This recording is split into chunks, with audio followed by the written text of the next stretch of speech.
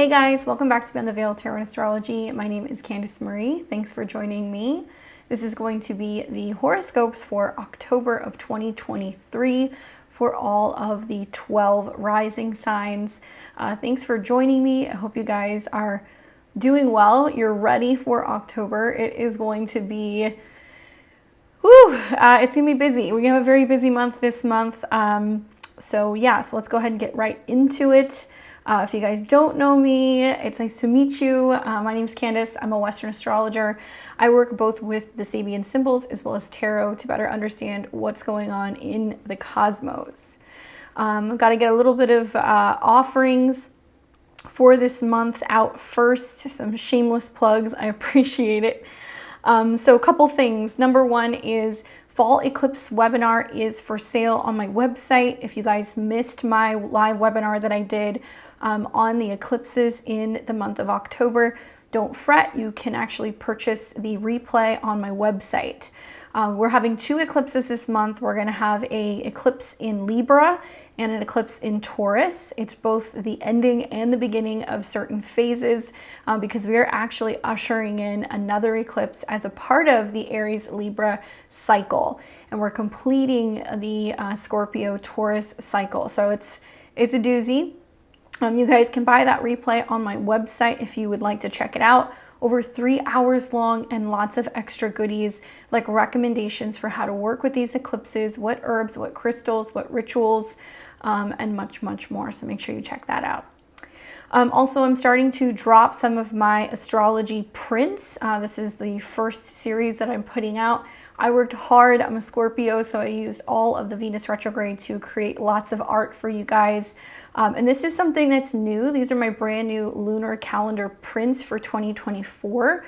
It comes with a magnetic frame. There's two options to choose from. I have a light and a dark version, so depending on what your preference is for your home decor, you can't go wrong. And we also have personal transit calendars available as well. We will be keeping those up year round. These 2024 lunar calendars are great though for gifts. And soon we are going to be putting out the 2024 astrology calendar. So the prints that you're going to see are just for the lunations, but we've got the full astro for 2024 hopefully coming out here in the next month. And if you guys like my work and you want to support me, you can do so by joining my YouTube memberships or by donating to my channel. So by doing so, there's a QR code somewhere up here. You can scan that if you'd like to make a donation. If you get assistance and lots of help from these readings, it's appreciated. By scanning that QR code, it's going to take you to my PayPal.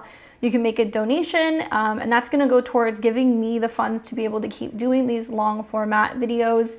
I know many of you guys have been so awesome in the comments. You're always leaving nice comments about how helpful these videos are for you. I try to put out as much as possible. I know it's kind of tough right now for a lot of people. Not everybody can get a reading. So I try to create the environment of being able to sit with me and have a session with me, what that would be like one-on-one, and giving you as much information as I can to navigate these difficult times. Please don't forget to like, comment, share, and subscribe. That's actually one of the biggest things that you can do to support me by giving me a thumbs up or by subscribing to my channel, leaving me a comment. All of these things help the YouTube algorithm. It helps me get into YouTube and get seen, and it helps bring my information to the interwebs. So please consider doing that. I do have live readings on Fridays. You can catch me here on the channel at 5 p.m. Pacific time, 8 p.m. Eastern. We alternate every other week between tarot and astrology. So if you're looking to get a quick reading, you want to see what it's like to talk to me, have me take a look at your cards or at your natal chart, join me for a reading. You can book a personal reading with me one-on-one if you would like. I do have availability for new clients. I have some openings in November and December, and we also have gift cards available. So if you know that somebody would benefit from getting a reading, it's a great gift to give. You can purchase a gift card on my website and you can give that to your loved ones. All right, so to find all of this information, check out beyondtheveiltarot.com. You can head over there and see everything that I have available. Also, while you're there, make sure you sign up for my newsletter so you are alerted as to when I have new courses or new products coming out on my website. And check out my courses because I do teach tarot and astrology as well if that's something that you're interested in. All right, so I'm going to preface this by saying with this month, as many of you guys know, my videos are very in-depth. I create long format because I want to make sure that I really touch on everything. I like to teach astrology, not just give you guys predictions. The truth is that this month is really, really busy.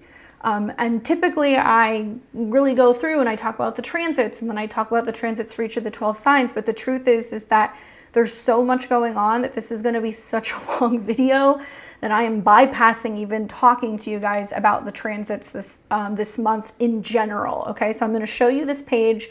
You're looking at it now. I'm going to do a laundry list. I'm going to run through them, and then we're going to jump directly into the 12 signs. If you want to have a more general idea of like what the heck is going on in October, what my hot take is on how some of this stuff may play out, check out my October overview. I'm going to be doing this on Sunday where I take you through the astrology for the whole month ahead. Generally, I cherry pick these dates and I go through the list and I go, okay, which ones are going to be the most important ones out of maybe, 20, 25 transits. And those are the ones that I include in the horoscopes. I sat with this list for a long time and I was like, there quite literally is not anything I can remove from this list. So this is pretty much the transits at a glance for the entire month of October. Yes, it's crazy, but all of these things I think are really important and I'm not going to skip this month. So the only thing I'm not really going to include, but I'm sure I will mention it to Scorpio, is the Pluto retrograde. Pluto will be going direct. So, that's going to be ending. But that's really the only thing that you're not going to see included in your monthly horoscope. So too long didn't listen. Listen to the overview this Sunday for October if you want the general. We are going to skip right into the 12 rising signs. But these are the transits that catch my eye for the month of October. We're going to start first on the 2nd with Mercury in Virgo in an opposition to Neptune in Pisces. Quite frankly, miscommunication galore.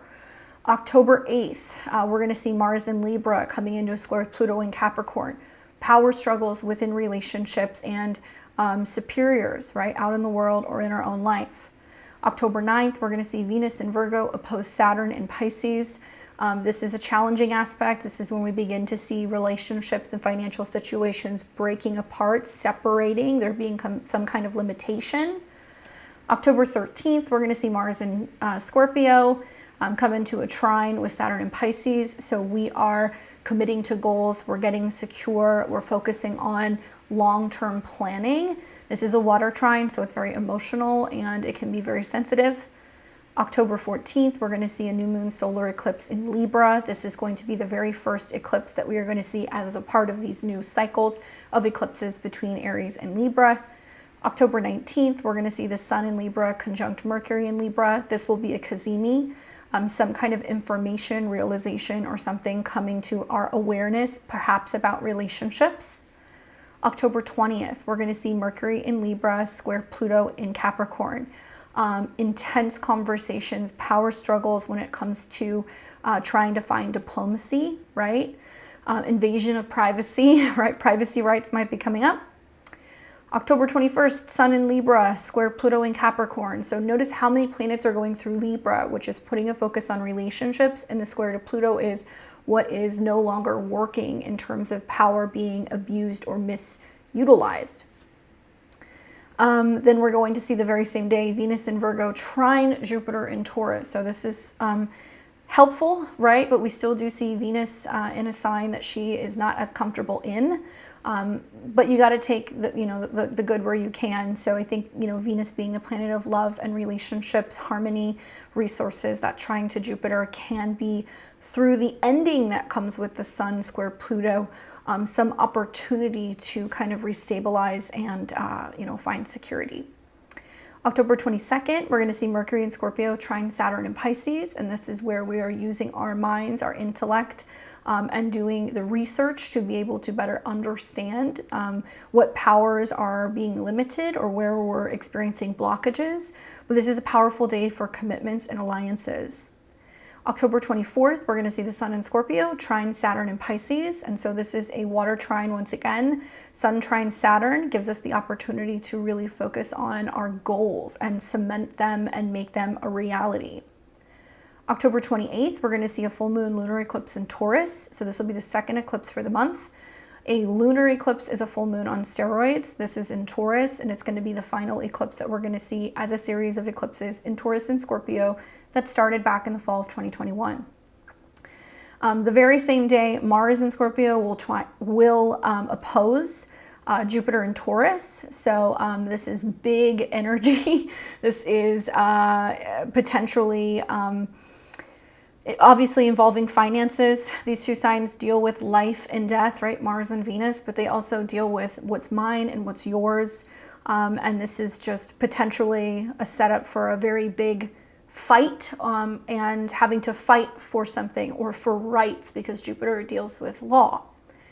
And we're going to see Mercury in Scorpio also oppose Jupiter in Taurus. So to see Mercury and Mars come together in Scorpio, which is a very resilient, very intuitive, very passionate conjunction, the opposition to Jupiter, I think is going to have a lot of people being very strongly opinionated.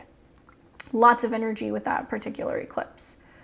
And then finally on the 29th of the month, we're going to see Mercury in Scorpio conjunct Mars in Scorpio. So they'll be moving side by side, but that fight spirit of Mars will align with Mercury, which is about information and communication. Likely out in the world, this is going to deal a lot with the banking systems and a lot involving debt and repayment of debt. We're going to be hearing more about how we're handling what's ours versus what we borrow from other people. But that's a setup for some very intense communication exchanges. Now for the ingresses this month, on the 4th, we're going to see Mercury enter into the sign of Libra, which is going to be really putting the highlight on communication and relationships, law, as well as trying to mediate, trying to find the middle ground and working with other people. On the 8th, we're going to see Venus enter Virgo. So it's been a long several months. I think it's been like 4 months or so that we've had Venus in the sign of Leo. It took a long time to go through that because Venus was retrograde.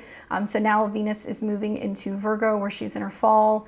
Not as easy to go through a mercurial sign, but Venus in Virgo teaches us that love is the act of service. It's about taking care of other people, showing up, being able to give to those in need. So it's going to be about cleaning up some of the mess after the drama of the Venus-Uranus squares that we've been experiencing all summer long.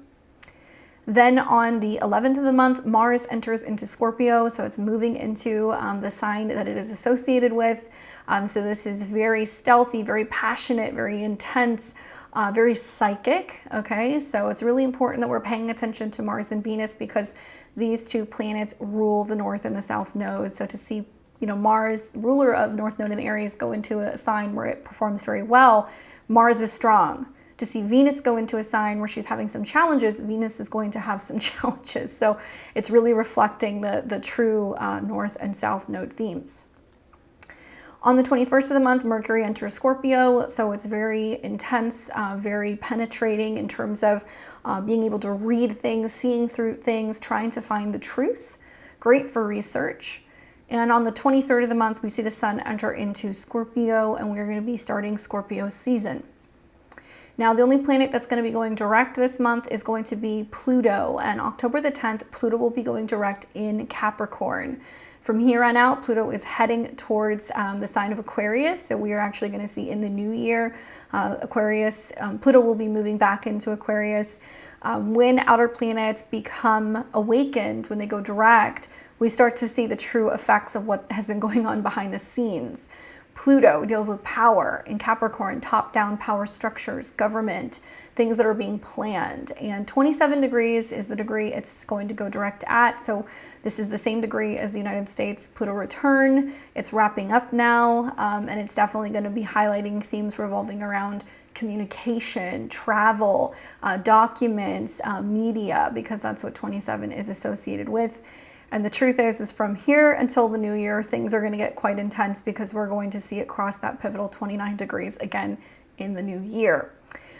And like I said, the lunations for this month are those 2 eclipses. So once we are pretty much within a month of the eclipses, you're already feeling this energy. Some of these eclipses are really going to build over time. So, you know, even though the solar eclipse in Libra is happening, you know, within one day, we're going to see that unfold over 6 months. And we're also going to be paying attention to all of the squares that will be taking place to Pluto, which are going to be quite significant after that eclipse.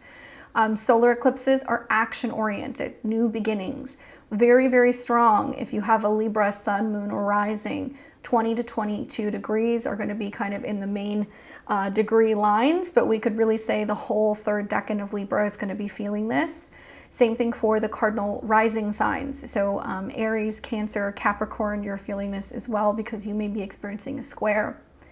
Then on the 28th, we have the full moon lunar eclipse in Taurus, and this is going to be the closing eclipse, like I said.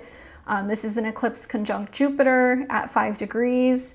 And this particular eclipse is an interesting one because really they both are. You know, Venus rules both of these signs, and Venus is either going to be in aspect to Saturn or in a trine to Uranus, and it's in Virgo. So Venus is essentially moving through a sign that deals with not having enough or not feeling healthy enough. And it's a challenging place to have Venus. So the positive in the Taurus eclipse is that this is the completion. The conjunction to Jupiter might indicate that it's like a big grand finale, so it might feel very big, whatever is happening. But also at the same time, I feel like the fact that 5 degrees is the degree in which Jupiter will station at when Jupiter goes direct in just a few months, makes me feel like this is going to get drawn out really until the better part of the beginning of January. Jupiter will go direct and then sit at this degree. So if you have anything from 4 to 6 degrees of Taurus, sun, moon, rising, or personal planets, you can be impacted by this pretty strongly. Same thing with the fixed signs. So my Leos, Scorpios, and Aquariuses, you're going to be feeling this as well. Obviously, if your birthday is within about 48 hours of the 14th or the 28th, you're going to be having somewhere in your solar return chart an eclipse cycle in that baked into that solar return. So definitely a really good idea to consider getting a reading if your birthday is anywhere around these particular degrees that are getting hit of 21 degrees of Libra and 5 degrees of Taurus. Now, the second eclipse is a hybrid eclipse, which means that the North Node has already moved into Aries, but it's still completing a cycle of events that have been taking place since 2021. So look at your chart, look at where Taurus is. You're completing something that you've been working on for the better part of almost 2 years here. The North Node talks about where we're going for growth, and generally it's a much more positive aspect. However, the South Node eclipse in Libra that we're going to be having mid-month does represent letting go of something, releasing imbalances, releasing relationships. There's so many other things that are factored into this. You're going to see that throughout these particular charts that we're going to be taking a look at, especially when you're seeing like Mars and also the Sun in Libra coming into conjunction with the South Node and squaring Pluto. This is really reassessing a lot of things in relationships out in the world. So whether it's your relationships to your spouse, your partner, relationships to clients, to your boss, to your friendships, this is all being tested this month, okay? That's what you guys really want to be aware of. And these eclipses will potentially play out still for a couple of weeks, if not a couple of months, all right? So those are the transits that catch my eye. More on that on Sunday. And like I said, this is going to be the October 2023 12 rising sign horoscopes. Now, if this is the first time that you're getting your horoscope done with me, I'm a tropical Western astrologer. That's the kind of astrology that I practice. I recommend listening for your ascendant or your rising sign first. Then you can listen to your sun and your moon sign. Some of them may apply more than others. From my experience, the rising sign is going to tell you exactly where these eclipses and where these transits are impacting you, what areas of your life, versus the sun sign, which might be more in relation to your happiness, your creativity, or your career. And then your moon sign, which might be more about your emotions, your home, or your private life. Now, in this month in particular, if you're not somebody who listens to your moon sign, I really recommend listening to it because we have eclipses which relate to the nodes, and the nodes are associated with the moon. And I think that, it can be really helpful in helping us navigate and understanding some of these emotional changes that are going to be happening with these lunar and the solar eclipse. So please listen to all three of your signs. Okay. For the purpose of my horoscopes, this will also be for the whole housing method. I personally like to use Placidus. So if you are a Placidus user, you're going to need to know exactly where some of these conjunctions are taking place in the chart. I recommend looking especially at the eclipses for, like I said, 21 degrees of Libra, that'll be the solar eclipse, and then 5 degrees of Taurus, that'll be the lunar eclipse. For the rest of this, you really could use the whole sign method, but choose your own adventure, whether you want to use whole sign or Placidus, or if you want to listen to your progress chart as well, you're more than welcome to do that. Definitely, it's helpful across the board. All right, so let's go ahead and get into the October 2023 horoscopes. What's up, Aries and Aries rising? Welcome to October 2023. I hope you're doing well. Let's jump right into it. All right, so we are going to be starting first with October the 2nd. Is that right? Yeah, October the 2nd. The first transit that we're going to be taking a look at is going to be Mercury in Virgo oppose Neptune in Pisces. So Mercury will be in Virgo down here in your 6th house. This is all going to be about communication, daily routine, ideas, communicating with coworkers, health, and anything that deals with pets. That opposition that you're going to be experiencing to Neptune basically means that there's miscommunications. There can be schedule issues, there can be blind spots, forgetting things at work, not getting something turned in, some mental stress that can also be going on that can be impacting your physical health.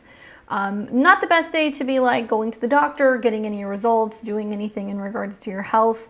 And also it can be some issues where there can be some miscommunications with people and like having to read between the lines.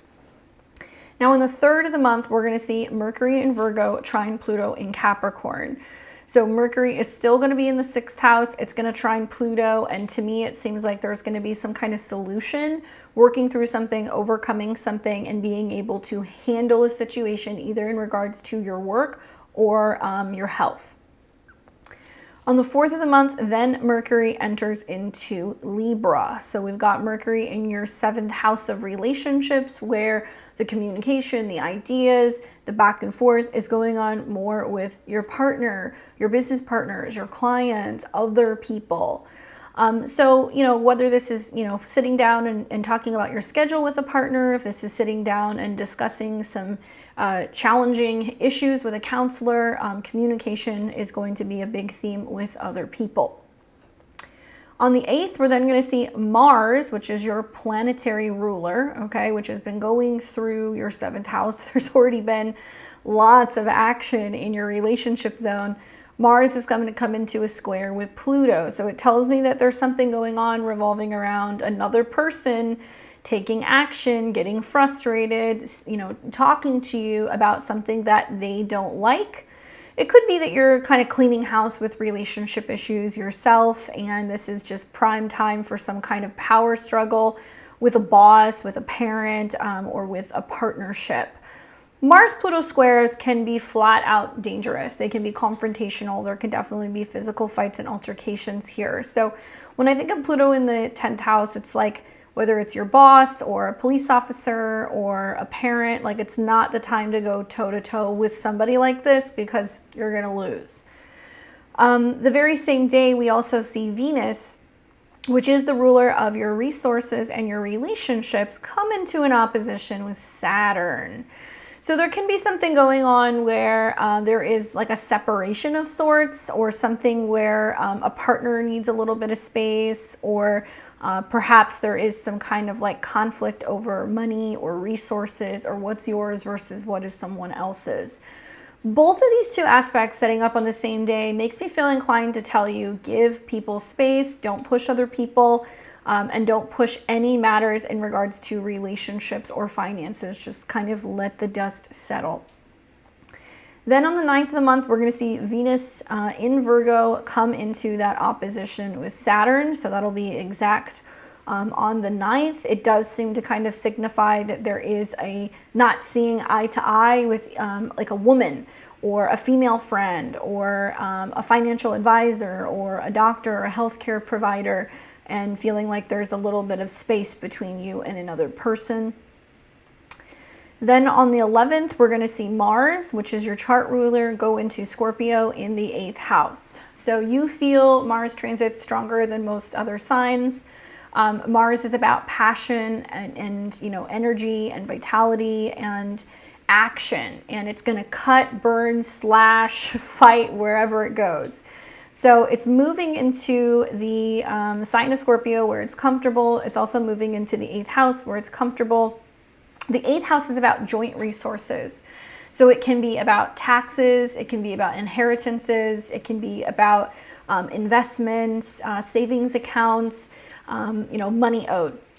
Where the 2nd house is money that you make, that you possess, the 8th house is what other people, you know, are kind of tied to. So it really depends on if it's a bank or if it's another person.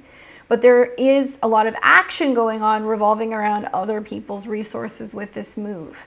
Now, Scorpio is a sign that in conjuncts or quincunx is your sign. So there is a sense of having to accept or recognize that this is a blind spot. You may feel like someone is attacking something in regards to your resources or maybe even your privacy. The good part is that with Mars in this particular placement, by the 13th, it's starting to come into a trine with Saturn. So it basically means whatever is coming to an end, whatever you're giving up, losing, giving away, or receiving, it's kind of a part of like closing of a chapter. Maybe you're having to fight to get spousal support. Maybe you're having to ensure that you're finally wrapping up, you know, a tax matter. And the trines to Saturn makes me feel like whatever is happening, there is some emotional side to this about what's kind of coming to an end. On the 14th of the month, we're going to have a new moon solar eclipse in Libra. This will be the very first eclipse in the sign of Libra that you've had in about 9 years, and about 18 and a half years since you've had a solar eclipse involving the south node in this part of the sky. Essentially, this is a brand new fresh start when it comes to relationships. So if you're single, you want to meet somebody, it's a great time to be setting intentions for meeting new people, for getting out there and connecting with others. You might be feeling very passionate with Mars in your 8th house, that you're really hoping to connect with clients or with new partnerships, or to be bringing in new people and enticing them, because the 7th house is also your business. So it can represent your marketplace, what you have to sell. So if you're somebody who has services, this might indicate that you're getting ready to let other people know what you have for sale. Those of you guys who are in committed relationships, business partnerships, marriages, maybe you're, you know, committed to somebody, you live with them. The eclipses in the 7th house generally don't have to do with you. They have to do with another person. So you may find that that person is going through a significant change. That person is experiencing a releasing, a letting go. That person can be experiencing some kind of change also with their health or with their body, because the 7th house is like the first house for these people. So with the south node being there, it's about letting go of issues where there hasn't been balance, or there hasn't been fairness, or maybe there's been indecisiveness, or maybe there's been some wishy-washiness. Can this bring definitive endings and beginnings in existing relationships? Yes, it can. You're going to learn for the next 2 years that as the North Node goes through Aries, you're focusing more on your drive, your direction, your body, your needs. And as the pendulum swings through the South Node in your 7th, sometimes, you know, your growth means that there's going to be some kind of change in a relationship. So yeah, especially with like Mars and other planets going through the 7th square Pluto, that relationship challenge has already kind of been in the air. So it's there. At the time of the eclipse, Venus will be in the 6th house, and it's still opposing Saturn. So that seems to kind of talk about some kind of disruption that you may be having, once again, with a healthcare professional, or maybe it's some kind of disruption that you're having with a coworker. But also Venus in the 6th house can be an indication of separations, because relationships aren't feeling balanced, or somebody's not getting their needs met. Okay, so stay tuned for the eclipse videos. There's going to be more coming up later this month. All right, so then we're going to have on the 19th, the sun in Libra will conjunct Mercury in Libra. So sun and Mercury conjunct in the 7th house. This will be a cazimi. This is probably going to be a significant moment for conversations revolving around relationships and partnerships. Mercury rules documents, communications, phone calls, and ideas. 6th house represents kind of services. Yes, some of you guys may be facing changes in relationships and you might have a partner reveal, okay, this is not working for me, or I'm traveling, or here's this document that I need you to sign. That can come up. But it can also be an epiphany moment where you have a realization about a partnership or a breakthrough when it comes to relationships. So you might meet somebody who's very significant, or somebody who gives you some really helpful advice when it comes to relationships. The 7th house is counselors and therapists and your astrologer as well. And so, you know, there's something to be said about getting readings on your birthday. That's really helpful. But I, for one, actually really like checking in the spring when it's 6 months until my birthday, because I like getting the polarity of that 7th house energy where I'm getting input from my 7th house counselors or my astrologer or my, you know, therapist, whatever.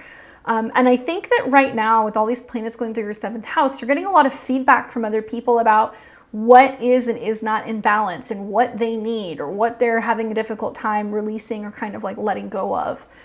So just keep that in the back of your mind that, you know, this is a time to listen to what other people have to say and what they're telling you, what they're letting you know, because it can actually help you grow and let go of old patterns and relationships that are time to leave. On the 20th of the month, Mercury will then square Pluto. So it's not just that, oh, we're having a conversation. It's we're having a conversation and this is what needs to change. And probably the biggest challenge that you're having this month is about giving up some sense of control over a relationship, control over, you know, what somebody thinks, control over how somebody is communicating. And you're having to kind of learn to let go, right? Otherwise, the square to Pluto is going to be a shouting match about who's right, who's wrong, who's in charge. Nobody wins when that happens. Then you're going to see on the 21st of the month, you're going to have the Sun in Libra square Pluto. So more of the Sun square Pluto, ego issues, ego clashes in relationships. Venus in Virgo in your 6th house is going to trine Jupiter. So this tells me that, you know, after moving through some of the issues maybe that you've been having with a relationship or a coworker or another person, you're rebuilding some sense of self-esteem. Maybe it's benefiting you in the long run. You pushed back for what you were owed. You pushed back for, you know, making sure that you continue to have the support, or that you're able to kind of get the raise or the status that you were, you know, expecting to have at work. So Jupiter in the trine to Venus seems to indicate that there's a breakthrough either financially or with your self-esteem. And then we're going to see Mercury will enter into the sign of Scorpio. So it's going to go into your 8th house, which is about research, uncovering things, connection to other people, secrets. And so then all of a sudden, you know, the energy shifts, right? We're seeing like Mars, Mercury, the sun all going into your 8th house, which is going to be a period of change and transformation. So you're letting something end and you're letting something new become reborn of this. With Mercury in Scorpio, it's a great time to be like collecting all of your documents and your paperwork for taxes, getting all your receipts together, really looking at your budget, figuring out what it is that you have to pay off, getting that in order. And then the 22nd of the month, you're going to see Mercury trine Saturn. Okay, so it's going to come into a trine here. And so, you know, I feel like this is a lot about like what's owed to you or what you have to pay off or what you owe another person. Once again, you know, trines are free-flowing energy, but having trines in the 8th and the 12th house seems like it's wrapping something up that can be emotional, or wrapping something up that is a good thing. You're getting your thoughts in order. You're making an agreement. There is something that's aligning between Saturn's commitment and Mercury's communication. But this can also be like having, you know, final decisions and conversations about investments, about separation of assets, about, you know, closing out accounts. These can be things that can happen with trines between the 8th and the 12th house. Then we're going to see on the 23rd, the sun will officially enter into the 8th house. So it's putting the spotlight on changes and transformations, especially when it's coming to your relationship with other people. This can also be like psychological things that are, you know, kind of being worked on, how you're looking at or embracing fear, intimacy, vulnerability. And the 8th house is about going through some kind of, you know, dramatic, significant shift. Those of you guys who are in good standings in relationships and things are solid, you know, Mars, the Sun, and eventually Mercury going through the 12th house can just be a lot of things going on in regards to a partner's resources. So you might be seeing that they're spending more money, or they have more costs that they're having to kind of cover, or they're drumming up more business. Then on the 24th, we're going to see that Sun pick up a trine to Saturn, okay, in your 12th house. And Saturn rules career and your goals. So it's interesting, or status, I guess you could say status. Saturn's trines that are kind of taking place with the 8th house is really indicating that there are some things that are being definitively, right, Saturn coming to an end or coming to some kind of completion or some kind of conclusion. These are houses that also deal with, you know, things relating to death, the afterlife, psychic abilities, intuitive connection, the spirit world. So planets going into the 8th house trining Saturn, it's like you might find that you're more drawn to doing spiritual work, you're more drawn to having private time to meditate, you're doing some kind of research, and you're learning more about esoteric topics. Then on the 28th of the month, we are going to see the full moon lunar eclipse in Taurus. So this is the final eclipse that you're having in your 2nd house of money, possessions, and also your self-esteem. For the last 2 years, you've been really working in this area of your chart, building yourself up, becoming more, you know, self-sufficient, focusing more on knowing your worth, knowing your value, and also getting to a point where financially you feel like you're stronger. So this particular eclipse can represent this closing effect where you're realizing, wow, I've been working hard for 2 years. This is what I've been able to kind of complete. This is what I've been able to obtain. That particular eclipse is going to be in some pretty sticky oppositions to planets that are going to be hanging out in your 8th house. So there's a lot of like money's coming in, but money might be going out. You're, you know, cashing a paycheck, but you're having to kind of pay spousal support, or you're paying off some kind of debt. So just keep in mind that there is like a give-take aspect to this. The conjunction will be with Jupiter, and Jupiter rules your 12th house of hidden, private, or self-undoing. It also deals with your 9th house. So it can be a big purchase regarding travel, a big purchase regarding education. Perhaps maybe you're spending a lot of money on something for a meditation room. Maybe you're making the decision that, you know, you're going to be paying for a program, or, you know, something relating to education or your belief system or your philosophy. Some of you guys might be getting a payout because you're publishing a book, you're selling a course, but it can also be related to legal fees that can be coming up here for you as well. Now, this very same day, you're going to see Mars in Scorpio come into an opposition with Jupiter. So Mars will be in Scorpio in the 8th house. It's going to oppose Jupiter in your 2nd house, and it looks like some of these potential expenses may be coming from the fact that you're having to go after something. Maybe you're having to spend money to, you know, get an attorney to work on an estate, or to ensure that you're getting something paid back to you. So there is a sense of like having to fight for what is yours, and that definitely might be coming up this month. It could be something as simple as an insurance claim. It could be something as complicated as like realizing a relationship's coming to an end, and you're like, I need to get an attorney because I need to make sure that I'm going to get mine.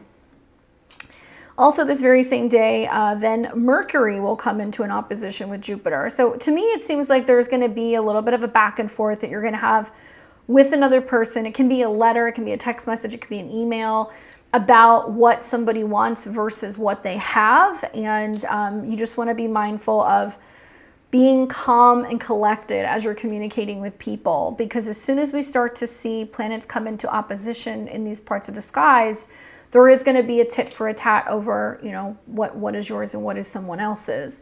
This could quite literally be about banking. This could be, you know, trying to go and move money, or taking money out, or investing money, and you're having a difficult time doing that. I've been talking about this for months on my channel, and you guys are going to see more of this over the next month or two. So it might be smart to know who you're banking with, and whether or not you are in agreement with some of their practices. And then finally, on the 29th, we're going to see Mercury and Scorpio in your 8th house come into an opposition. And that's going to be, come into a conjunction with Mars. Okay, so you've got Mercury, which rules how you communicate, Mars in your 8th house, which is you. What are you going to be going back and forth over what's owed to you? What are you going to be having a tiff about? I'm wondering. Make sure everything's in writing. Make sure that if there's a contract or something that you're needing to cite, that you have that physical document. I also feel like this can be something over vehicles. This can be something over expenses pertaining to vehicles. This can be cost of moving. And some of you guys are going to have to look at a contract because Mercury deals with the 3rd house. It is possible there's a back and forth about an expense maybe, or a financial situation involving like a sibling or a neighbor. That can be coming up here as well because that can be Mercury. But Mars attacks, right? And Mars is going to be coming into all of these oppositions with planets on the left-hand side of the chart. So it tells me somebody else is pushing for something that they want from you. All right, I know there was a lot, but I'm trying to kind of keep it sweet and concise. All right, so obviously in honor of October and Halloween, I'm working with the Marigold Tarot.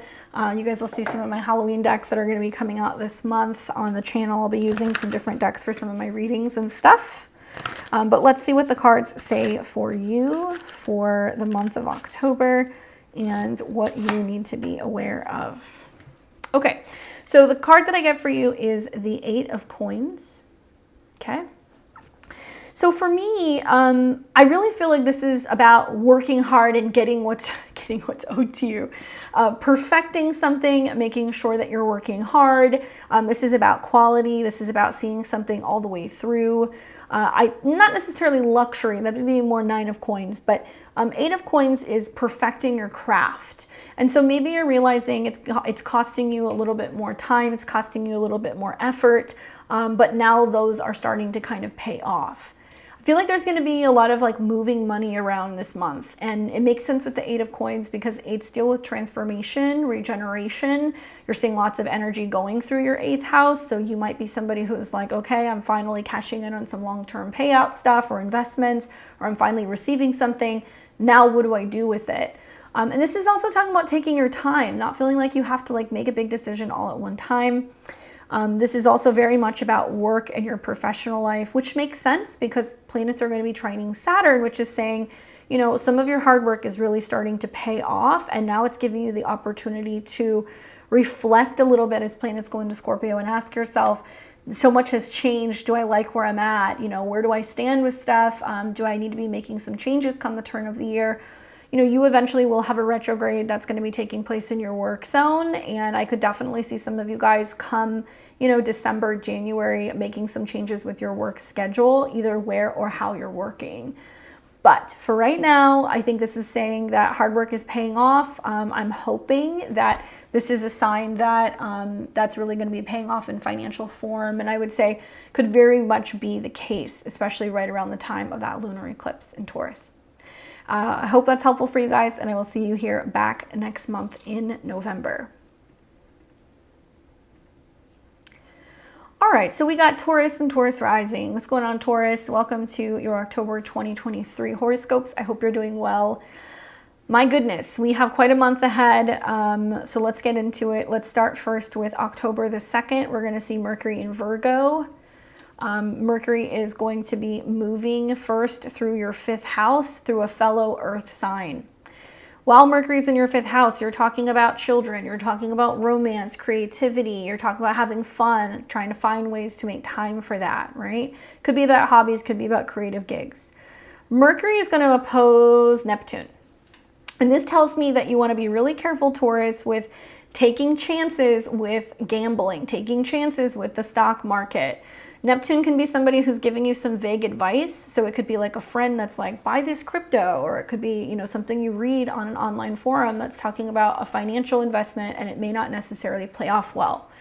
There can also be some misunderstandings or miscommunications because Mercury deals with communication. It's in the 5th house of children or lovers.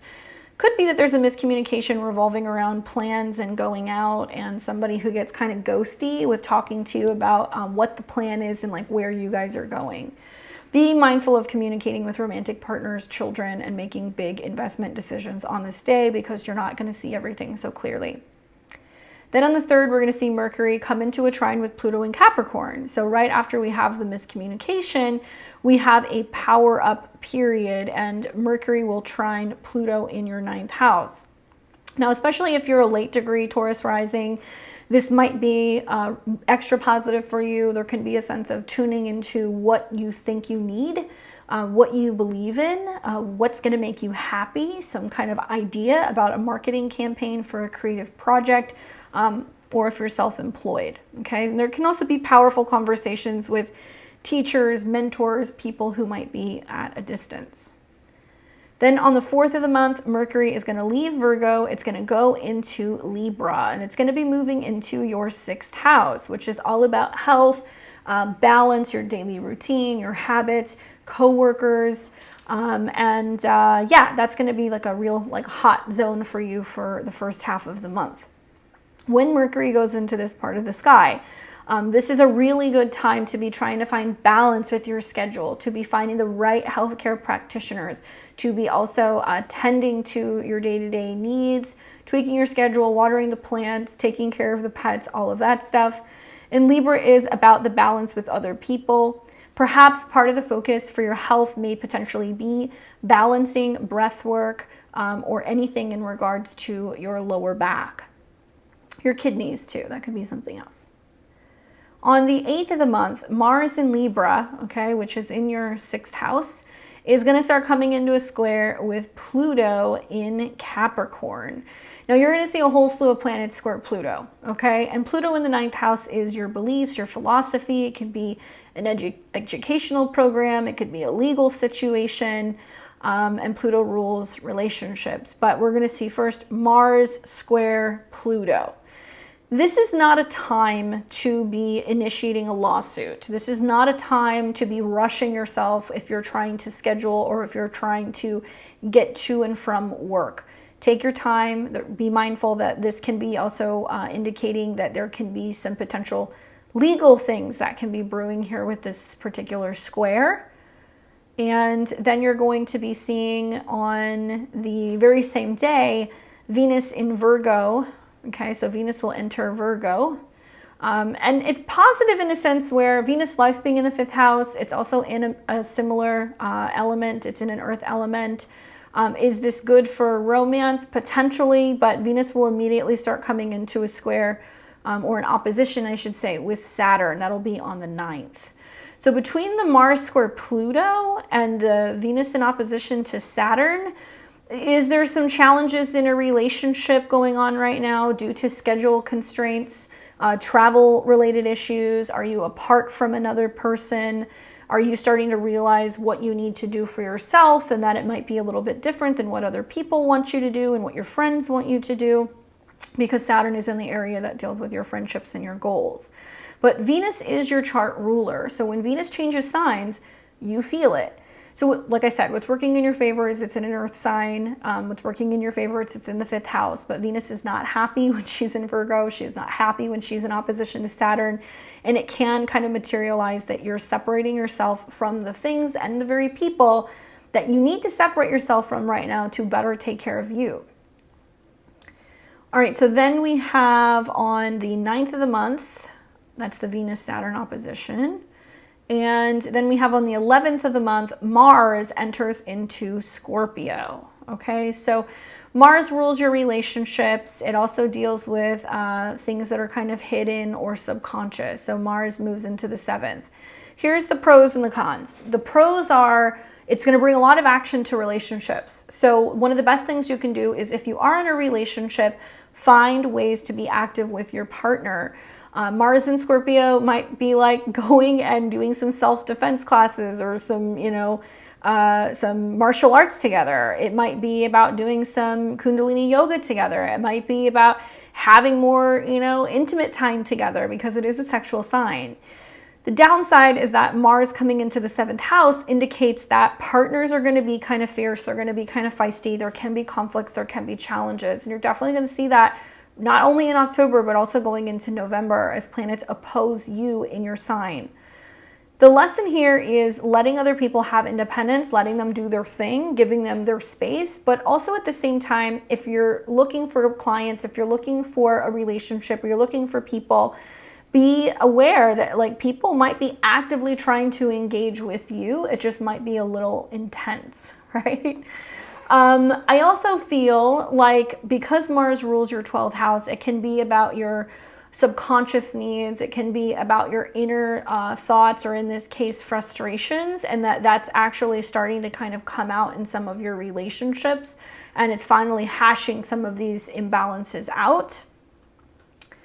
Then we're going to see on the 13th, Mars in Scorpio will trine Saturn. So this is about somebody saying to you, you know, this is my goal. This is what I'm hoping to achieve. This is what I want. Do you want the same thing as me? It can be about a partner who's, you know, trying to encourage you to, you know, be more social, get out there, meet people. It can also be that through connecting with friendships and connecting with social groups, professionally networking, you can bring in more friends, you can bring in more clients as well.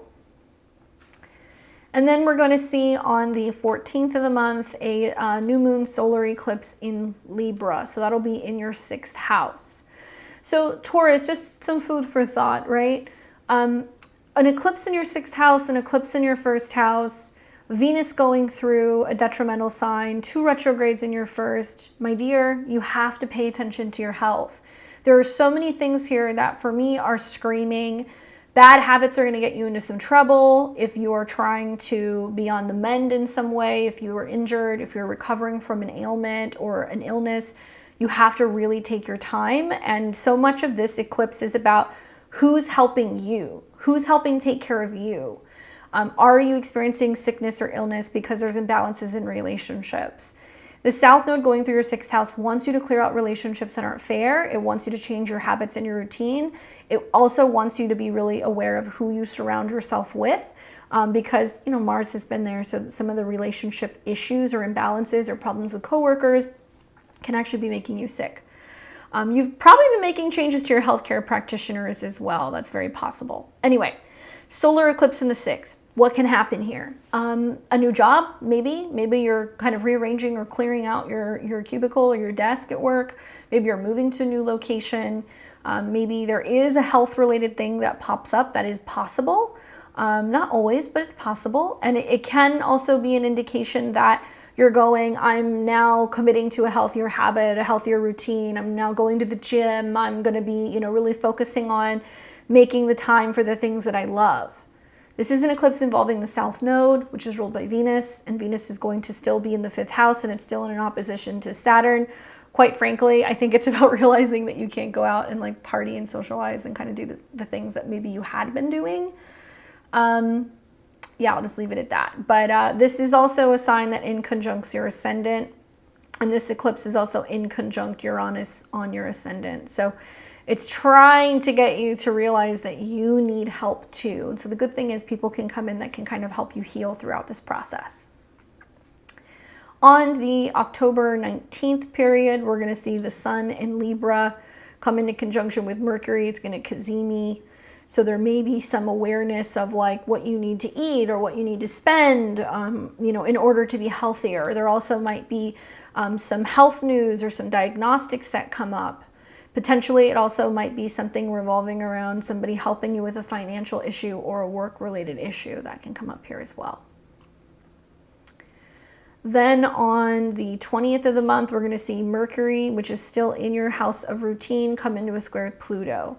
So there's pressure revolving around physical movement, travel, maybe some intense conversations in the workplace about what is and is not fair, whether or not you're able to, you know, continue with a specific schedule pertaining to education or travel. So there can be some kind of hiccups going on, especially if you are having some changes in your daily routine or perhaps even in your health. Then we're going to see on the 21st of the month, then the Sun will come into a square with Pluto, and that's also going to be about changes on the home front and also changes in regards to like family and stuff, and traveling and perhaps even like relationships. So there might be a sense of having to kind of communicate with either partners or relatives. hey, I've had a change of schedule, something's going on, you know, I got to be home, or I need to be helping my mom. Somehow they're kind of affecting each other. And then we're going to see Venus in Virgo trine Jupiter in your sign. So Venus is in your 5th house, it's trining Jupiter. So where is the love and support coming from? Younger people, romantic partners, playmates, right? Younger coworkers who are like, I've got you, how can I help you? I'll cover your shift. You know, maybe if you have a daughter or a romantic partner, they're saying, I'll come pick you up. What do you need? How can I help you? And they're helping you like get things done. Because Jupiter represents change and transformation. And so when Venus and Jupiter align, it's always good fortune. And maybe you're realizing that there's something changing about how you express yourself, or maybe you're realizing the kind of people that you're valuing, and maybe learning to be a little bit more vulnerable and like opening up more to other people and letting them help you. And then the very same day on the 21st, we're going to see Mercury into Scorpio. So by this point in time, Mercury in Scorpio, Mars is in Scorpio. There's a lot of other people being like, let me help you. How can I help you? How can I help you move through this particular situation? Then we have on the 22nd, Mercury will trine Saturn. So something about either a relationship, a client, a counselor, a support figure, trining Saturn. So now you've got somebody who's also like reaching out to some of your friends, maybe reaching out to groups. It's a wonderful time to be asking for some kind of group support. If you are having some changes that are going on in a particular relationship, you might find that your partner is like reaching out to family and friends and trying to ask how they can kind of better support you. But Mercury and Saturn generally in harmony with one another is a positive aspect. And then on the 23rd of the month, then the Sun enters into your 7th house, bringing attention to your relationships. You're going to have Sun, Mercury, Mars, all in this house, opposite of you. So there's a lot of action and communication with partners going on. And then the Sun is going to come into a trine with Saturn. So this is about, I think, you know, a partner saying to you, how can we get on the same page when it comes to our mutual goals? Or a client saying to you, you know, this is what I'm hoping to create. You know, how can you help me do that? It could mean that you are getting ready to kind of present something like a service or something to a group of people. And, you know, hopefully it's going to be well received with that trine. But lots of support coming from other people. So 7th house Scorpio makes me wonder, like, is it a therapist? You know, unless you're a Taurus and you're in a relationship with a Scorpio, this is potentially going to be coming from somebody who's going to help you move through some kind of change or some kind of crisis. Wonderful time, Taurus, to be getting a reading because you have a lot of planets in your 7th house, which can kind of help you balance some of this stuff out.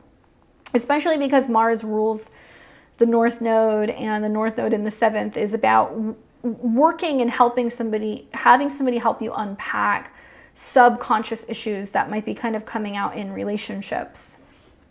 Okay, so then we've got on the 28th, the full moon lunar eclipse in your sign. So this is a full moon in your sign. So you may very well be all in your feelings. This particular full moon is a completion. So there's been about 2 years almost of eclipses that have been in Scorpio and Taurus. The long and short of it is, as the North Node is going through your 1st house, you're becoming more aware of your body, more aware of your needs, what feels good, what tastes good, and getting comfortable in your skin and like becoming more in alignment with who you truly are. And the South Node eclipses have been clearing out and bringing some challenges, perhaps, or some people who have been kind of coming back from the past into your life. Maybe you've stayed in a relationship this whole time, and maybe you've just realized that you've learned a lot about yourself to better your relationship. Maybe you have met somebody during this time. It really depends. But a lot of the energy has been more focused on you, less on other people. So this is the final one. When you have a lunar eclipse in your 1st house, it can mean that you're busy, or there is some kind of reveal or some kind of physical change with your body. This can be an indication of births. This can be an indication of huge cycles kind of coming to an end for you. So you have to think about what's been happening over the last 2 years. It's going to be in conjunction to Jupiter, which is your 8th house ruler. So this is about a big transformation.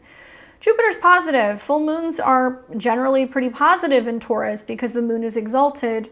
The only challenge that I really see here is that there is going to be some, challenge to planets in the 7th house. So a lot of your emotions and your reactions actually can be coming from other people who are provoking you. This very same day, we're going to see Mars in the 7th house of relationships oppose Jupiter, which means likely somebody's maybe pushing your buttons or talking to you about change, or you get into some kind of debate involving money or belief system or philosophy. And then you're also going to see Mercury in Scorpio oppose Jupiter, and that's going to be back and forth conversations revolving around money, resources, spending, possessions. And so there's a lot of back and forth between you and another person about the give and take in relationships and also financial matters. On the 28th of the month, then Mercury will conjunct Mars, and Mars rules your 7th house. So likely the month is going to complete with a client or a partner or another person making some kind of a demand. And I don't know if it's going to be them saying, hey, I need this from you, or I want to buy this, or I want to invest in this, or I need this. But something like that might be popping up, and likely it'll be something that can kind of catch you off guard because Mars does have connections to your 12th house. Now, the good news is like, if you have a service, if you have a business, if you have clients, you're going to be very much in demand. That's another way that these oppositions can play out. People might be really chomping at the bit to talk to you, connect with you, and get what kind of resources you have. It's more for those of you guys who are in relationship that there can be some intensity that's kind of building between you and a committed relationship, okay?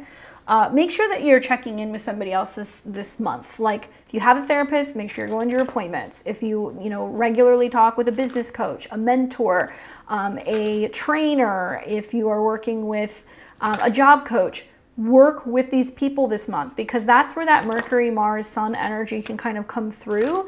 That can help encourage you to grow, and it's going to diffuse what can be some of the tension in relationships. And if you're single, by the way, it is very, very possible that this might be bringing people in. As kind of intense as it sounds, there's going to be a lot of people who are going to have some interest in you. Okay, the card that I got for you is the Fool, which is interesting because this card deals with Uranus, and Uranus is in your sign. And the eclipse that we're going to be seeing with Taurus is going to have Venus trine Uranus.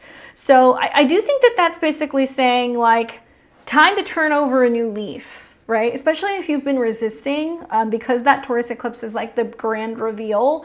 Some big thing happens and changes. It's very likely that this is a situation where you have to like let go. You have to, rise to the occasion and be like, whatever is going to happen is going to happen. Just like let the chips fall where they may. Be excited about these new chapters that are starting for you. Be open, be optimistic, and willing to take risks, because that's what Uranus is about in your first house. Come next year, when Jupiter and Uranus are in conjunction, you're going to want total and absolute freedom in some capacity. Whether that's where you're living, how you dress, your relationships, something like that is brewing. And so I think what the Fool card is saying is like you kind of have to venture into the unknown right now, and you have to trust whatever is happening. Even if you experience either some relationship or some scheduling setbacks, this is happening for a reason. Good luck, Taurus. Hello, my Geminis and Gemini rising. How are you guys doing? Welcome to your October 2023 horoscopes. I hope you're doing well. I'm excited to chat with you. We got a lot going on this month. A little bit about Mercury before we get into it. Mercury is basically going to be making an opposition, okay, at the beginning of the month, and then we're going to see Mercury that's going to dip into Libra, and then we will see Mercury dip into Scorpio. So you've got a few Mercury sign changes this month. Pay attention to those because Mercury rules your chart. All right, on the 2nd of the month, we're going to see Mercury come into an opposition with Neptune. You are Mercury. It rules you, your actions, your body. It's going to be in your 4th house of home and family, and it will oppose Neptune in the 10th, which means like you're going, I would rather be home, I'm sick, or I've got a housing matter, or a plumber's coming by, or I'm moving, and like feeling like you either need to be evasive or not available or not completely like checked in with a work-related situation. Maybe you're telling a boss, like, I'm not feeling well, and like, you know, really you're just having to kind of like take a day to relax at home. This can represent having a little bit of like mental stress or not communicating very efficiently. The very next day, on the 3rd, then Mercury will come into a trine with Pluto. So that's going to be in the 8th house. Okay. So it's almost like, I'm wondering, is there a change going on the home front that's impacting your joint resources? Is there something that's going on with the family that is potentially Pluto related? You know, the 8th house can mean we're, you know, having some financial issues and I'm looking for a new job. Or it can mean, you know, my partner's experiencing some kind of like emergency. I can't be there because it is relating to the 8th house. So powerful conversations about death, regeneration, taxes, joint resources. Be mindful that there can be consequences also. If you're not showing up for work with Saturn retrograde on your midheaven and oppositions, it might be that one time where you like call in sick and then like the boss really comes down on you. So you want to be mindful of that at the beginning of the month. On the 4th of the month, then Mercury enters Libra. So it leaves your 4th house of home. It moves into your 5th house where it's more about fun, creativity, pleasure, dating, having a good time. It's in a fellow air sign, so it's in a sister sign, so it harmonizes with your ascendant. When Mercury is in the 5th house, it wants to kind of like, yeah, it wants to go to the theme parks. It wants to play the video games. It wants to go to the theater. It wants to go to the bars. So there's going to be a sense of being like, I just need a break. I want to cut loose. I want to have fun. On the 8th of the month, Mars, which is also in your 5th house, is coming into a square with Pluto. And this is where having too much fun, too much romance, too much partying, too much spending, or taking chances in love or finances can get you into some trouble. Mars is the ruler of your 6th house of habits, and it's squaring Pluto in the 8th house of habits. So there is a sense of overdoing something. Be very careful with speculative investments like the stock market or gambling on this day. Also be mindful that there can potentially be some like lover spats and things that can go on with this as well. But for me, it looks a little bit more like overly indulging with other people. All right, so then we have on the very same day, Venus enters Virgo. So Venus will enter into your 4th house. This can be about a woman coming to visit with you. It can be about a family relative.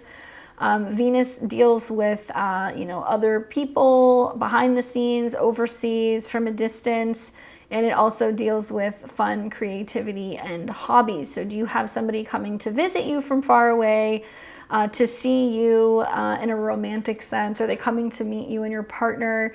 Are you having your sibling come and stay with you because it's moving in through a sign that deals with siblings? Typically Venus in the 4th is nice, and it can be great for like buying new drapes and painting walls and bringing in art, but Venus is moving through a sign where she's not as comfortable and she'll experience an opposition to Saturn. So I wouldn't advise you doing that now. Maybe wait until Venus is coming into a trine with Jupiter or Uranus. That would be a better time to make a change. On the 9th, then Venus opposes Saturn. So there is something where it's like there's something going on at home or with a female relative or with a female roommate, perhaps with a female child or a younger person that you live with. And there is some aspect of, you need to be here, I need to be there, right? Saturn is really strong in the 10th house. It's basically saying showing up for work, doing the things that you need to do. So maybe it's a time where you do have family visiting or there's something going on at home, but you're like, I can't be here right now. I got to be at work. I have stuff I have to take care of. Venus-Saturn oppositions do kind of represent feeling pulled in two separate directions. And if you are an early degree Gemini, you're really feeling this square quite strongly. It'll pass, but just know that the oppositions to Saturn does seem to kind of suggest that if, for whatever reason, there's a home matter, a family matter, something going on this month, and you're not able to show up to work as much, and you're kind of like, I got to take care of this family member, or I got to be home, and there's a lot of things going on, like you might experience a situation where somebody at work is really giving you a hard time about this, being like, okay, you've taken too much time off, or, you know, you've been gone all week, or like it's always something, or, you know, you're showing up to work late because of something going on with your kids. Like, Somebody's going to come down on you for that stuff. So just be really mindful of that, and you're going to start to see where it's impacting you in a professional sense.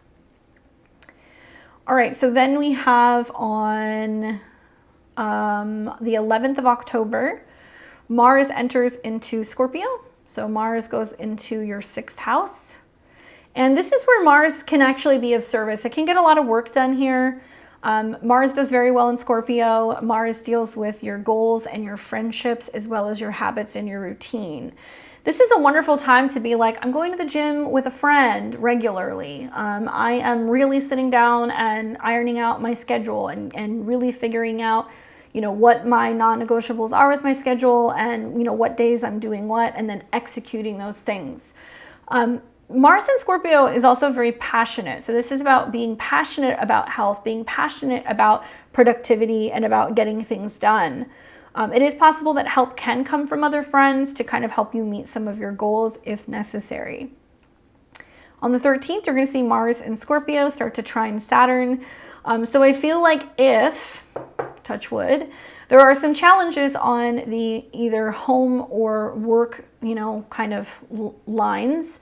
Mars trine Saturn means that things start kind of stabilizing. So it's like, okay, work might be stabilizing now that you're back into the swing of things and you're feeling better, or your schedule clears up. It can also mean that you're in a situation now where you're getting a hold of some of your health issues. If you've been having some health problems and you're feeling like more in control. If you're looking for work, this can be a time where you can actually feel more confident and more willing to get out there and, you know, go and look for a job. Then you're going to have on the 14th of the month, a new moon solar eclipse in Libra. So new moon solar eclipse in your 5th house. This is the very first eclipse in Libra in the series of eclipses in Aries and Libra. The nice thing is that Libra is a sister sign, so it trines your ascendant. What does Gemini rising want to do? They want to communicate, they want to share, they want to move around, they want to learn, they want to talk to people, they want to exchange. And so Libra is also a very social sign, and an eclipse here can be like the beginning of setting intentions revolving around creative projects, things that you're writing, things that you're sharing with people. It can be blogging, it can be things relating to younger people, to design, beauty, children, things that you create. So if you're hoping to launch your own business, this would be a marking point to get ready to start those things. If you're hoping to get out there and start dating and meet somebody and fall in love, this would be the time that you want to get out there and start doing those things. Eclipses take time to mature, so it could take about 6 months for this to kind of really hit. And this particular eclipse is going to have the ruler, Venus, in your 4th house. So it means that it can be something revolving around living with a romantic partner, something revolving around decorating your space and that being your creative sense of self-expression. Younger people in the home, babies, children, daughters, that can all be like themes that are coming up with this eclipse. The 5th house is what makes your heart sing. So it's about figuring out what you love. With the South Node, it might mean that there is some kind of like big change for these people in your life, or big change where you're letting go of something that you love, or maybe you are sending a kid off to school. Maybe you are also returning back to a hobby that you used to do like back in the day. So it really depends, but it's a much more positive eclipse for you than some of the other signs. All right, so then we're going to have on the 19th a Sun Libra Cazimi. Okay, so this is important for you because Mercury rules your sign, and you're going to see the Sun and Mercury come into conjunction, which means, some of you guys can be taking a pregnancy test and finding out you're pregnant. Some of you guys can be, having a download about something that you really love and feel inspired, and you start writing something. Some of you guys might have a heart-to-heart conversation with a female relative or a family member at home. There can be a conversation that you have with your partner about, about date night and about how to create more opportunities for romance and connection, okay? But feeling inspired really kind of comes up for me here, and maybe connecting or hearing from somebody from the past. All right, so then we're going to see on let's see, where are we here? Okay. Then we're going to see on the 20th, Mercury will come into a square with Pluto. So Mercury is still in the 5th house. It's going to square Pluto, so that can represent some intense feelings, perhaps, some vulnerabilities, you know, opening up and sharing and talking about your fears and, you know, trying to kind of open your heart up in some capacity to love and like learning to like let go of anything that would hold you back. And then on the 21st, we're going to see then the sun in Libra square Pluto. So it's almost like, yeah, love over fear. That's going to be the huge theme because the 5th house is about what you love. And there's also a lot of like talking about joint resources with another person. I know some of you guys are really focusing on, you know, trying to do more of the things that you love. And maybe you're feeling the pressure of having to kind of maintain a job that may not feel super warm and fuzzy with Saturn right now. So I feel like some of you guys are kind of reevaluating, you know, what hobbies can I do that could potentially make money, but at the same time being honest with yourself about whether or not that's an expense that you can cover or that you can keep kind of maintaining. And then we're also going to see Venus in Virgo trine Jupiter in Taurus. So Venus is in your 4th house trining Jupiter.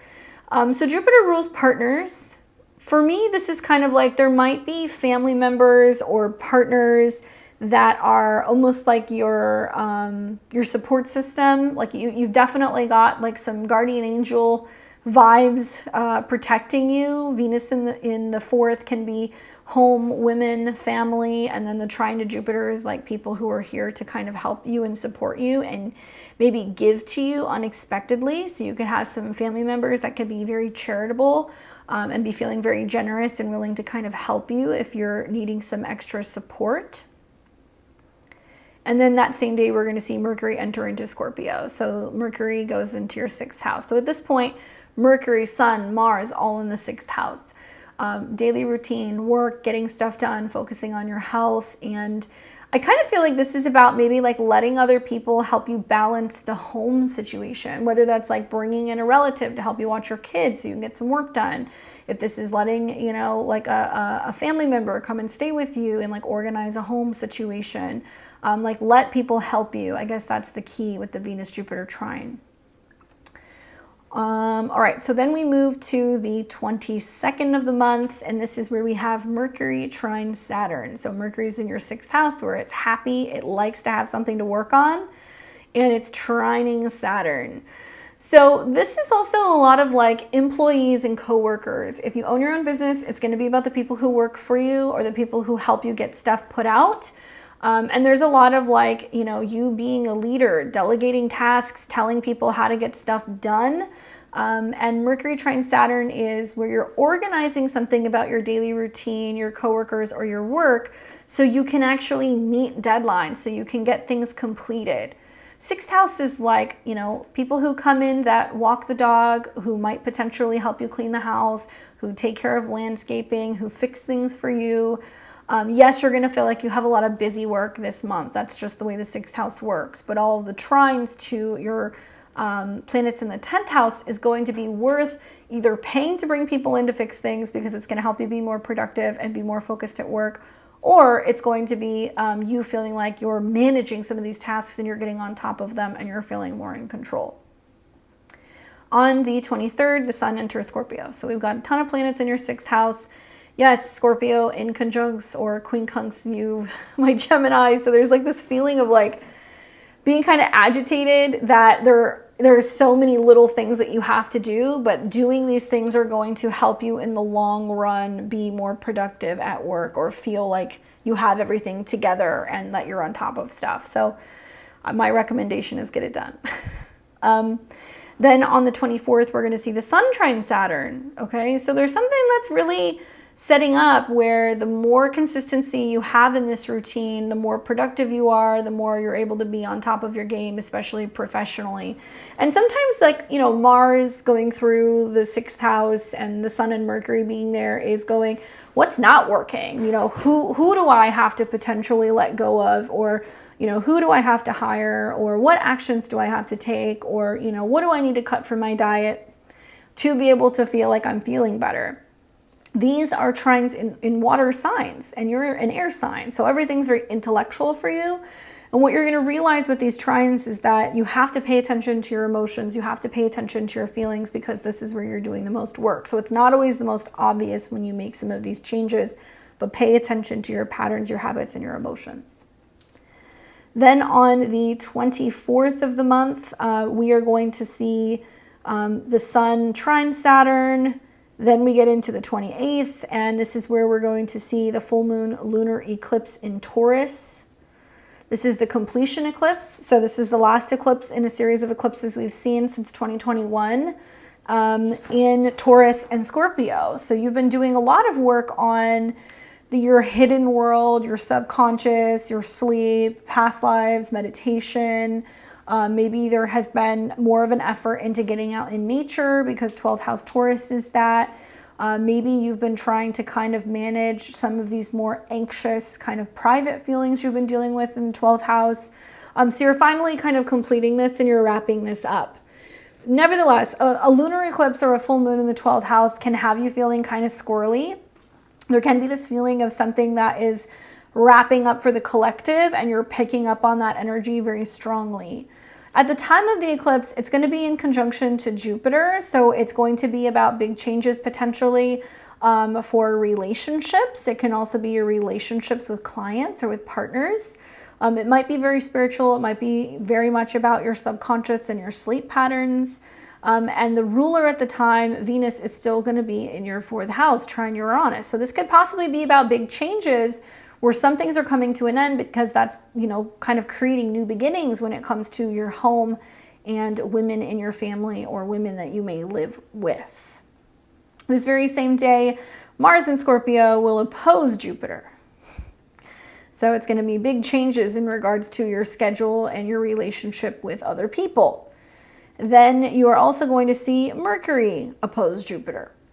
So, there can still be more, tending to a family member who's dealing with a health issue, tending to a pet that's dealing with something, tending to a partner that's dealing with something, and it's still impacting your daily routine. And honestly, this eclipse makes me feel like you're going to be like, I just need to relax. I need some time.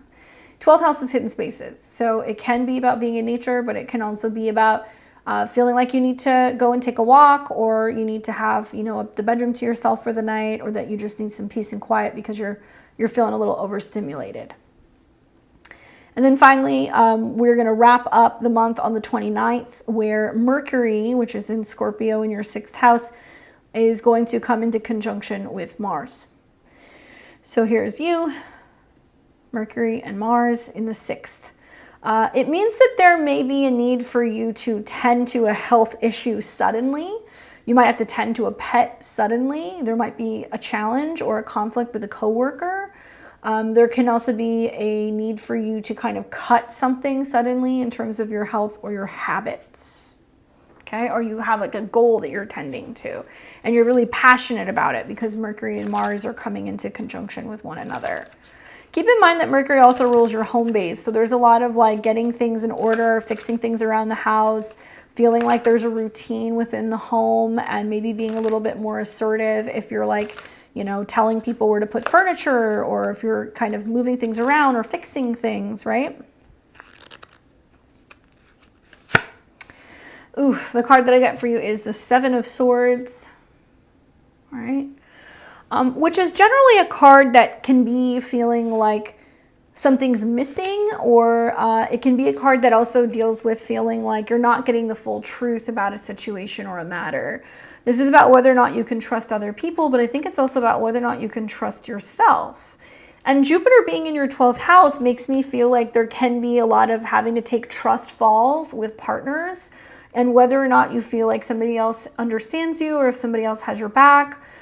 For the most part, to be honest with you, I'm pretty positive and optimistic about these transits. I do feel like the 5th house is great for happiness and creativity. I do feel like all of the things going through the 6th house is great for also productivity. But I'm kind of feeling like there can be some shocks and surprises about relationships with some people where things come out of left field. And you're like, whoa, I didn't see that coming. Like, I thought I could trust them. I trust that person to kind of like show up for me and help me get something done or assist me. and then realizing that it may not necessarily be the case, especially because you're going to have your chart ruler in your 6th house in opposition to Jupiter. So there can be some cracks that can come through in certain relationships, and you start to kind of realize through situations where there's some pressure that like not everybody has your back, as much as I hate to say that. Sometimes the 7 of Swords can be about dishonesty and not seeing the whole picture. I encourage you to really work with when planets come into a trine with Saturn, because I feel like that's about reminding yourself that you're in charge. You have the capability of calling the shots. You can tell people no, yes, where, when. And it's about asserting some of that energy and not feeling like you have to be in a situation where you're waiting for other people to make a decision. You're making the decisions. Don't leave it too much up to other people this month, okay? Good luck, my Geminis. I will see you next month. All right, so we've got Cancer and Cancer rising. What's going on, guys? I hope you are doing well. Welcome to your October 2023 horoscopes.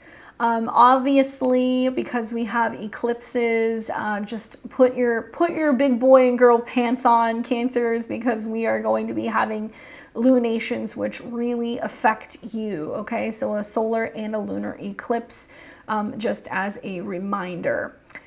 All right, so on the 2nd of the month, we are going to see Mercury, which is in Virgo, okay? Mercury will start in your 3rd house of communication, ideas, learning, traveling, siblings. Mercury will oppose Neptune. This is about things that are secretive or subconscious, and this is about communications. Neptune in the 9th can be a foreigner, a teacher. It can represent an attorney. It can represent a priest, a pastor. Like there's a sense of like not understanding or not communicating effectively or not being able to comprehend or not being able to apply some kind of philosophy in some way or another. I'd be really careful with like telling tall tales to people, because that can come up this particular aspect at the beginning of the month. There can also be a sense of like wanting or feeling like you need to communicate something with a sibling or a relative or a neighbor, and like not being on the same page as one another. I don't know, the 3rd and the 9th houses are about belief system, education, travel, and philosophy. So there can be a sense of just lots of philosophical clashes kind of going on this month and not sharing the same perspective or belief as another person. Now, on the 3rd, you're going to see Mercury then come into a trine with Pluto, okay? So I also wonder if this is like there is some miscommunication or some ghostiness or not getting the answer about something, or somebody who doesn't follow up about traveling or visiting, or somebody who doesn't follow up about a document, and then boom, Mercury trines Pluto, and you're like nailing them for it. You're like, you didn't get back to me, and then there is a really heated exchange. Or, you know, because Pluto deals with definitive things, it deals with endings. It can be like, look, I needed you, you weren't there, therefore, like, I'm done, this isn't working for me. And some really powerful exchanges also that you can have with therapists, partners, mentors, business partners. I like the Mercury trine Pluto in general because Mercury is in a house where it's very comfortable. It likes being in the 3rd house, and it also can be about writing and messages and emails. So if you feel like you've been going back and forth with somebody where you really needed their guidance, or you really needed their support, or you just needed them to give you an answer and they don't, then what's going to happen when Mercury trines Pluto is I think you're going to tell them like, this is not working for me. I'm not going to continue to communicate with you like this. And you're going to probably be pretty firm about that exchange. Then on the 4th, Mercury enters Libra. So it goes into your 4th house where you're going to see a lot of action the first half of the month. 4th house, home, family. This can be about roommates. This can be about the past. This can be about living situation. Mercury, once again, is about what's secretive, hidden, subconscious, and this is about communications. So I'm wondering, like, are there some needs to address some issues with the family, clear something up, clear something out? Is there a need to talk to a partner from the past, right? 4th house is the past, Libras are partners. And going back and forth with somebody from the past, perhaps. Now on the 8th, Mars in Libra. in your 4th house, where it has been causing probably some emotional distress, probably some conflict with relatives or roommates or partners, Mars is going to come in for a square with Pluto. And this is one you want to watch for, because Mars represents a parent. It can also represent work or, you know, a boss. In the 4th house, it's the dominant parent, and it's squaring off with Pluto. So there can be some tension on the home front, or with family, or relationships with family, or with roommates, and also like relationships. And so could this be you having an issue with somebody that you live with or someone in the family? Sure. Could this mean that, you know, a relative doesn't like a romantic partner? Could this mean that a romantic partner is, you know, mistreating you in some way and it upsets a family member? That could be coming up as well. So just keep in mind that not everybody is going to get on well with this square, and there can definitely be some conflict revolving around responsibilities within home and relationships that are coming into some power struggles. Now, this very same day, Venus enters Virgo. So you have Venus moving into the 3rd house. So it's bringing, you know, opportunities to have relationships with 3rd house people, neighbors, siblings, you know, schoolmates.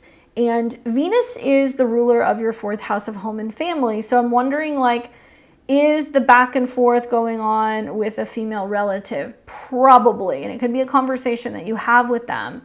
The very next day, we're going to see Venus then make an opposition to Saturn, which means a relative or a family member, or an exchange that you have with a woman, can be saying something to you about, you know, whether or not they like or they care for a partner, whether or not they agree with some kind of like religious or spiritual belief system, if there's delays with a relative traveling, or, you know, a family member or roommate traveling or going somewhere.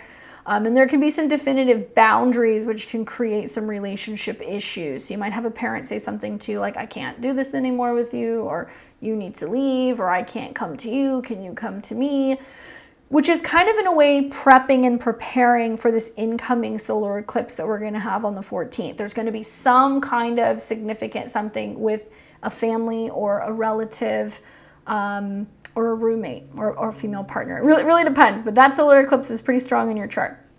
Okay, so then we're going to have on the, let's see, on the 9th, Venus makes that opposition to Saturn. On the 11th, Mars enters Scorpio. So this is great for taking risks, taking chances, being creative, gambling, dating, passion, sex, right? Like that's wonderful for that stuff. And then we're going to see on the 13th, Mars is going to trine Saturn. So some of you guys might be like, you know what, I'm traveling, or I'm going to go somewhere with a partner, or, you know, I'm going to be trying to focus on a relationship that could be at a distance. I am working on my creative projects, and, you know, I'm trying to figure out how to market it, or I'm taking it upon myself to take the initiative to start working on programs which can teach me more about importing, exporting, teaching me about running my own business. But some of you guys might just be like, I just want to travel. You know, I want to go and have fun, and I want to, you know, go and visit somebody who might be in another place to kind of diffuse and get away from the intensity that can be happening on the home front. On the 14th of the month, then you have the solar eclipse, which will be in Libra. And this solar eclipse is going to be around 21 degrees. So this is the first time in 9 years that you've had an eclipse in Libra, the first time in almost 18 and a half years that you've had a solar eclipse south node in Libra. And this represents both a beginning and an end. So solar eclipses, we set new intentions. So if you want to move, if you want to buy a house, if you want to change apartments, if you want to go back and visit family, if you're wanting to renovate a home, all these things can happen around a solar eclipse in the 4th. Themes with parents happen, particularly a solar eclipse represents more about father figures and men in the family. The south node can represent clearing out or letting go. So you could have like a male roommate moving out, a male partner moving out. There can be a theme revolving around a change with your father, right? That kind of stuff can be happening. It's very close, the eclipse, to also Mercury. So it makes me wonder if there's some significant insight or information or communication or conversation that you don't see coming that comes from like a relative, and it has to do with like a home or a living situation. Okay, but lots of action there, especially if you're a Cancer, sun, moon, or rising, 20, 21, 22 degrees. You're really going to be feeling that quite strongly. All right, so then we're going to have on the 19th of the month, the sun conjunct Mercury in Libra, the cazimi. So still feeling the effects of the eclipse. The cazimi can be that information coming out suddenly that you didn't see coming, or that unexpected conversation, or that unexpected, needing to travel and, meeting with a family member, or a change in your home situation. Unexpectedly getting a phone call or an email or a letter in the mail from a relative or from a landlord. That can happen as well. Then we have on the 19th, okay, so the 19th is the cazimi. Then we have on the 20th, Mercury square Pluto. Okay, so Mercury will be in the 4th house squaring Pluto. So it looks like there can be a bit of a tiff that you're having with somebody about airing out some relationship issues. And if you're single, then it's definitely family related, or it's going to be related to people who you live with or who you live by. This can be coming out of nowhere. It can be about finally clearing the air. Okay. The 4th house is also the past. So I have seen a lot of Cancer risings that have had, brewing issues with family members that, go back to several years ago, and now they're finally hashing it out. So that could be what this is as well. But power struggles in relationships and communication between home and partners. And then we're going to see on the 21st, then the sun comes into a square with Pluto. So you're seeing this theme. It's like, family or some kind of changes on the home front are prompting you to confront certain issues with other people, and like where certain relationships have too much power or control over you.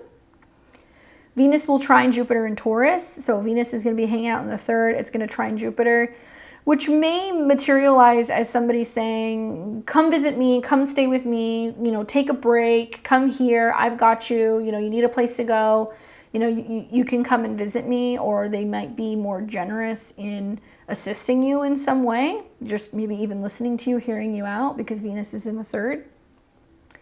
And then we're going to see Mercury enter into Scorpio. So now, Mercury, Mars, and eventually the sun are going to be in the 5th house, which is about partying, creativity, children, having fun, having a good time, dating, passion. Mercury in your 5th house will start trining Saturn. So to me, it looks like you're starting to be like more positive and optimistic about this impending change. It's also going to be a lot about communicating and maybe talking to a teacher, a mentor, or a guru, or potentially a relationship at a distance. Sun enters Scorpio on the 23rd. And, planets being in Scorpio are really positive for you because it is a fellow water sign, and you're going to see trines between both Saturn and Neptune, and also your sign. So there's a lot of getting in touch with your emotions, about making change. The 1st, 5th, and 9th house are generally actions. So this is where emotions are making actions happen, making changes happen. Then we're going to see on the 24th, the sun trine Saturn. So this might be about investing in yourself, investing in your happiness, trying to remain positive and optimistic about the bigger picture of what might be changing. This is also wonderful for like planning travel, especially with a partner, if you're going to visit somebody or somebody wants you to come and visit them. And then on the 28th of the month, you're going to have a lunar eclipse in Taurus in your natal 11th house, which is about your goals, your friendships, other people, parties. And this is completing what's been 2 years of eclipses, both in your friendship house and in your creative and personal love and happiness house. This is going to be in conjunction to Jupiter, which does seem to indicate that there can be lots of opportunity for better health, socializing, maybe potentially networking and finding a job through friends and wealthy, connected people. Jupiter is wealth. I also think about how this is naturally sextiling your sign and how it's giving support to your sign. So it might be where people are helping you with your emotions, or they're helping you with your home life, or they're helping you kind of, really focus on what your goals should be out in the world. Can there be, major situations with friends? Yes. Can there be opportunities for you to, go to an amazing networking event or party? Yes. But it's also going to potentially be about being aware of, what your goals are and how you can kind of better align your schedule to be able to make time for the people in your life or for the things that you want to do or the job that you're wanting to kind of set up. This very same day, you're going to see Mars in Scorpio, okay, oppose Jupiter. So it can mean that there is a sense of like trying to do too much, trying to overload your schedule. There can be a sense of there being a lot of back and forth, either with a romantic partner or potentially even a friend. Mars can be fights, so there can be some kind of conflict between maybe like, what you want for your own happiness and what a friend wants and what they're kind of nagging you about. And we're also going to see Mercury in Scorpio come into an opposition with Jupiter as well. So there is this sense of kind of going back and forth and maybe not always seeing eye to eye, and like what makes other people happy might kind of be different than what you actually need. And there is definitely a lot of like having fun, playful energy. The 5th and the 11th house can be about, getting together with other people, having a good time, experiencing pleasure. So there can be a little bit of like a cat and mouse energy, which can be good for your love life if that's something that you're kind of trying to drum up. But Mercury is about information and big news or big ideas when it opposes Jupiter. And then we're going to see on the 29th, Mercury will come into conjunction with Mars. Okay, so Mercury rules what's deep, subconscious, and hidden. It's also emails, phone calls, what have you, conjunct Mars in the 5th house. So you might be feeling really expressive or really communicating and trying to do this in a creative way, trying to do this in a romantic way, doing this in a way where you're finally letting a secret out and you're telling other people something that you've been dealing with, that you've been going through. It can also be a time where you're kind of like losing yourself in a romantic situation or in an investment situation. And it's great for having fun, playing games. It's great for your love life, but it can also be this sense of the mind being on overdrive when it comes to a situation involving a romantic partner or a younger person, all right? But for the most part, outside of that eclipse that you're going to have in your 4th house, all these planets in Scorpio is really trying to help you figure out, what do I need to change that's going to make me happy, right? What do I need to change that's going to make me happy? That's what I want you to be thinking about. All right, let's see what the cards say for you for this month. Oh, I love this. You get Queen of Cups. That's so great for you. I feel like the water trines in general, it's like what are your emotions showing you? Are they bubbling over this month? Because if they are, then it's like showing you like where you're not paying attention to them and making the best decisions and mastering those emotions. Are you feeling like stuff is getting kind of stopped up and you're not talking about things and so it's getting stuck, and then you're feeling like you're having like emotional outbursts and you don't know where it's coming from? The Queen is about being able to nurture. So it's nurturing you, nurturing other people. 5th house can be children, can be younger people, can be your inner child or inner artist. This can be about a Cancer, Scorpio, or Pisces that's kind of helping you with this process. It can be about a maternal energy. But I think this is also about tapping into your intuition and like knowing when you need to pay better attention to your feelings and what they're telling you or what your intuition is telling you, right? And the Queen of Cups is also creative, idealistic, romantic. And so there is a lot of that energy in the skies, especially from the 5th house to the ascendant. What am I creating? What am I birthing? 5th house to the 9th house, how is happiness a part of the bigger plan? How can I have more of it? What do I believe when it comes to love, right? These are the themes. Fill your own cup first. That is the lesson. And then from there on, everything else is going to follow in suit, but you have to treat yourself the way that you want to be treated. Good luck, Cancer. See you next month. All right, we got Leo and Leo rising. What's going on, Leo? I hope you're doing well. Welcome to your October 2023 horoscopes. Just a heads up for you, we are going to be having a solar eclipse that will be taking place mid-month, and you're ruled by the sun, so that's going to be impacting you quite a bit.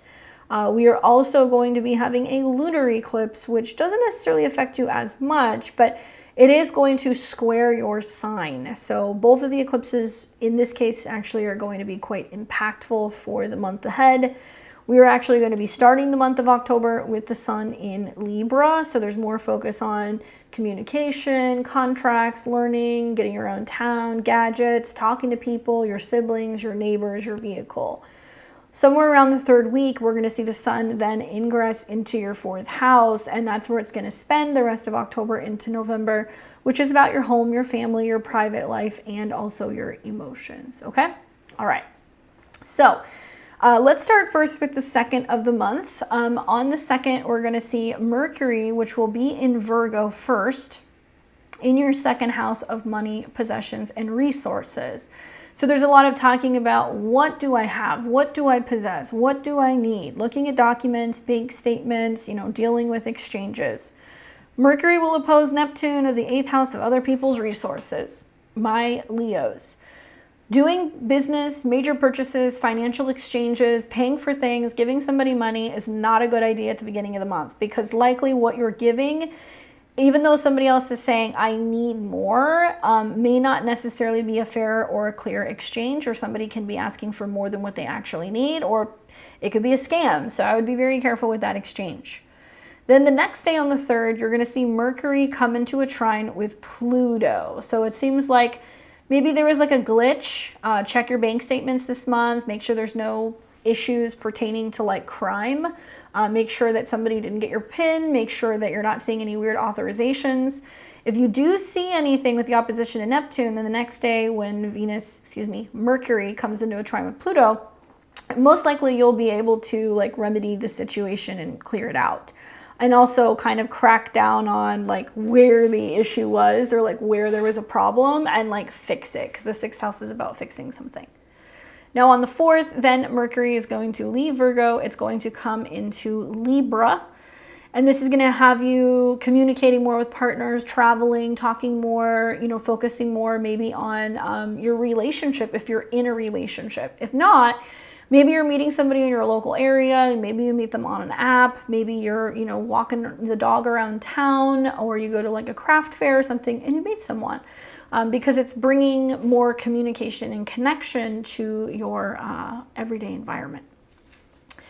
Now on the 8th, we're going to see Mars, which is also in this house, come into a square with Pluto. All right, so I want you to make a note, Leo. Be very careful with traveling on this day. Mars can generally be about vehicles, and it can be about cars, and it can be about things going fast.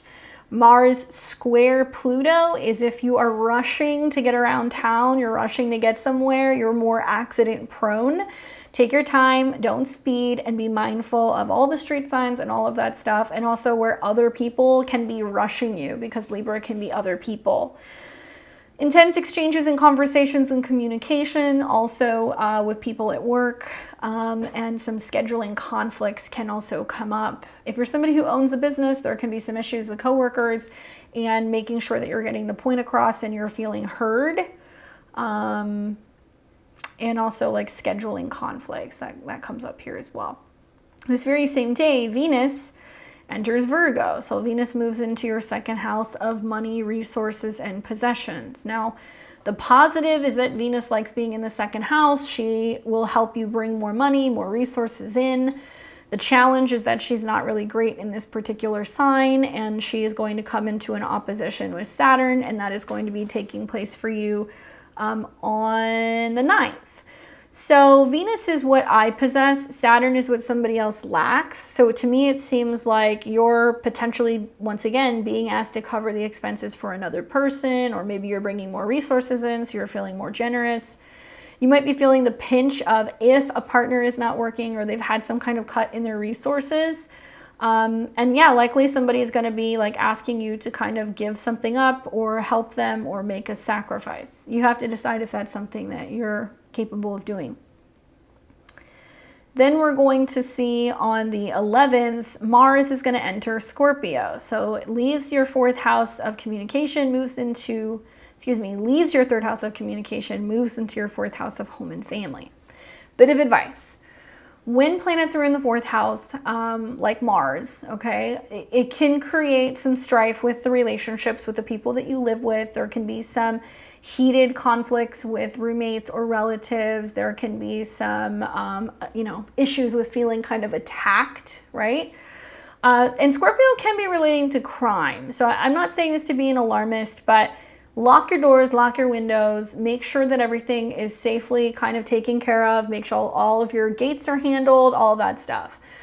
Because there can be this feeling of having something that is kind of like attacked or like having like intruders. Now, an easy remedy for Mars in the 4th house, if you don't want to have conflicts with people that you're living with, is create a list of to-dos, right? What do you need to fix? What do you need to work on? Scorpio can be about plumbing, believe it or not, and things relating to water, garbage disposals, trash collectors. So maybe you're more focused on like, what can we get rid of the house? What do we don't need anymore? Like, let's go and get rid of some junk. Let's recycle it. I'll take stuff to the dump, or, you know, like let's go and finally change out some of like the things under the sinks that we need to fix. So that's what I would do personally. Now, Mars also represents the 9th house, which can be in-laws. It can be also like legal things pertaining to home and property that can be coming up as well. As Mars goes through this part of your chart, it's also kind of in disharmony with your ascendant and your descendant, so it can cause more stress between you and another person. It's also going to start coming into some oppositions with planets in your 10th house, where you're feeling the stress between work and your home life. Now, on the 13th, Mars will trine Saturn. Okay, so Mars in the house of home, trining Saturn, makes me feel like you're able to conquer and take care of a home-related issue with another person, and maybe also this requires you to like make a change and a transformation of joint resources. Maybe you're making a change to your home insurance policy. Maybe you're making a decision to change something around your mortgage. You dip into your savings to fix something, but whatever you're fixing, likely it's going to be like a fix that's going to last a while. So that's the good news. All right. Let's see, where are we? On the 14th. We are going to see a new moon solar eclipse in the sign of Libra. All right, so solar eclipse is important because it involves the sun, and that's you. Sun and moon come together. Very first eclipse in Libra as a series of eclipses that you have had both in Aries and now in Libra. You have not had a south node eclipse here for 18.5 years. So solar eclipse, something that we're taking action in cutting loose and letting go of. 3rd house, cars, neighbors, relationships with siblings, relationships with some extended family. It might mean that you're saying this is not working for me in a relationship. You're voicing where you're having an issue. I know some of you guys have been talking about moving or movement or moving somebody in, moving something out. Also, some of you guys might say, I'm getting rid of my car, I'm selling it, maybe I want to buy a new one. Something like that can be going on. If you're wanting to learn something new, learn a new language, plan to move, if you're wanting to buy a new gadget, if you're wanting to launch a new YouTube channel, or maybe return to something that you used to creatively do, like blogging or like an online business, you might return to it because the South Node is the past. Now, at the time of the eclipse, Venus, which rules this, is in the 2nd house. So it tells me that I think you're actually letting go of a possession. I think some of you guys might be like, I have several cars. Why do we need several cars? Let's sell one. Or, you know, I'm buying a new computer, so let me sell my old one. Or I'm buying a new phone, let me sell my old one.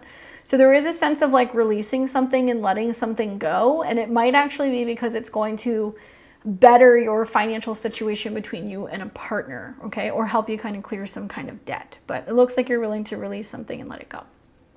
All right.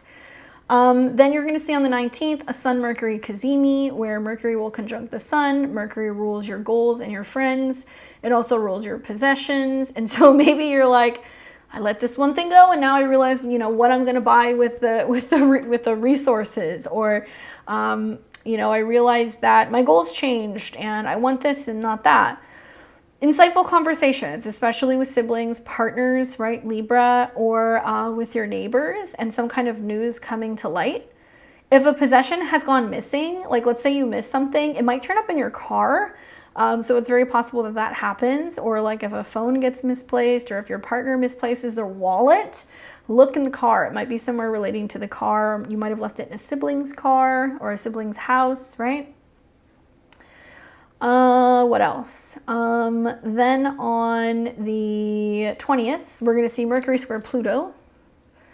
So Mercury in the house of communication square Pluto. So there's like a lot of like, I wonder, like, is something that you missed, does that mess with your schedule? Like, do you lose your wallet? You're like, oh, now I have to go and like get another replacement ID, or my computer broke down and it had my schedule on it. And like, now I'm, you know, losing certain emails that I need. It's affecting my routine. Does it mean that you have to take time out of your schedule to go and fix, you know, a car, and, you know, that's impacting your routine? But still, I mean, documentation is third house, communication is third house, paperwork is third house. I mean, in the off chance that there is an accident or there is an issue or a miscommunication or misunderstanding, you need to document everything. It's really important, because you may go back to this document and be like, you said this, or this was the photo, or this is what we agreed to, this is what we signed. And that might be challenged in some way. Okay. And then we've got, on the 21st of the month, Sun will square Pluto. That's important because the Sun is your ruler. So Sun in the third house, highlighting, you know, relationships with partners or other people, coming into some disharmony with your coworkers, your work, or your routine, right? So you might be saying to somebody else, like, this isn't working for me. Like, this is a wrap. Maybe it's a partner who's trying to get you to quit thinking in a certain way or communicating in a certain way, or somebody's trying to get you to, you know, be more proactive, or trying to get you to quit smoking. I wonder if that's the case because Mars is there. Then we're going to see on the same day, Venus in Virgo trines Jupiter in Taurus. So Venus in the second house trines Jupiter. So this is really good for money, business, resources, like, you know, the tiff that you have with telling somebody at work that you need more support, or that you need to get something fixed or like handled, pays off, because the Venus trine Jupiter is basically saying it's bringing you more wealth, abundance. It's bringing you more resources in the long term and helping you grow something in terms of your public image or status. All right, so then we're going to have Mercury enter Scorpio. Okay, so Mercury, the Sun, and Mars will all be in your fourth house. This is talking about resources belonging to home, what you have at home, your possessions, what you need. This might be involving communication with family and siblings. And Mercury will trine Saturn. So once again, having conversations with a partner about what's changing at home, what's changing with resources, you know, committing to long-term plans, maybe signing something like purchasing a home, or signing a lease, or making an agreement in regards to like insurance or an inheritance matter can come up. Life insurance stuff can come up here. And then we're going to see on the 23rd, the Sun moves into the fourth house, highlighting your home and your family and things changing on the home front for you. And then on the 24th, the Sun and Saturn will trine. So what's changing with your home? What are you committing to when it comes to your home and your financial situation? Are you hoping to achieve something at home, but are you faced with some hardships with other people? Do you have a partner who's laid off? Are they not making as much money? Are they trying to get out of debt? Are you in a situation where, you know, you're talking about expenses and budgeting on the home front? Maybe is there some bigger change going on where you're, you know, discussing somebody moving in and, you know, the impact that it's going to have, and in joint resources and budgeting? That could be something else. All right, so when the Sun's in the fourth house, also we focus on family and being around family and their needs. All right, so then on the 28th of the month, you're going to have a lunar eclipse in Taurus. So this will be a full moon in your 10th house of career. This is the final eclipse as a series of eclipses that you have had for the better part of 2 years that have been in Scorpio and Taurus. So you've been kind of clearing house, changing things in regards to your home and your past. What you've been growing and kind of receiving has been changes in your career, your public status, opening up your future when it comes to future abundance, and also your recognition and responsibility out in the world. So what do I see with lunar eclipses in the 10th house? Big promotions, big releases, big changes at work, supervisor, management changes, sometimes quitting jobs, sometimes retiring, sometimes taking a new big position. This particular eclipse is going to be conjunct Jupiter, which does make things feel bigger, and it may be about a creative project. It can also be parenting related things because Jupiter deals with children. It can be really talking about what you love and some big accomplishment with a person that you love or a project that you love. And the ruler at the time is going to be in Virgo, and you're going to see Venus in the second will trine Uranus. So to me, it seems about, you know, some really significant change at work that, you know, might impact your finances positively or suddenly. It might be about a new person that you partner with or you collaborate with, or it might be about some significant change for you and a spouse that really is, you know, becoming public. For the most part, positive in that sense, but it is 10th house to your sun or your rising, so it does represent climbing the hill. Reflect on the last 2 years, how far you've come in your career, what's changed within your status, within your relationships, how you are really going big when it comes to your professional life. And likely this is going to be like that big grand finale when it comes to changes in these departments. Now, this very same day, you're going to see Mars in Scorpio in your home zone coming into an opposition with Jupiter.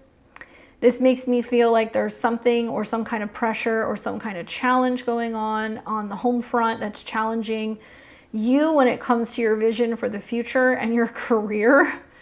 And, you know, some of the things that are building within your home or your private life or your family or your living situation that's almost pushing you to make changes at work. And then Mercury in Scorpio will also come into an opposition with Jupiter. And that's about you being like, okay, you know, got to work even harder to make this thing happen, to be able to take care of things on the home front or pay the bills or take care of a partner. And the pressures that are coming from home life, you know, that's just propelling you forward into the spotlight.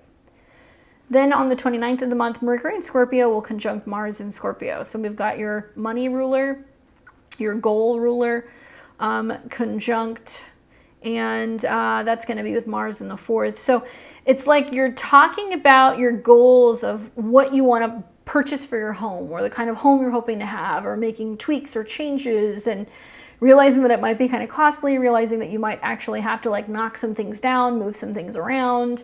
You might have to take action to swiftly move something, make a change. For the most part, you know, this is nothing new. If you look back the last couple of years when you've had planets go through Scorpio, it has always opposed Uranus, and it was also coming into a square with your ascendant and what was Saturn in your 7th house. So this is kind of completing a cycle where changes with relationships and changes with your home front are really projecting you into the future in your 10th house, where it's like, yeah, you got to go big or go home. Many of you guys are realizing that moves and changes with work need to happen to be able to facilitate these bigger transformations within your relationships. Some of you guys might say, oh my gosh, I got offered a job and I have to relocate, right? That could be coming up here as well. Or where there is something that is pushing you to want to, you know, perhaps make a change on the home or family front. All right. So with that being said, watch for the Mercury-Mars conjunction on the 29th. Watch for those intense exchanges that you might be having with a relative. And let's see what the cards are for you for the next month, Leo.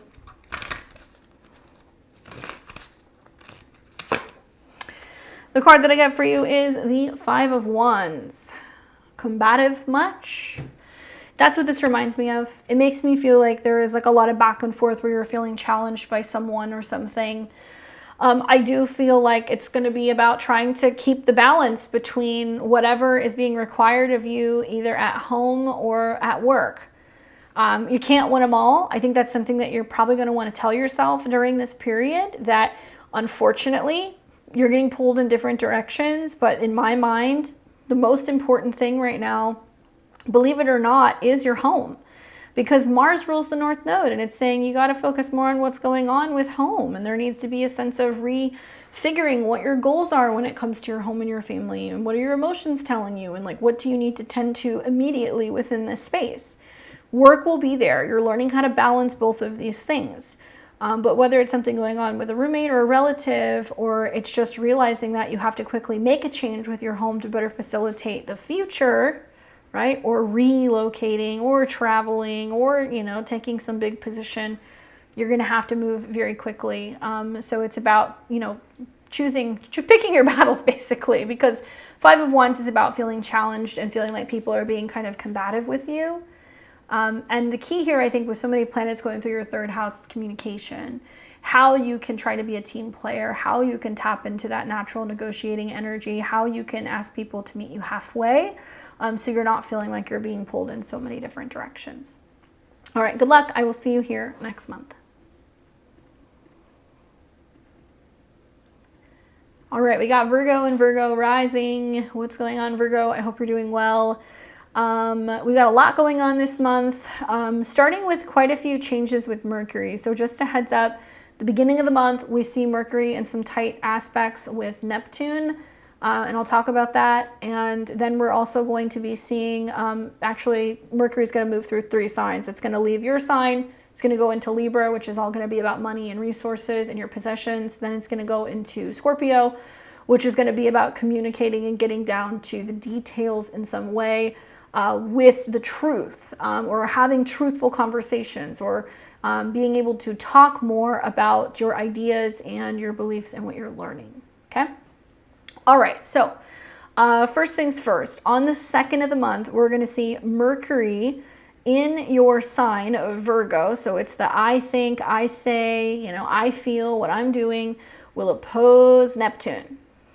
So to me, not the best communication day, not the best day to make a huge, status post, not the best day to try to launch something, because you might feel like you're missing your mark. Like you're trying to talk to somebody, you're trying to get some visibility, and you may not feel like it's gaining a lot of traction.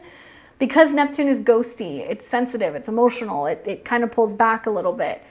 So you might be feeling like you're trying to talk to a partner about your feelings, or you're trying to kind of pitch a sale, or you're trying to make a post and you're like, hello, does anybody hear me? Am I talking to myself? Not the best day.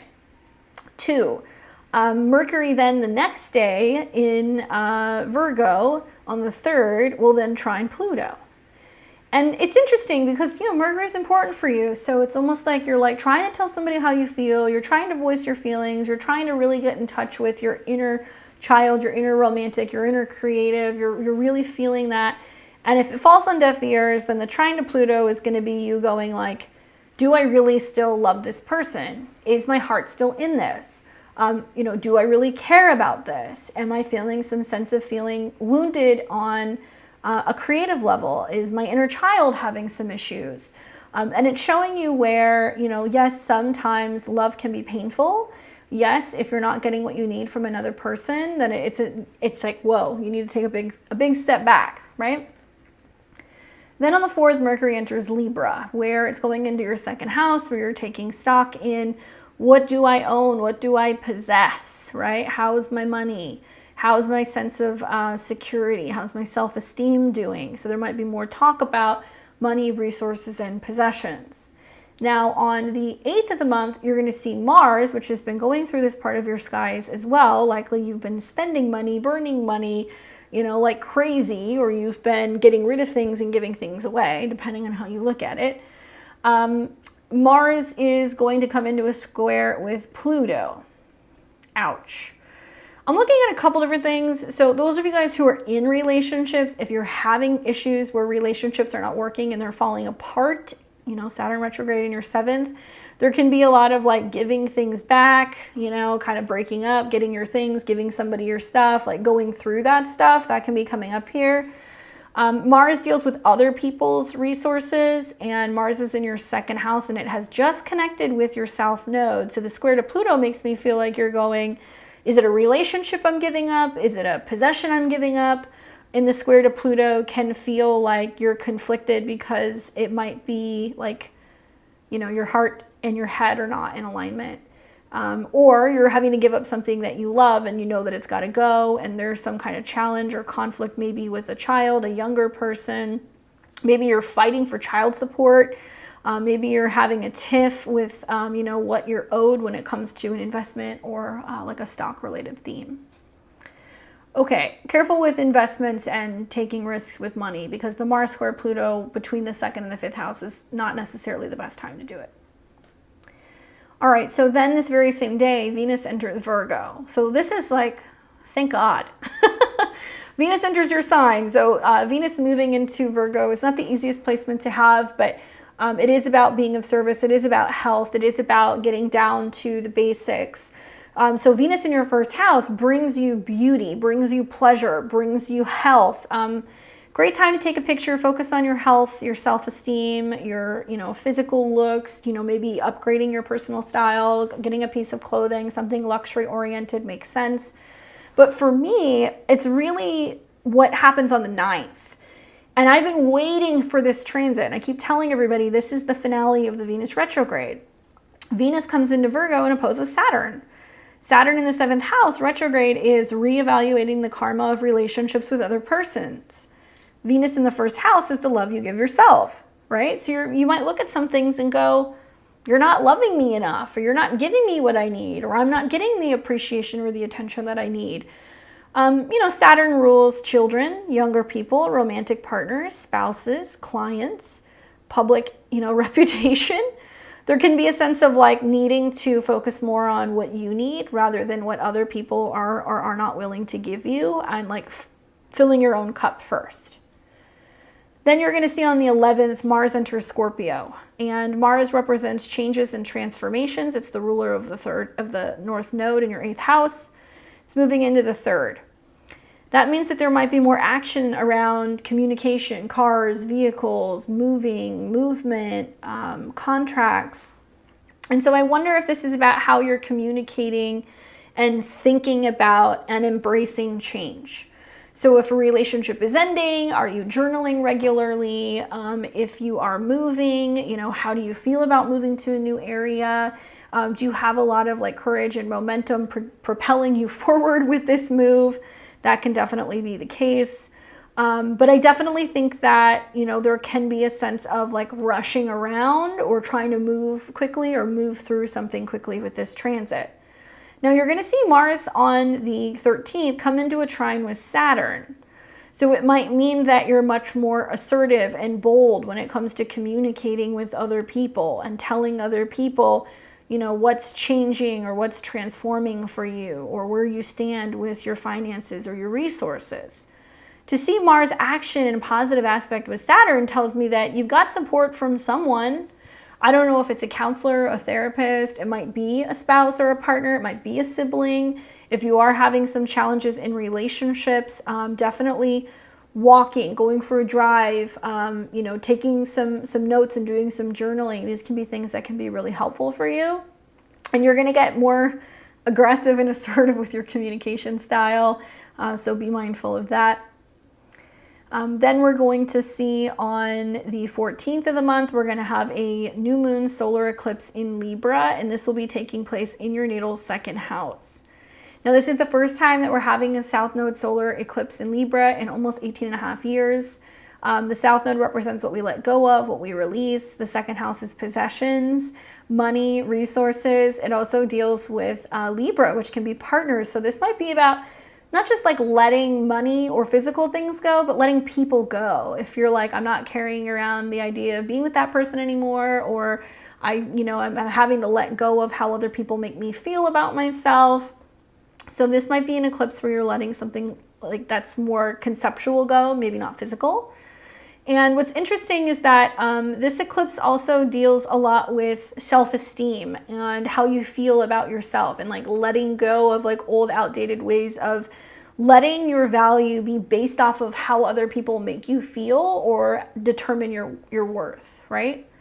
So the ruler is Venus, and actually for both eclipses, Venus is in your sign. So even though the eclipses aren't in Virgo, they're kind of indirectly involving you, where this one is saying, okay, it's time to kind of let go of these old outdated things. And if you're wanting to set new intentions revolving around making money, new intentions revolving around building on your self-esteem and your security, this is the time that you want to do it.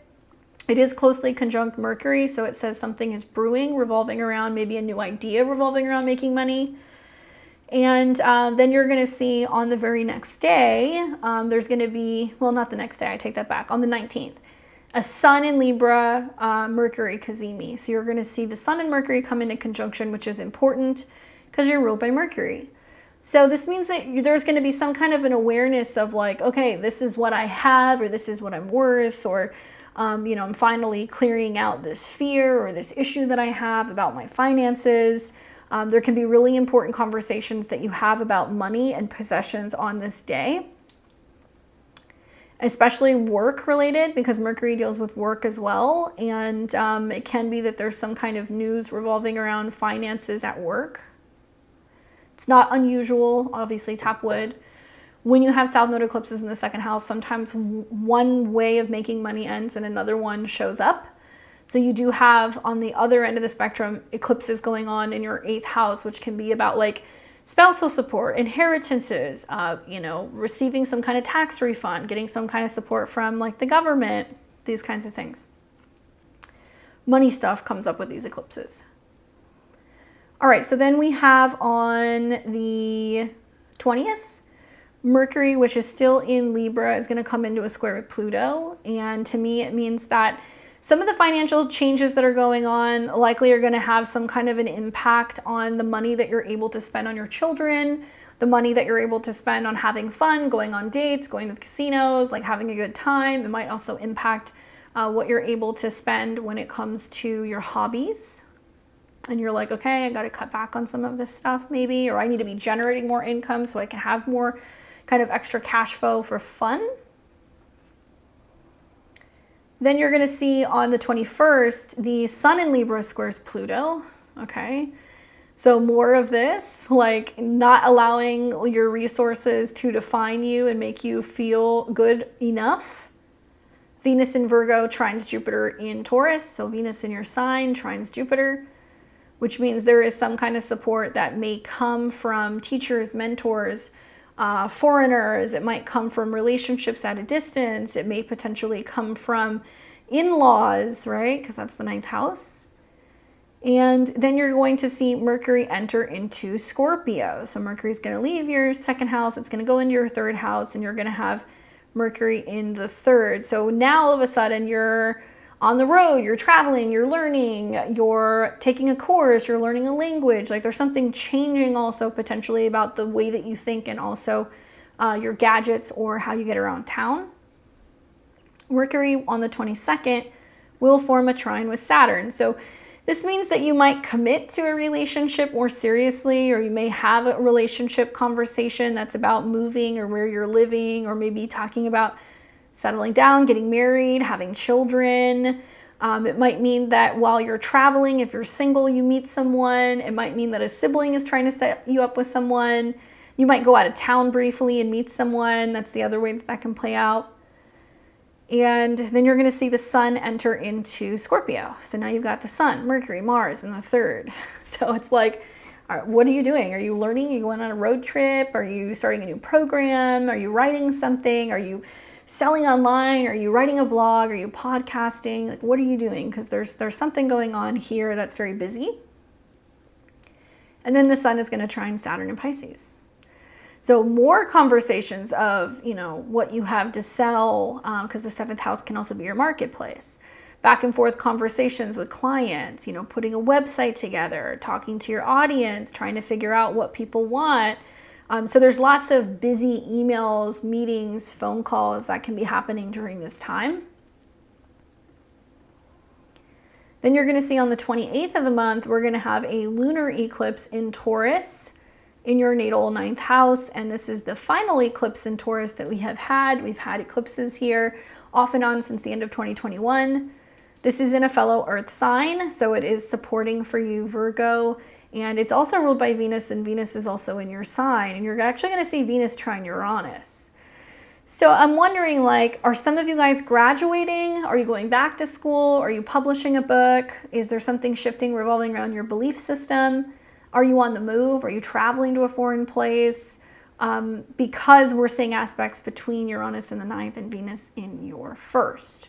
Long distance relationships can definitely be a theme here as well. I can see that. But this very same day, we see a lot of other things that are kind of going on. But, you know, not a bad time to be traveling, not a bad time to be thinking about a long distance trip, relocating and completing something about education, belief, or philosophy. Okay, So you're also going to have the same day Mars and Scorpio in your third coming into an opposition with Jupiter. Okay, so that's like big. There's like a lot of back and forth about how you communicate and connect maybe with somebody abroad at a distance. And you're going to have Mercury come into an opposition with Jupiter as well. Your Mercury, Jupiter rules partners, so a lot of back and forth with somebody at a distance. And then on the 29th, you're going to see Mercury and Scorpio conjunct Mars. Mercury conjunct Mars. I'm wondering, like, a lot of like Virgo and Virgo rising seem to be negotiating some kind of terms revolving around a move. And whether you're like being told like, hey, you know, like we're selling your house that you're renting, like you need to leave and you're getting like an eviction notice, or if it's a partner who's saying, you know, you either move or we're done, or, you know, there's some potential kind of like legal battle that's brewing over an issue with like neighbors or with siblings. I know these things sound kind of heavy, but Mercury and Jupiter in opposition tells me it's going to be a setup between you and another person, and you're willing to fight. So you're willing to be like, I'm going to tell you, you know, or like, don't make me get on that plane and come over there, because that can be happening as well. So watch for those exchanges that are quite heated at the end of the month. I do think that it is possible that what you're fighting for is something that's owed to you. So if you are being told that you need to move, you might be challenging that. You might be challenging the moving expenses, the cost. There can be some potential kind of significant meeting with a mentor or a lawyer or somebody who can kind of be helping you with this potential process. My goodness. Let's take a look. Let's see what the cards have to say for you. I'm wondering, are some of you guys relocating and going back to school? That can be happening too. It's like you're hitting the road and you're going somewhere. Or maybe you're trying to figure out, you know, how to write something or how to promote something. That can be happening as well. The card that I get for you is the King of Wands. Yeah, that's very Mercury Mars. King of Wands can be an Aries, Leo, or a Sag. This can be you embodying this. The King of Wands is super charismatic. He's creative. He's very confident. He's very warm. He's fun. He likes to have a good time. But this is also somebody who's like, can be very heated, very passionate, very direct, very adamant about something. So this is about channeling that energy. I think with Mercury and Mars in the third, like if you're wanting to film videos, if you're wanting to write something, if you're wanting to, you know, send somebody like a persuasive email or like letter, you know, this is a good card to be pulling. And he deals a lot with creativity and career. Initiating things is all about the element of fire. And I do feel like this is going to be also about you like not backing down about stuff this month. And not letting other people kind of get the best of you. It's like trying to kind of stay positive and optimistic, but also like not feeling like you have to be a pushover. So watch for those personality traits to be coming through you this month, and watch for some help that might come from some of your fellow fire friends. Good luck, Virgo. I'll see you next month in November. Take care. What's up, Libra and Libra rising? Welcome to your October 2023 horoscopes. I hope you're doing well. And if you happen to be in October, Libra, happy birthday to you. I hope it's a good one. I want to start off by making two really important points for the month ahead. One is we are going to be seeing Venus come into an opposition with Saturn. That's pretty significant for your astrology because Venus rules your rising sign. So when that opposition happens at some point closer to the beginning of the month, please pay attention. It's going to be more significant for you. And then also we're going to be seeing a solar eclipse in your sign. And this is going to be dealing specifically with your body, your appearance, yourself, your identity. So when that solar eclipse comes in, lots of personal changes, lots of releasing and letting things go. All right, so let's start first with October 2nd when we see Mercury in Virgo oppose Neptune in Pisces. So you're going to have Mercury in your 12th house. It's been here for quite a while. We saw a retrograde here for you, Libra. For me, it kind of represents a little bit of like doing more work on your spiritual self, maybe working something about your thought process, something about your beliefs, especially because Mercury has connections to your 9th and your 12th.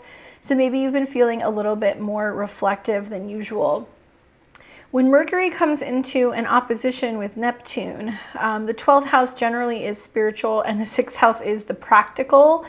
There may be just a feeling of like needing your space, needing your time, and not really feeling like you're down for the day-to-day grind. Neptune also rules your 6th house, so there can be some sense of your mental health or your emotional health having quite an impact on your capabilities with your day-to-day routine. You really want to be paying attention to your health this month, not just because of this aspect, but also because shortly after you're going to start to see Venus come into opposition with Saturn. Not the best time for thinking clearly, scheduling things, so you want to kind of keep your schedule a little bit lighter at the beginning of October as you see this opposition.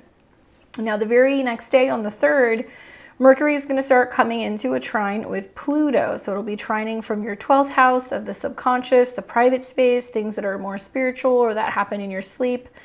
And it's going to trine Pluto in your 4th.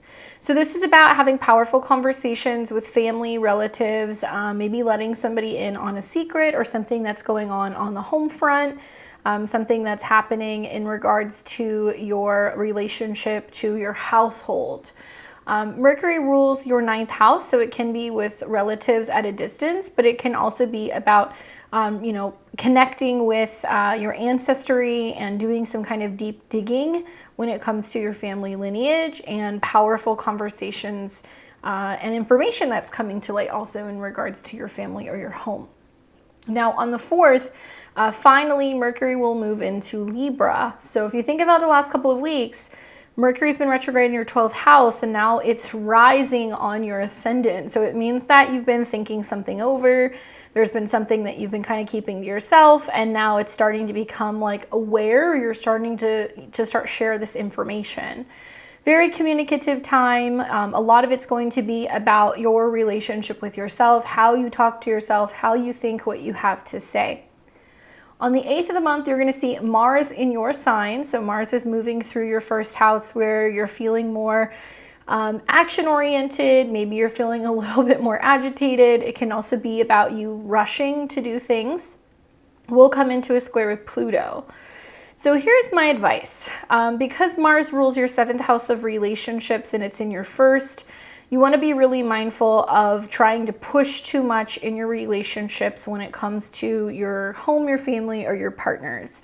Because this point seems to represent where you pushing for finding balance and your needs does create some disruption on the home front or potentially with a relative. You, like all of the cardinal signs, are getting hit pretty hard with the eclipses in particular this month. And then you throw Mars into the mix, and for you, it looks like Pluto is the focal point of some of these squares. Pluto's also getting ready to go direct. So what's about to be revealed is that there's about to be a big change for you, either emotionally or on the home front, maybe a big change with your family or in the way that you're kind of running things at home. So when this square sets up, it looks like there is some potential conflict revolving over how you and a partner navigate a situation at home. And yeah, you can be feeling a little intense with that square, so just take it easy. That same day, Venus is going to drop into Virgo, so you're going to feel that because that's your chart ruler. Venus rules your body. It also rules the 8th house of joint resources and change. Venus is not happy in this sign, so when she goes through Virgo, it is about health and sometimes healing things and dealing with stuff that you need to fix or that you need to kind of take care of. So wherever Venus goes, that's where you are. And Venus is going to be in the 12th house, which can represent hidden private spaces, things that are kind of, like behind the scenes. 12th house can be hospitals. It can be things revolving around, centers, temples, retreat centers, being out in nature, right, Virgo. And Venus will immediately start coming into an opposition with Saturn, and that opposition is going to take place on the 9th. Saturn represents home and family. It could be your mother. Saturn is in the 6th house, which can represent daily routine and health and obligations. On one hand, Venus going through the 12th house can be great for spiritual healing, can be great for traveling and retreats. On the other hand, Venus in the 12th house in the sign of Virgo can show where there are some issues that you're having with a coworker. It can also show where there's some potential health-related issues, emotional or mental health-related issues that are coming up that's inhibiting you from being able to feel like you can take care of business, right? Saturn in the 6th. Saturn in the 6th is teaching you that sometimes you need help and you need assistance, whether it's with your health care, if it's with your daily routine, if it's like walking the dog, cleaning the house. So you might feel like any home or family obligations are just like not feasible for you on the 9th going into the 10th. This is also where you really want to take care of your health because the 12th house might represent needing some kind of rest or recuperation. Then you're going to see on the 11th, Mars is going to enter into the sign of Scorpio. So Mars is going to go through your 2nd house, money, possession, self-esteem, and resources. Mars rules relationships. Mars also has associations with spending. So Mars in the 2nd, you want to hide the credit card, you want to hide the debit cards, you want to be mindful that there can be a lot of spending on things, purchasing things, money going out. But also I think it can be bringing up themes revolving around being like entrepreneurial and developing new ways of being able to make money. One thing that you're going to notice, because Mars is the ruler of the 7th house, is that wherever Mars goes, it is reverberating some of these 7th house themes. So it means that you might be pushing for making more money, selling things, promoting things, but you may also be having conflicts and arguments about resources, money, spending, what you want versus what somebody else is wanting. Scorpio does not mesh well with Aries, so at some point throughout this aspect, down the road, you're going to start to see inconjunctions, which means you and a partner may not be on the same page about how you're spending money or what your possessions are. Then you're going to see on the 13th of the month, Mars will come into a trine with Saturn. So Mars is in your money house, it's trining Saturn, which means you're going to go, I'm willing to spend the money on a coach or on a therapist or on perhaps like a life coach, a fitness trainer. 2nd house is also like food, and it's what you ingest and what you put in your mouth. So it can represent cutting back on something that you're eating, letting go of a habit, something that you need to do. So it might mean that you're like, okay, I'm, not going to be eating as quickly, or I'm not eating as much, or I'm not spending as much money on food, because Saturn represents some kind of limitation. Saturn also represents the 4th house of home and business. So I could see you going, all right, I have to spend a little money to upgrade something at home, or upgrade my office space, or something pertaining to maintenance of the home. So landscaping, it can be something in regards to fixing something at the home. Scorpio also deals with like things revolving around plumbing and water related stuff. So you might have to kind of spring on having something fixed. That could definitely come up as well. Then we've got on the 14th a new moon solar eclipse in Libra. So this is the very first solar eclipse involving the south node that we've had in like a little over 18 years. You might want to look back on what happened about 18 and a half years ago as you were experiencing similar eclipses in your sign. When you have a solar eclipse, it's a new beginning. It represents a lot of action. The south node is about releasing and letting something go. For me, this is like shedding layers, shedding old skin, because the 1st house is the self. So a lot of Libras and Libra risings are going to be going through a bit of an identity crisis, a bit of feeling disassociated with your body, having to release something and let something go because something new is emerging. The positive is, if you're wanting to focus on physical changes, if you're wanting to change your hairstyle, if you want to lose weight, gain muscle, change your style, if you're wanting to change, something about the relationship with yourself, there is a ton of support in this particular eclipse for you because it's in your sign. It's going to be also conjunct Mercury, which means there is a need for you to listen to your intuition, your mental health, your spiritual advisors. Meditation, rest, and recuperation is going to give you some insight in terms of what is actually wrapping up and completing for you. Now, the challenge here is that it is the south node. So it can represent a loss of energy, a loss of momentum. You want to really take care of your health, having an eclipse involving the south node in your first house and Saturn retrograde in your sixth. You and Taurus are the signs that are having some issues with your health this month. The ruler of the eclipse is Venus, which happens to also rule your sign, and it'll rule the second eclipse as well. In both of these situations, Venus is going to be in the 12th. So 12th house is like you need some space, you need to rest and recuperate, you need to go on a vacation, you need more sleep. Maybe you're feeling like there is some sense of having to let certain things go. And Venus in Virgo can be a woman. It can be a relationship with someone you work with. It can be the ending of a relationship for you as well, because Venus is opposing Saturn. So there can be some stuff coming up with like female relationships in your family, or with partners in general. That can be a theme also. But to me, it looks like you need some private place to hide away to kind of heal throughout this particular transit. And the eclipse is going to be, you know, having you really focus on some of your spiritual routines to kind of cope with some of these changes. But you're dealing with the changes behind the scenes very privately. Then you're going to have on the 19th a Sun-Mercury cazimi in your sign. So the truth is like, this is a part of a bigger storyline for you, Libra. There's been something going on the last 3 weeks where you've been back and forth with wanting to make a decision, or back and forth with, you know, whether or not you tell somebody how you're feeling about something, or whether or not you come out with some kind of situation where you're finally ready to talk about it. And when the Sun and Mercury conjunct on your ascendant, it's like the things that you've been thinking about or that you've been feeling. Maybe you have an epiphany, maybe you have a confirmation of a dream or an intuition or a feeling that you've had. Maybe that's when you're ready to make some kind of special announcement, or you're ready to talk to somebody about what you think. We had a similar cazimi last year. It also happened at 0 degrees of Libra. So this won't be at 0 degrees, but it's still going to be in the same place. So you might want to be thinking about what was coming up for you last year and like what you were ready to let go of and what was changing. There can also be just being really tapped into the universe and like really psychic when it's happening in your sign. Then on the 20th of the month, Mercury in Libra will square Pluto. So it's like you have that awareness, and then the square to Pluto basically means that you're communicating and expressing something either with somebody in the family or something in regards to a roommate about being like, hey, this is the end of the line. Like this is not working in regards to my emotions or this living situation.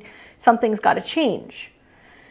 Then we're going to see on the 21st, the Sun in Libra will come into a square with Pluto. So you're going to see like early before Mars moves, Mars squares Pluto, Mercury squares Pluto, Sun squares Pluto. This is all about Libras initiating some kind of closing phase in regards to their emotions, their home, their family, or the past. You're wrapping something up. You're like, okay, this is done. When the Sun squares Pluto, you're likely to be finding yourself in a situation where there's a bit of a power struggle between you and somebody at home, or in regards to a family situation, especially in regards to control over a home or a living environment. You want to watch for having issues with like landlords or parents or like men in the home, because that can be coming up. Then we're going to have on the 21st, also Venus in Virgo will trine Jupiter in Taurus. So Venus in the 12th house, which can represent in one way wrapping up, releasing, letting go of relationships, relationship karma. The trine to Jupiter can represent like an ending which actually leads to a beginning. There's some difficult stuff that can come up this month, Libra. I don't know if the eclipse in Taurus is going to bring an inheritance. It can, unfortunately, knock on wood, it can bring an ending in the family, both because we're going to see squares to Pluto, eclipses in the 8th, and trines to the 8th. It can bring a challenging, situation that comes to a head at home, and you might have to look at the situation and go, okay, I have to let this go. If I let this go, then I have more to gain. The 8th house is other people's resources. So when Venus trines Jupiter, it might mean that you might realize that through moving, even though it brings some kind of like extra added expense or some kind of anxiety or some kind of fear, or maybe there's a conversation you have to have about this, confronting it is actually going to be in your benefit. It can set you free with the trines to Jupiter. Jupiter can also be about honesty and being transparent in the 8th house. Then we're going to see Mercury enter Scorpio. So Mercury is going to go into your 2nd house of money and resources. So Mars and Mercury are in your 2nd house. You're really focusing on what you have, taking stock in what you have, focusing on your resources. It can be really strong for like business with that as well. On the 22nd, Mercury is going to come into a trine with Saturn and Pisces. So Mercury in the 2nd is talking about money, resources, spending, business. Trine Saturn, like getting things situated when it comes to setting up a schedule or a routine, a work routine, a diet routine, a physical routine, especially when it comes to like setting up schedules and investing in you, investing in your health. And then on the 23rd, the sun joins the bunch in Scorpio. So you have the sun in your 2nd house shining a light on money, resources, finances, and possessions. That sun on the 24th will also come into a trine with Saturn. So it's basically saying like you're investing or paying and putting into some kind of order. Like I'm wondering, like, are you guys having to spend money on healthcare? Are you having to spend money on a pet? Are you spending money into redecorating a workspace? Are you having to pay to rent an office? Are you needing to pay somebody to come in and clean your house, to organize your space, to move something? You could be hiring movers with this as well because Saturn rules your 4th. Okay, so then we've got on the 28th of the month, this is going to be the lunar eclipse in Taurus. So this is the 2nd eclipse. It's going to be in your 8th house. It deals with other people's money, joint resources, taxes, inheritances. So there's been almost 2 years of eclipses in your 8th house. The North Node has been there, so it's been about where you have gained through other people. So some of you guys have gotten insurance payouts, some of you guys have gotten settlements, alimony, child support. Some of you guys have grown some of your investments. You've made money with a partner. Some of you guys have won the lottery. I've heard some crazy stuff. But there's been lots of gains coming from what you're building or having access to with another person. So this is a completion eclipse of the eclipses that have been going on since the November 2021 period. The 8th house full moon can bring some highlighted completion to these themes. The 8th house is also about psychological triggers relating to endings and death, and it can also bring shifts in regards to like some kind of like karmic entanglement between you and another person. So it'll be conjunct Jupiter, which is pretty sweet. It means that there can be some kind of like completion in regards to, okay, you know, we've been putting out a blog or a YouTube channel or launching a product and like now it's doing well, it's selling, like there's something that's actually really picking up momentum. So it can be like a really nice payout or finally reaching a financial goal. Jupiter rules your 3rd house, so it is gadgets, cars, traveling, and movement. So it can also represent needing to make a significant purchase, which might involve talking this over with a partner. It might involve getting a loan. Anyway, watch for interests revolving around other people's money because it might benefit you. So you might have a partner that gets something and you might get something in return. Somebody might have some kind of growth in their finances and they may be generous with you.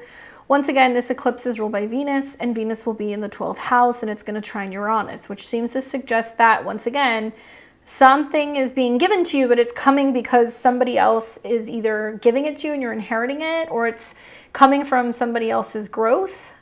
And we're seeing these trines happening in water houses, so they can be highly emotional when it comes to the exchange of these things. This same day, Mars in your 2nd house of Scorpio is going to be coming into an opposition with Jupiter in Taurus. So this is about fighting for something. Mars represents what belongs to you and your possessions and your resources and your money. It might be about a feisty conversation because Jupiter rules conversations and going back and forth with another person about what belongs to you, what's owed to you, what somebody has to give you. Jupiter can represent a sibling because it's the 3rd house. It can also be negotiating a contract and trying to strike a deal. It can also represent kind of having a bit of a conflict with a relationship or a partner or a client revolving around finances because it's happening in the financial houses. Now, this very same day, you're going to also see Mercury in Scorpio come into an opposition with Jupiter. So there's going to be some dispute potentially over like a document or like having an unexpected conversation that potentially kind of catches you by surprise. Maybe it represents something revolving around, your belief system, travel, legality, because of Mercury's connection to your ninth. The other thing that I would look for is that it can be about, it's about going back and I think looking at either a conversation or a document. So you're going to be citing something or some kind of information or data. This is also a time that you want to really have all of your documents in your car, any passports or any IDs or anything that you need, because there can be some stuff that can be coming up about needing to show these documents, especially while you're either traveling or pertaining to vehicles. All right, so then on the 29th, we're going to see Mercury and Mars come into conjunction. So Mercury is about hidden subconscious things. This can be, legal things, or this can be things revolving around, being guided by someone. It's almost like somebody gives you some kind of advice that's like, fight for what's yours or what's owed to you, or like don't give up, or like, stand your ground. And you may have to go toe-to-toe with an insurance company. You might have to have a serious conversation with a family member about an inheritance. You might have to really stand your ground when it comes to making sure you get paid. Something like that can definitely come up. And because Mars is the ruler of your house of relationships and it's in the second house, there can also be a back and forth about what is yours and what is someone else's. And that could be part of the challenge here. It's interesting to see this entire month that for the most part, Venus is going to, be in your 12th house, which means for me, being a Libra rising, it just makes you feel like you're like, I don't want to be here. You just kind of like you're just like evasive. It's just like, okay, leave me alone. So you might feel like there's some stuff going on where you're really just trying to seek peace. And I would say with Venus in the 12th house, an office space, a spa, a health club, somewhere in nature, something like that can be really helpful for you if you're feeling like you need a little bit of like time to yourself. Okay. And especially around the time of that eclipse, because it's not just going to be on the 14th. You're already feeling it by the time you're watching this video, because it sets up about a month in advance. And just after the eclipses, when all these planets go through your first house and they square your fourth, it's about laying down the law with some really significant change with your home and your family. And it looks like it's something that you're initiating. All right, so let's take a look. Let's see what the cards say for you. Oh, I'm not surprised by this. So you get 10 of Swords. For me, this is kind of like, as much as I hate to say this, finally putting some things to rest, finally putting some painful situations behind you, finally, resting,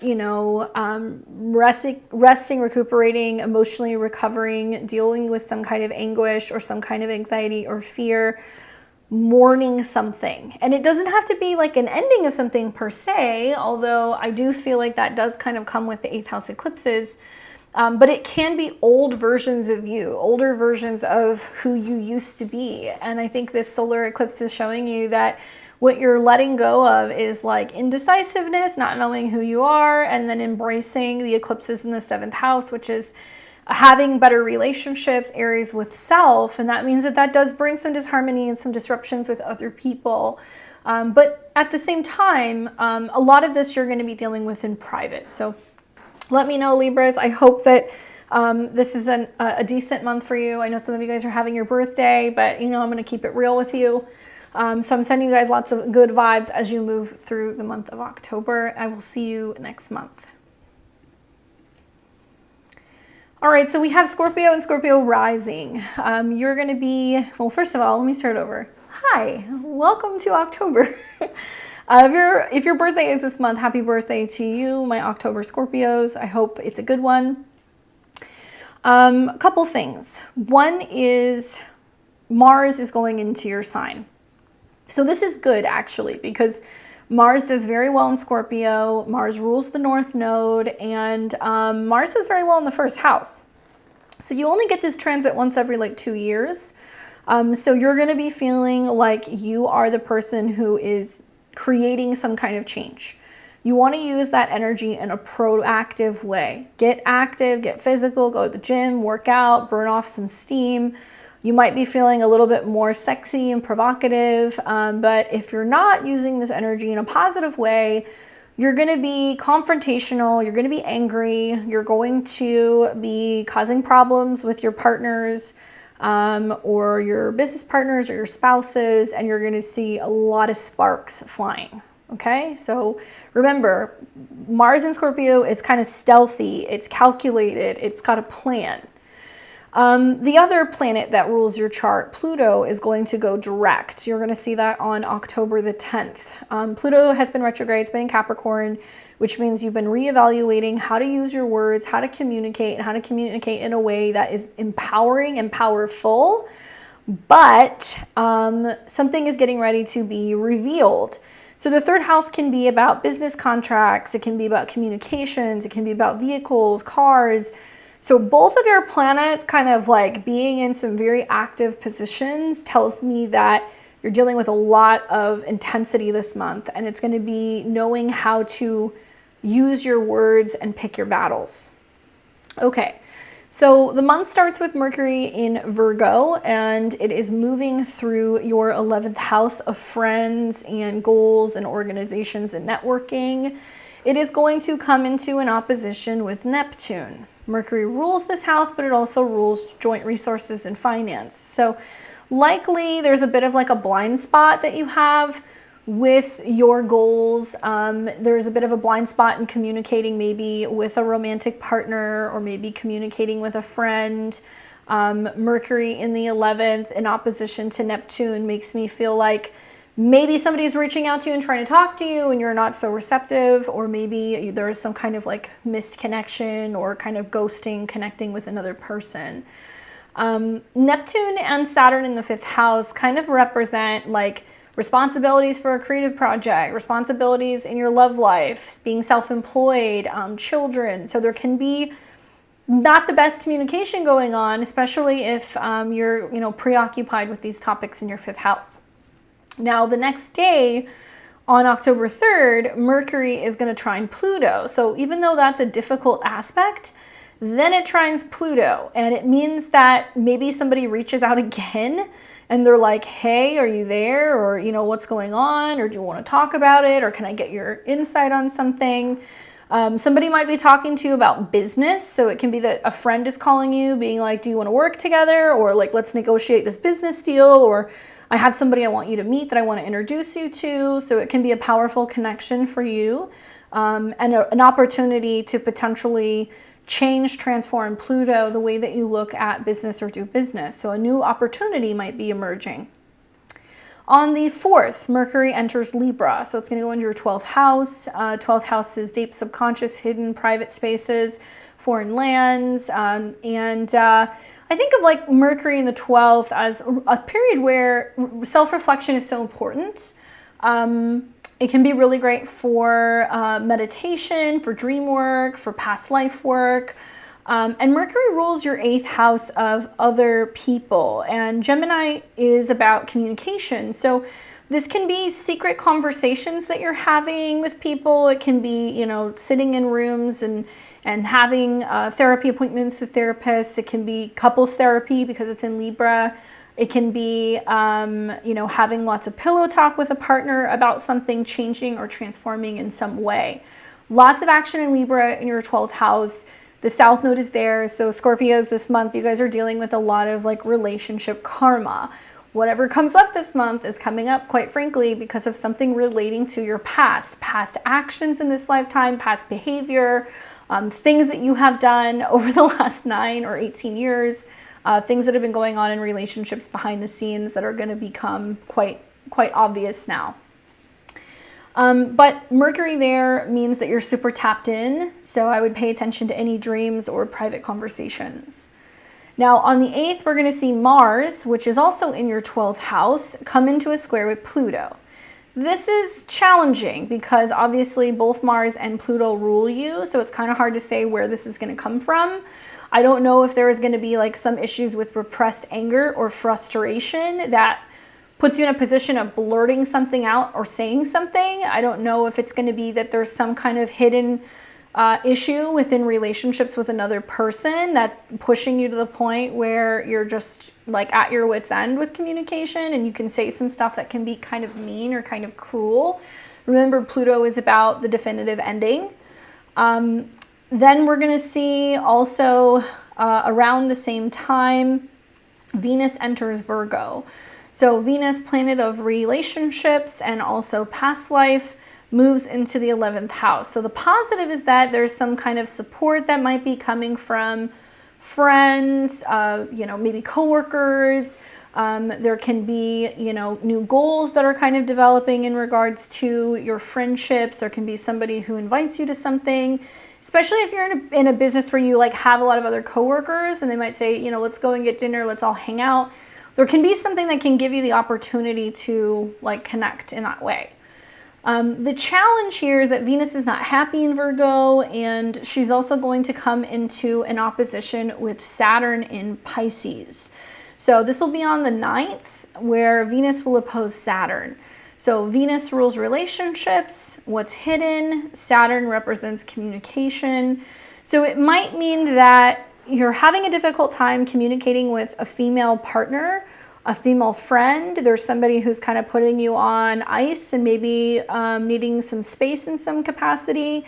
Saturn in the 5th house means it might hurt you. It might affect you that somebody's not communicating with you and talking to you about how they feel.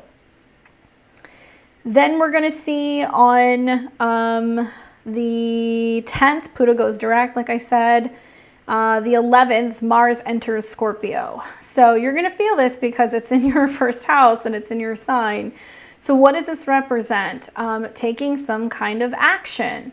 Mars also rules your 6th house of health, fitness, daily routine, work. Believe it or not, like all this focus on the 12th and the 6th house, quite frankly, is like you need more time to rest and recuperate right now.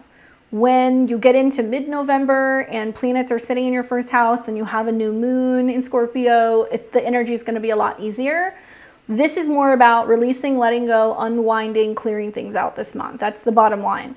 And with Mars being the 6th house ruler, the last month, there's been a lot of like clearing out, a lot of intensity or frustration in regards to relationships and things from the past or a current relationship. Once Mars goes into your sign, then it's going to be about, okay, how can I fix this? What can I do? What actions can I take? What am I working on? What am I getting done? What am I completing?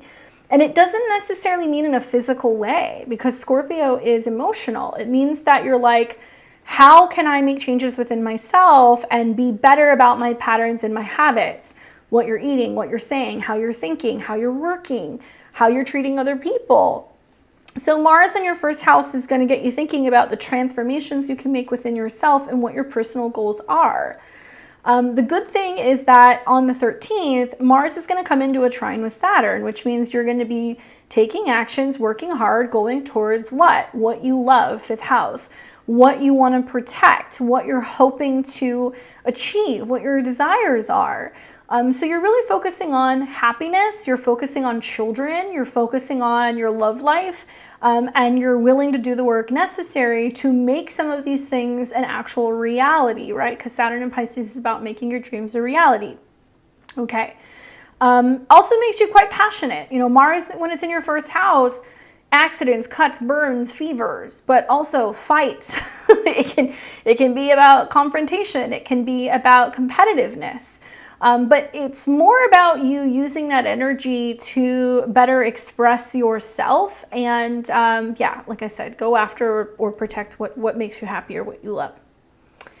All right, so then we're going to see on the 14th of October a new moon solar eclipse in Libra, and that's going to be taking place in your 12th house, which is your private life. It's what's hidden. It's what's subconscious. So here's the deal. By this point in time, you've already seen all the other stuff that's going on in your 12th house, whether it's finally letting go of an old relationship habit or problem, if it's some relationship situation blowing up and surprising you, if it is about you realizing that you have to kind of, clear something out of your subconscious, whatever it is, it's starting to come to a head mid-month. Solar eclipses are new beginnings. South Node is what we release. So through what you release, karmically, subconsciously, privately, there is an opportunity for a new beginning. And Libra is ruled by Venus, and Venus is going to be in your 11th house. So it means that maybe it's like your goals revolving around relationships are changing. Obviously with Venus in the 5th house, which can be the lovers of other people, and also, planets in the 12th. I mean, there can be some issues with relationship deception. There can be some issues with having some falling outs with female friends. That can come up here as well. Mercury is going to be close by during the time of this particular eclipse, and just after the solar eclipse in Libra on the 20th, you're going to see a cazimi. Oh, excuse me, I take that back. On the 19th, okay? So a couple days later, on the 19th, you're going to see the Sun-Mercury conjunction in your 12th house. Mercury is about other people and their resources, how they communicate, their money. Libra is partners, 12th house is private, the conjunction to the Sun.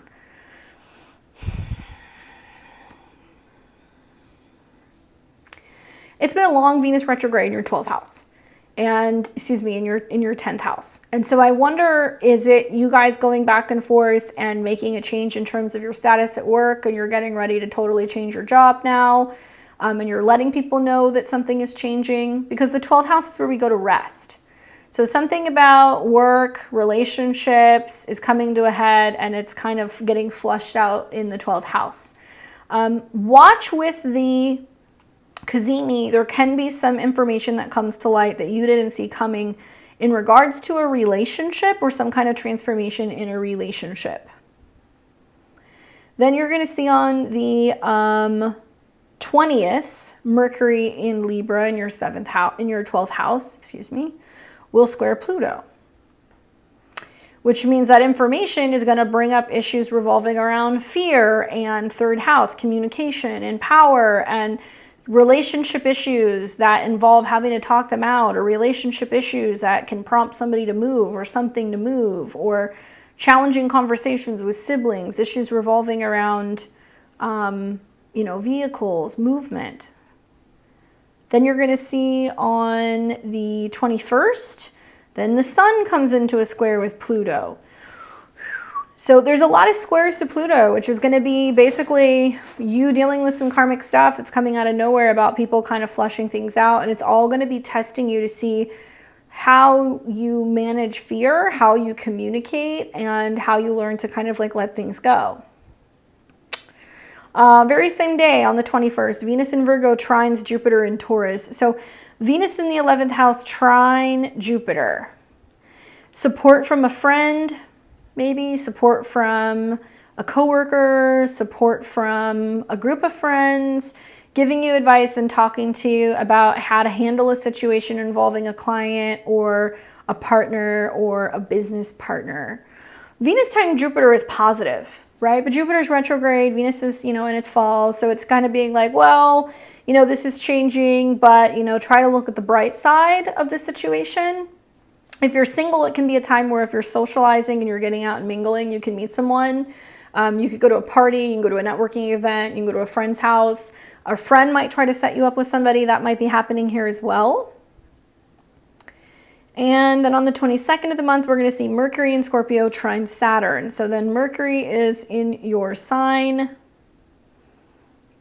and it's going to come into a trine with Saturn in the 5th.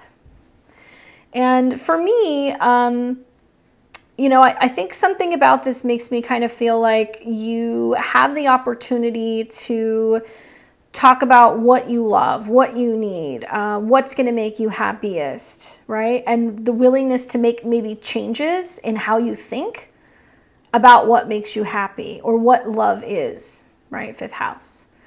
That's about being honest with yourself. That's about being in touch with your needs. That's about being really direct and very clear with a romantic partner, a child, a younger person. When Mercury is in your sign, it's much more about what thoughts are coming to you and like what's coming to you the most quick. And obviously Mercury represents like some kind of change. And then you're going to see on the 28th, full moon lunar eclipse in Taurus. My Scorpios. Especially if you are, or if you have a sun, moon, and rising, any planets around 4, 5, 6 degrees, this can represent a really big energy between you and another person. Essentially, you've had 2 years almost of having eclipses in Taurus and Scorpio. The South Node has been going through your sign, so you've been letting go of old versions of yourself. The North Node has been going through your 7th house, where you've been embracing change in relationships, bringing people in, connecting, socializing. Some of you guys have met somebody during this cycle. Some of you guys have, gotten married, gotten engaged, moved in together. Some of you guys are still waiting to do those things. So obviously a lunar eclipse in the 7th house can be a big definitive time in a relationship. This particular transit can be like the grand finale because it's involving Jupiter. So it's going to be so close to Jupiter, and Jupiter is about the 5th house of children and also happiness and true love. It also has associations with money. So it means that you're going to be making big decisions about where you stand in relationships, what you value in relationships, what you want in relationships. Eclipses in the 7th house don't really have anything to do with you generally. They have to do with other people. But I think that because we're going to see so many planets in Scorpio in opposition, that the big changes going on for other people do impact you very much so. And it's going to kind of get you thinking about what you're willing to work for or what you're willing to kind of let go. Relationships that have been having problems, Scorpio, this can be like a time where certain relationships are getting eclipsed out of your life. And it's hard to say who will be initiating it because the eclipse is in the 7th house, so it could be the other person, but it's all starting to come into opposition with planets in your 1st house, which means if you are tapping into that Sun, Mercury, Mars in the 1st house, I need aggressively, being angry, being reactionary, you can prompt some reactions from other people that can have them going like, this is enough for me, I'm good. But oppositions can be, they're relational. So it can also bring somebody in. So if you're single, an eclipse or somewhere around an eclipse within a couple of weeks, you might meet somebody very significant that can kind of come into your life. But the aspect with Jupiter is interesting because it can represent true love, meeting somebody you're supposed to meet, realizing what somebody means to you, big changes in regards to a relationship involving children or happiness or finances. Now that ruler is going to be in your 11th still. So it's about goals revolving around the relationship together. Then you're going to see the very same day, Mars in your sign, in your 1st house, will oppose Jupiter, which means you are heated. You are taking some kind of action and perhaps not really seeing eye to eye with a client, with a mentor, with a business partner, with a spouse in regards to a financial situation, and you can be getting kind of prickly, and there can be some pushback, some push and pull about ownership over something because Jupiter represents what you possess. And then you've got Mercury in Scorpio oppose Jupiter as well. So it's like, and you're talking to somebody about, what you've put into it and what you get out of it. And there's some back and forth about an exchange there. There can be a lot of haggling. There can also be a lot of back and forth about trying to get somebody's attention as well. And then what you're going to see on the 29th is that Mercury and Mars. So you are Mars. Mercury represents joint resources. Mars can also indicate some kind of action. Will conjunct and oppose Jupiter.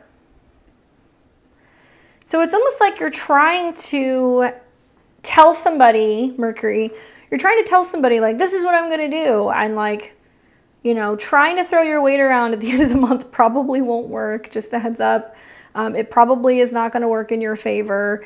What you're here to be really focusing on is what you can control, what is best for you, what you need, what actions you are taking. Remember the North Node, right? And Mars is focus on your goals, stay the path, stay productive, focus on health, with Jupiter and Uranus in your 7th house, whether it's clients or romantic partners or, you know, spouses, you're not really going to be able to tell them what to do, because when planets start to oppose Jupiter, they're going to be like, yeah, that's not the right thing to do. They're going to talk to you a lot about morals and ethics. This can also be a lawyer, or this can be a counselor. And then you're also going into next month going to start seeing planets oppose Uranus and some other fun stuff. So the key here is be about your own actions, and try to be an actor, not a reactor. Try not to be reacting to other people, and be focusing on what you can get done for yourself. Okay? It's going to be an interesting month. Let's take a look. Let's see what the cards have to say for you.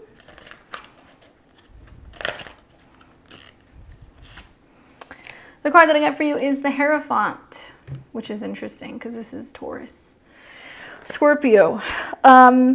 You know, the Hierophant talks about tradition, commitment. It talks about the status that you have in the world. This is also about professionals. So I think about like Jupiter in your 7th, and is this a month where you're needing to seek a professional? Do you need to find somebody to help you sell a product? Do you need to find somebody to help you with a legal matter? Do you need to find somebody who can be a doctor for a health situation, right?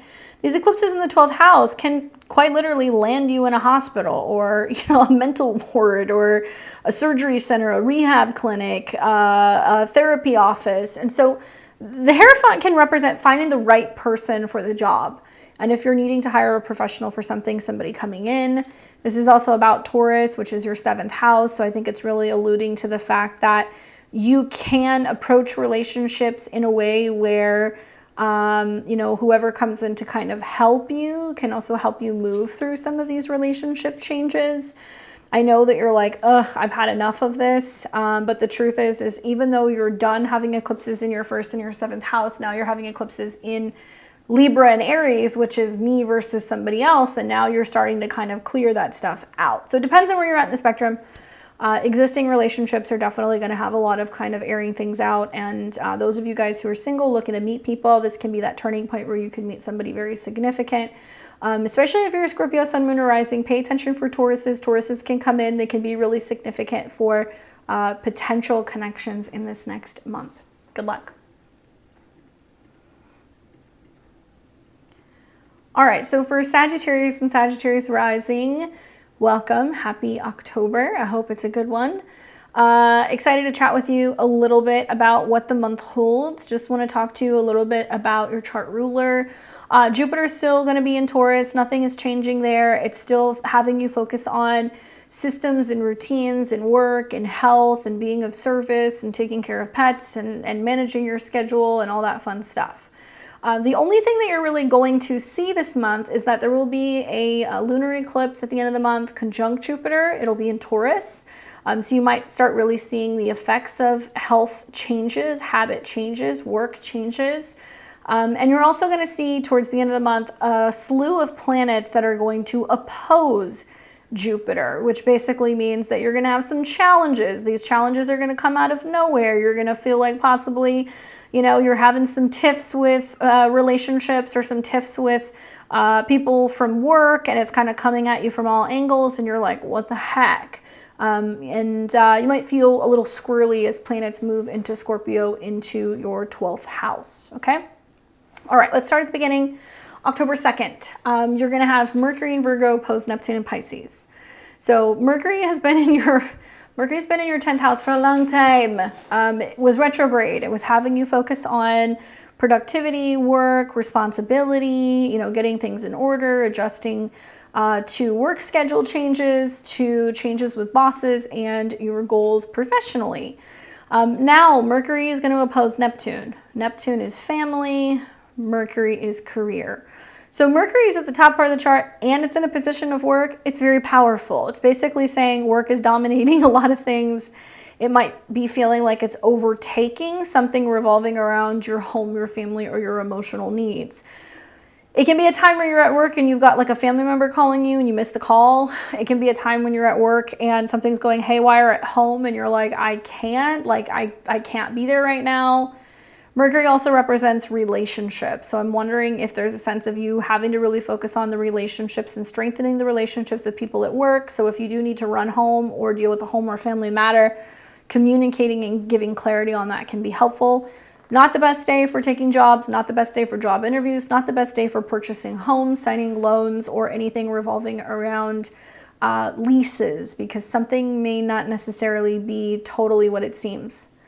Now, the next day on October 3rd, Mercury will then trine Pluto in Capricorn. So we're going to have Mercury here, trine Pluto here, which means wherever there was some kind of haziness or, misunderstanding or, not having clarity, suddenly you get clear about what you possess, what you want, what you need, what you own, and also very powerful trine for getting a solid idea of budgeting, spending, or inventory maybe at work. That could be coming up here also. Okay, so then on the 4th, Mercury enters Libra. It's going to go into your 11th house of friends, goals, and associations. Quite a social month ahead, especially the first half of the month. This might be a time where you're focusing on the relationship with your friends, hanging out with a partner and your friends. Because Mercury rules your 7th house of committed relationships, you might be introducing a romantic partner to friends. You might go out to a party or a get-together or a gathering or a barbecue, and you might meet someone as well. So definitely socialize with this transit. Libra sextiles your ascendant, so it's definitely going to help you kind of broaden your horizons with that transit. On the 8th of the month, Mars in Libra squares Pluto in Capricorn. So you're going to have Mars in your 11th house of home and friends and goals. And Mars is going to square Pluto. So it's almost like this reminds me of like a scene where like you go out to eat with all of your friends and everybody is ordering food and drinks and all of this stuff. And then the bill comes and like nobody wants to like split the bill or know how to split the bill. And there can be some like tiffs over like who's ordered what and who's paid for what. Because Pluto is in the 2nd house of possessions and it is about power revolving around resources, and Mars will square that. It means there can be some kind of tiff over what you pay for, what they pay for, what you owe, what you have to kind of put in. So watch for some of those tips. For all we know, it could be that you go out to eat and your friend's like, I'm paying for it. Like, give me the bill. It doesn't have to be like drama. But there can be some issues over some resource stuff, especially with borrowing and lending. Okay. Very same day, Venus in Virgo. So Venus moves into the 10th house. I like this because it's about recognition, reputation, really focusing on relationships that you have with people at work, professionally, clients. It is generally a pretty positive omen when it comes to your professional life. So it can be quite busy and quite productive there. The problem is that Venus is not thrilled about being in Virgo. The problem is that Venus will oppose Saturn. So while you're getting all of this recognition and you're getting things done and you're out there and you're being seen, I don't think anybody really realizes like the cost that comes with and what that costs you in order to have that like success, and that it's coming at the cost of relationship to home, to family, to not feeling like you're getting things done, to there's something that's kind of like feeling like it's being kind of kept from you. And Saturn represents your pleasures, right? 2nd house. It can also represent your possessions. So you're like, I'm doing this to be able to afford what I have, and I'm not at home to enjoy it. That can be what's coming up for you. All right. So then you're going to have on the 11th of the month, Mars is going to enter Scorpio. So we're going to start seeing planets dipping into your 12th house Sag. So what this means is this is the 12th house subconscious, where things go to filter out. You're clearing out karma. You're dealing with the past, stuff in your dreams, stuff behind the scenes. Mars in the 12th house sometimes can bring nightmares, especially in Scorpio. It can also bring themes revolving around frustration, anger, aggression that's been suppressed. Now, Mars rules your 5th house, which is about passion and creativity and having fun, and also dating. So Mars in the 12th house in Scorpio can be a very sexy time, especially if you are single and trying to meet somebody. It can bring a lot of opportunities for connections, but it can also be a time where you're moving through some kind of fears that stem from your childhood, or you're doing some kind of like maybe shamanic work, about healing the inner child, or letting go of fears or pains in the heart space. Now, Mars is going to move through here, and it's going to start coming into a trine with Saturn in Pisces, and this is going to be on the 13th. Now, here's my thought on this. Saturn in the 4th house is having you reevaluate home, roots, past, and family. Mars in the 12th house, which wants to kind of dig deep, penetrate, and sever something. Ooh, there is a lot of room here for healing something in regards to the home base, healing something in regards to your relationship with your mom, your lineage, your ancestors. You know, maybe it's about dealing with some difficult things, but I definitely feel like this can be helpful in finally clearing some of this stuff out. And I would really recommend, because Mars rules your 5th house, shamanic work, dance, percussion, drums. It may also be really helpful for you to be working with water, because we're going to see this as a water trine. So like saunas and massages and steam and soaking and swimming, that can all help in kind of flushing some of this stuff out. Hot water, you know, that you can sip on, or doing detoxes as well. But I also think that this could be like art therapy. Like that might be something else that can help you here, because it's Mars connection to your 5th. Okay.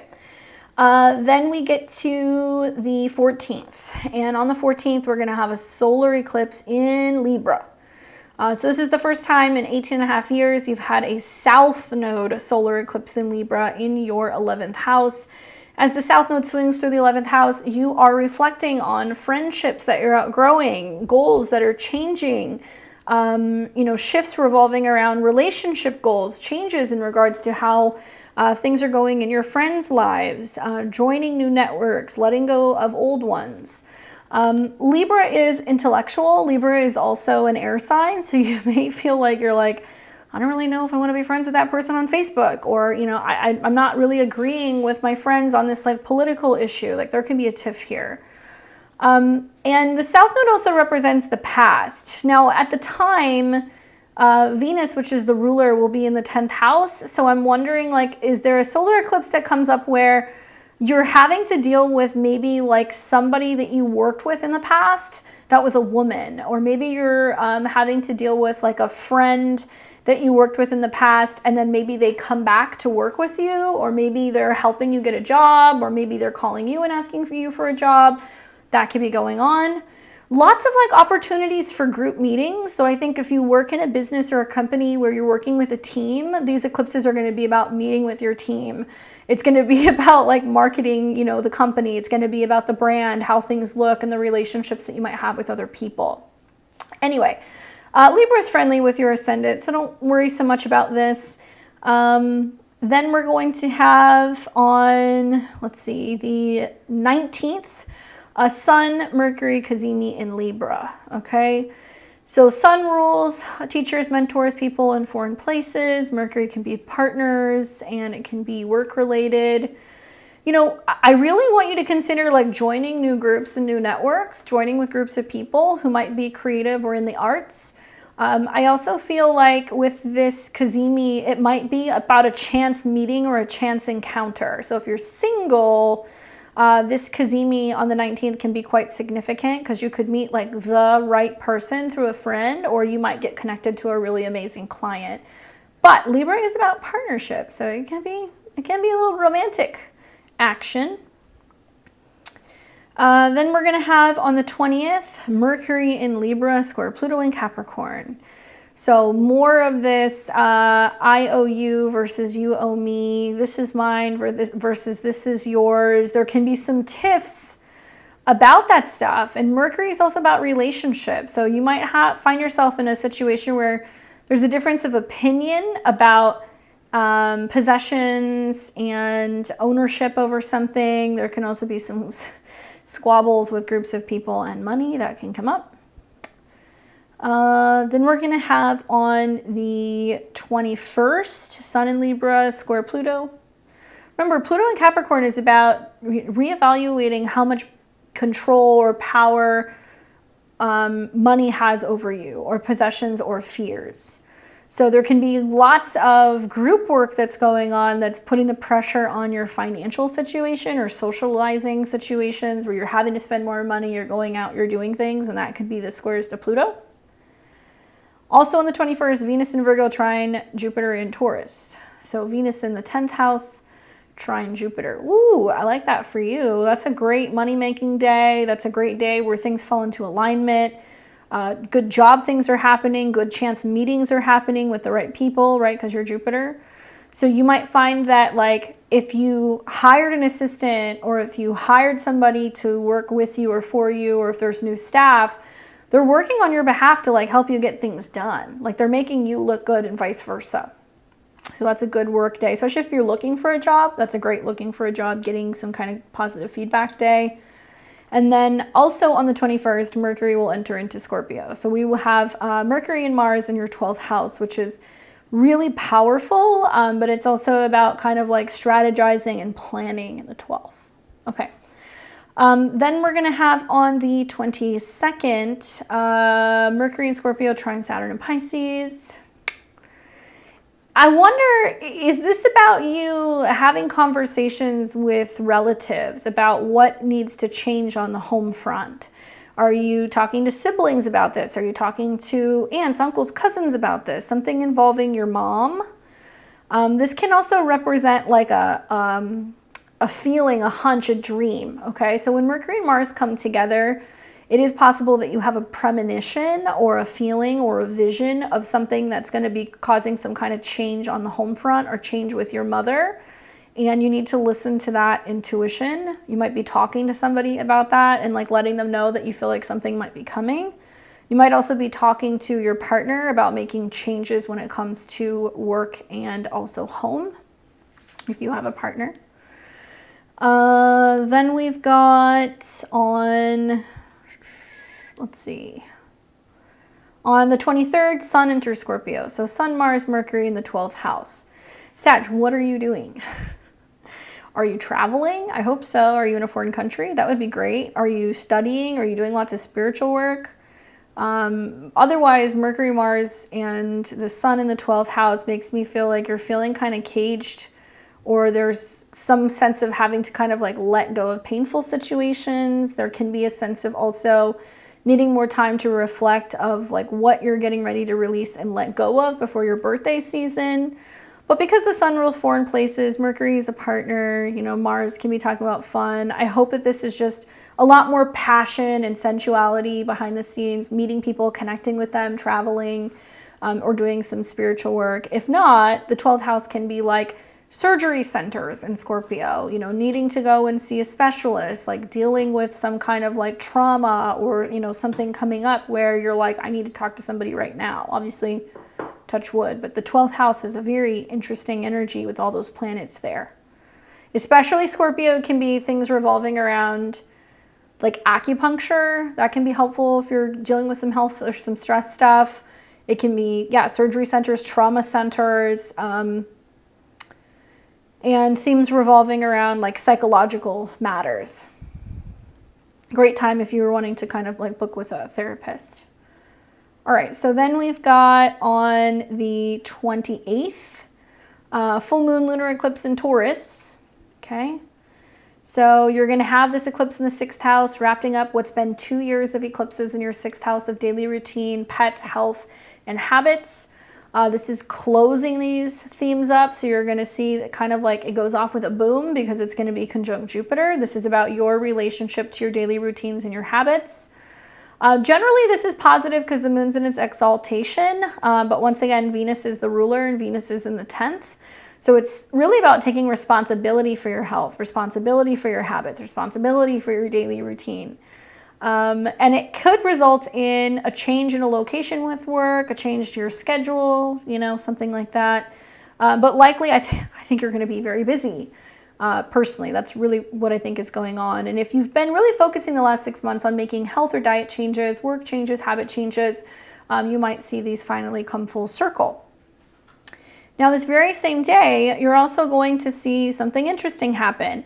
Both Mars in your 12th house and Mercury in your 12th house will oppose Jupiter. Mercury is relationships. It can also be relationships with clients, relationships with work. That opposition and an eclipse feels quite intense. So my advice, Sag, is take it easy around the time of this eclipse, the 27th, the 28th, the 29th. Because having Mars, which attacks, and Mercury, which is kind of like secretive, in opposition to Jupiter, makes me feel like there's going to be some news that's going to be dropped on you about a change either at work or maybe within relationships that kind of comes out of the blue that can feel quite overwhelming because it opposes your chart ruler. It might also mean that it's just like people are forgetting appointments, they're not showing up. It might mean that, you know, you're having some issues with employees and you're like, oh my God, this is so much more work for me. Like I'm running around, and you're overwhelmed. Then you're going to have on the 29th, Mercury in Scorpio will conjunct Mars. So they're going to be really close on the 28th, and then they will conjunct. And that tells me that it can be an ending of a relationship with someone you work with, an ending of a relationship with someone you're partnering with. There can be some unexpected events coming up revolving around communication with partners. It's really kind of, you know, it's hard to say. I mean, I think that a lot of this is going to be about truth. You know, Mercury, I have Mercury in Scorpio. It's about telling the truth and being like, if something's not working, it's not working. And you might realize that what's not working is your schedule, your routine, the way that you're kind of driving yourself. You might be overworking. You might be pushing yourself too far. So the 12th house can be rest and recuperation, and you might just kind of get some feedback from somebody that's just like, take a breath, take some time, you know, go and just rest and recuperate. So I'm hoping that that's the case. You'll have to let me know. Let's take a look. Let's see what the cards have to say for you, Sag, for the month ahead.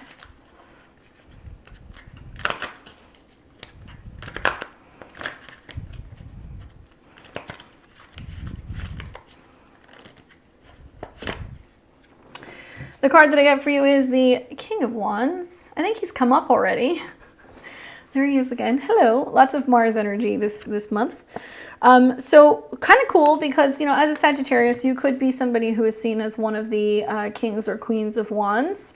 But Leos, Aries, or other Sagittarius can also pop in as well. For me, this is a lot of mastering what you create, mastering something about your professional life, about having fun, about showing off, about your pleasure, your pastime. You know, I think about the beginning of the month with Mars and all these planets in your 11th house, and I feel like it's about having a good time, entertaining, being around other people. And like, I would do as much of that as physically possible before you start getting into the later part of the month.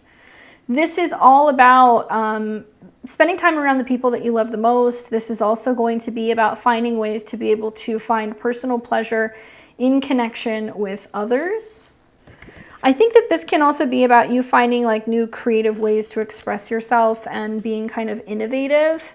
You know, having Venus in your 10th house with these eclipses is really great because it can mean that because you're becoming more into aesthetics and design and how things look and trying to get creative with what you're doing work-wise, it gives you the opportunity to show another facet of yourself, you know, out in the world professionally, right? Anyway, passion, charisma, really being tapped into what your drive is. That's going to be the theme this month. And I think really it's going to be a lot of socializing the first half of the month, okay? I'll see you here next month in November, and I hope it goes well for you, Sag. All right, so we got Capricorn and Capricorn rising. What's going on, guys? Welcome to October of 2023. A little bit about the month ahead. Outside of like an opposition between Venus and Saturn, we're not really going to be seeing too much going on with your chart ruler this month. Okay, so that's pretty much it. So the month's going to start off first with Mercury in Virgo, and Mercury will be in your 9th house, which can have you booking flights, traveling, going to school, talking to a teacher or a mentor, you know, studying something, just kind of being on the move in that sense. And it will come into an opposition with Neptune and Pisces. All right, so oof. Passports go missing, emails go missing. There can be some unexpected scheduling delays and issues in regards to legal matters and lawsuits or things like that, things that can require some assistance or some dates that can get pushed back. Not the best day to be trying to send important messages or international mail, or to be trying to phone home if somebody's in another country. There's going to be lots of room for miscommunications and misunderstandings because Neptune can definitely dissolve things. So just not the best day for connecting. Now the next day, on the 3rd, when Mercury in Virgo trines Pluto, much better. See, then you're going to have Mercury in this house and it's going to trine Pluto in your 1st. So maybe you get some news and you have to sit with it and think about it. And then on the 3rd, you're like, okay, I've made my decision. Especially if you're applying for a program, trying to talk to a lawyer, trying to get a visa or a passport. It does look like some good news is going to come, which is going to help you kind of be more optimistic about some significant change on the horizon. Then on the 4th, Mercury enters Libra. It's going to be entering into your work zone, where you're going to see a number of other planets the first half of the month. This is bringing themes revolving around communicating, advertising, talking to other people, schmoozing, focusing on your relationships professionally. On the 8th, you're going to see Mars in your 10th house come into a square with Pluto in your sign. And I'll just preface this by saying this. A number of planets in your career zone are going to challenge Pluto in your sign, which basically means when it comes to a relationship with a client, a relationship with a business partner, maybe a professional relationship, maybe it's about a relationship, somebody who you're committed to, it's challenging you because you're going to see several squares to Pluto in your sign. So 10th house does represent like a superior energy. So you're going to feel like other people have more say or have more control over something than maybe you would like. And you're realizing that there are some things that you can't change, and you're going to look at it and go, I'm not going to fight the inevitable. So it doesn't matter if it's a cop, a jury, a judge, a partner. Like there's a lot of having to kind of bite your tongue with these squares. Okay. So you're going to see that Mars will square Pluto, which means there's some kind of maybe like challenge that's brewing very publicly, legally, or at work in regards to your power over a situation, either at home or emotionally, and it can bring some intensity. So just take a breath. Don't go toe to toe with somebody. The very same day, Venus enters Virgo, okay, and it opposes Saturn, which means I feel like this is about like a parent or a sister or like a mother figure, or just a woman like telling you that she needs something from you or trying to get a hold of you, or there being some kind of like standoff because you're Saturn. So you're going to be like, I'm not taking this call. I'm not answering this. Like, I'm not ready to talk yet. And you're denying somebody some sense of being able to, you know, kind of connect with you. It may also be a time, because opposites attract, that there is somebody from a foreign place who's wanting to talk to you, message you, or talk business with you. On the 9th, Venus in Virgo will oppose Saturn exactly. Okay, so that's when you have that opposition. On the 10th, Pluto will go direct, so the retrograde ends at 27 degrees in your sign. So if you are 26, 27, 28 degrees of Capricorn, Pluto waking up is going to be pretty significant because it's going to represent revealing some of the changes that you've been going through. Between now and the new year, Pluto is going to be going back into the sign of Aquarius. So it's going to trek through 27, 28, 29 degrees again. So you might feel like you're still going through that death and rebirth process currently. On the 11th, you're going to see Mars enter Scorpio. So Mars is going to go into your 11th house of friends, allies, goals, and other people. So it's a time where you're taking action to go and visit a friend, to party, to join a social club, to go out and have a good time. Mars also rules your 4th house. So it can be a time when you're going and visiting somebody at their home, or maybe you're deciding that you're going to go to a house party, or maybe you're moving in with a friend, or you're going and staying with a friend. But there's going to be a lot more socializing going on from here forward because it'll be here for about a month and a half. Then we have on the 13th, Mars trine Saturn. So this is interesting. This makes me feel like there are some definite plans going down in terms of communicating or talking about traveling, calling a friend, connecting with a friend, talking about your goals. So that looks good. And then on the 14th of the month, we're going to have a new moon solar eclipse in the sign of Libra. This will be in your natal 10th house. It'll be at 21 degrees. So if you have a Capricorn, 20, 21, 22 degrees, it's going to be really, really significant for you. You're really going to feel the squeeze. So basically, solar eclipses are action-oriented events, new opportunities, new beginnings. And this is the first time in almost 18 and a half years that you've had a South Node solar eclipse in Libra. Essentially, as the South Node goes through the 10th house, you're releasing something about your old identity. You're releasing something about your career, releasing something about your status. You're letting go of a significant partnership publicly, maybe. So it depends. It's going to be different for all of you. Some of you guys are retiring. Some of you guys are separating. But the new moon solar eclipse is planting a seed. So it's almost like you're setting the intention to be like, okay, this is getting ready to be done here. Like we're getting ready to kind of close this out. So I'm wondering what that is, quite honestly. Does it mean that you're getting ready to accept a new position? Does it mean that you're getting ready to quit something and do something different? You'll have to let me know. But it's definitely pretty big for those of you guys who are like, my work is stable, I'm steady, I'm good, to be setting intentions about how to continue to grow your position out in the world. Now, when this eclipse happens, we're going to see the very same kind of time period a couple days later. The sun in, oh, actually, let me go back. Give me 1 second. The solar eclipse in Libra, Venus is the ruler, and Venus is in the 9th. So it tells me that there can be like lawsuits pertaining to work. There can be legal matters coming up that have to be decided, by a judge. There can be a need to travel for work. There can be publishing opportunities, teaching opportunities that can be coming up from work as well. Okay.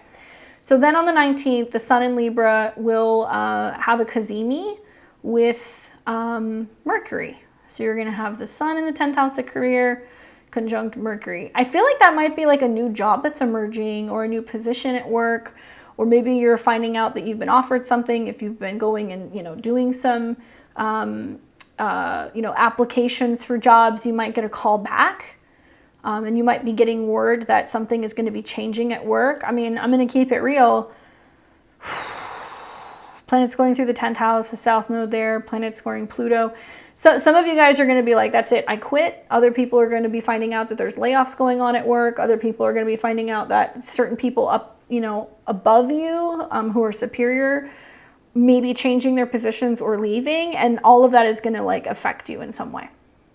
So you got to watch for that. What else? Okay, so then on the 20th, after the cazimi, Mercury squares Pluto. So it might mean that somebody's like, hey, something's changing at work. Like, are you going to cope with this okay? Are you okay with the changes that's going on with the staff? Are you okay with the scheduling changes? And really intense conversations revolving around how you're dealing with changes in the office or the professional realm. On the 21st, we're going to see then the sun in Libra square Pluto, which means then there's some kind of action being taken by bosses, leaders, something like that. And you're like, can I handle the changes at work once again? Because the sun is about transformation. If you don't work, by the way, this can be about you going, what do I feel like I can do to help the world? What can I feel responsible for? It can also be about significant changes with, partners. It can be about significant changes with a parent. Then you're going to see on the same day on the 21st, Venus in Virgo trine Jupiter in Taurus. So Venus in the 9th house trine Jupiter. So it's almost like,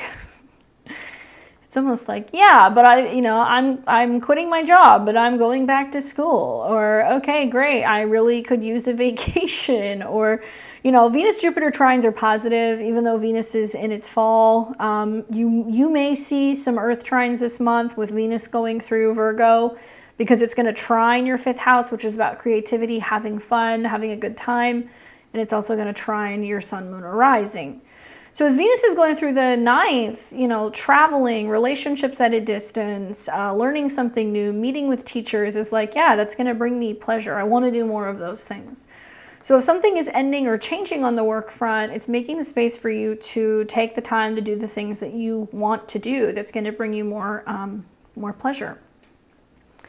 And then on the 21st, Mercury enters Scorpio. So you're going to have Mercury and Mars in your 11th house, talking to friends, being social, networking, connecting with other people, maybe trying to drum up business, Scorpio. And then the sun shows up. So my goodness, Mercury, Mars, and the sun in the 11th is about friends, connecting with people, socializing, talking to them about change, right? Intense conversations. All right, so then on the 24th, the sun trines Saturn. So you have the sun trine Saturn. So where some kind of friendship is showing up and it's like giving you some kind of support or talking you through something or texting you and giving you, you know, words of wisdom or traveling to visit you or vice versa, being able to kind of feel like you're being heard with Saturn being in your 3rd house. This can also be great times for presentations for groups of people, sharing something with people, something that you've been learning, or something on a blog, a website, or on a social media channel. And on the 28th, we're going to have a full moon lunar eclipse in the sign of Taurus. So this will be taking place in your 5th house. Taurus is a fellow sister sign. So if you have a Capricorn sun, moon, or rising, 4, 5, 6 degrees, it's going to benefit you the most. Essentially, this is the last eclipse in a series of eclipses that you've had for 2 years that have been in Scorpio and Taurus. The North Node is going through the 5th house, so it was trying to focus on creativity, fun, speculation, gambling, risks, children, your love life, and self-employment. I think the Jupiter-Uranus energy here is interesting. It's a lot of like falling very quickly into love, having a sudden, you know, breakthrough and a lucky streak with money, some stock suddenly paying off, unexpected changes with children. Really, the list goes on. But with Jupiter here involved in this eclipse, it can be an indication that there's good news coming for you when it comes to your risks and the investments that you've made. There can be a chance to fall in love. There can be a pregnancy. There can be a completion of a creative project, something very significant happening with a younger person or a child in your life. And the conjunction to Jupiter tells me, I think it's about having fun and being able to show off your hidden talents. So there may be some talent that you have. Jupiter also rules your 3rd house. I wonder, is it like something you're writing? Is it, you know, a video, you know, series that you're creating? Is it something more fantasy based? It really depends. But you might be having some success with something that you're putting online, basically. Look back at the other eclipses that we've had here in Taurus. This is the final one. So you're completing something about having fun, romance, and taking chances. Now, this very same day, you're going to see 2 other really interesting aspects happen. You're going to have Mercury and Mars. Okay, so Mercury and Mars in your friend zone. Mercury might be about traveling. Mars is going to be about socializing. And the opposition to Jupiter seems to kind of represent like exciting, unexpected things revolving around your relationships with friends. Could there be some unexpected changes to travel plans? Yes. Could there be some unexpected themes coming up where, you know, you're traveling, you're meeting with people, you're partying a little too hard? Yes, that could be happening here as well, especially with that eclipse still being around your 5th house. So it does make me feel like there is an opportunity to kind of cut loose, especially if some of you guys are coming off of periods where you know you're not going to be working for a while, or you quit, or you get let go. Some of you guys might be like, I need some time to decompress and process this. Like, I just need to have some fun, and then I'll figure out what my next steps are. So watch for that. And there can definitely be a lot of back and forth that you can be having with romantic partners or with friends with this opposition. And then on the 29th, Mercury and Mars conjunct in the 11th house. So Mars rules home and family, or a house of someone's, and Mercury can represent traveling. So I'm wondering, is somebody coming to stay with you? Are you going to stay with them? Are you seeing a friend you haven't seen in a while? Is there some new goal that's emerging for you about your home and living situation? Maybe.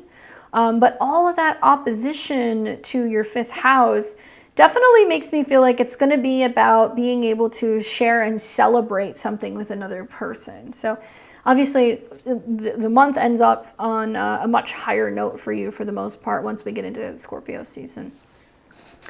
All right, let's take a look and see what the cards say for you, my Capricorns.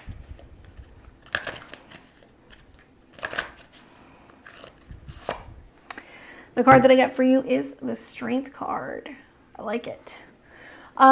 Strength, in a sense of, you know, realizing that it's not about physical strength, it's about emotional strength. The Strength card also has connections sometimes to Leo, change, transformation, and the Sun, which is involved in a solar eclipse and a South Node conjunction. Having the strength to let something go, having the strength to say, no more, not my problem, it's not my responsibility, I'm not carrying this with me anymore. I definitely feel like that's the vibe with planets that go through your 10th house, South Node conjunction, realizing how strong you are, overcoming some kind of adversity in some way.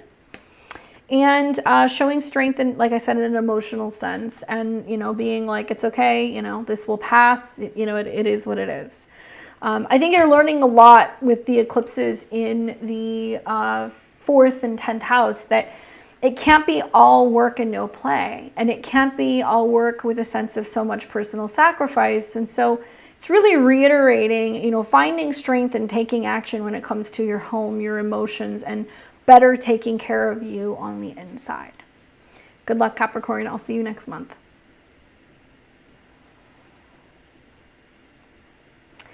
Welcome, Aquarius and Aquarius rising to October of 2023. I hope you're doing well. I'm excited to chat with you. A little bit about the month ahead.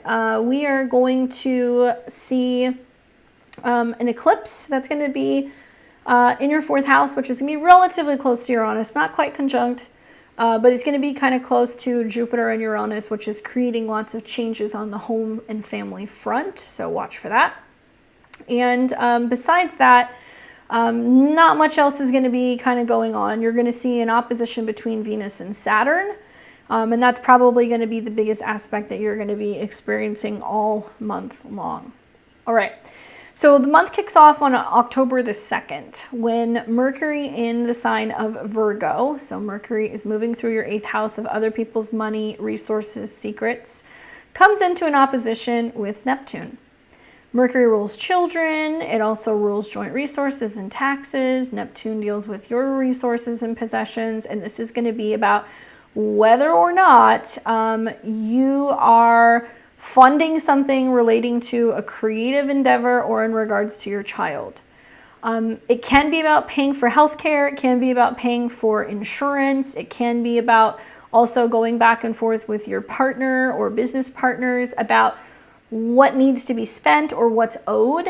The truth is Saturn's in your sign, so you're learning to be more cautious about your spending, more cautious about who you lend money to or what you're investing your time in. So when Venus goes into the 8th house and opposes like Saturn, for example, what you're going to find is that you're going to go, I can't cover this, I can't pay for this, like I need your assistance, or I need you to do something if you want me to invest in that.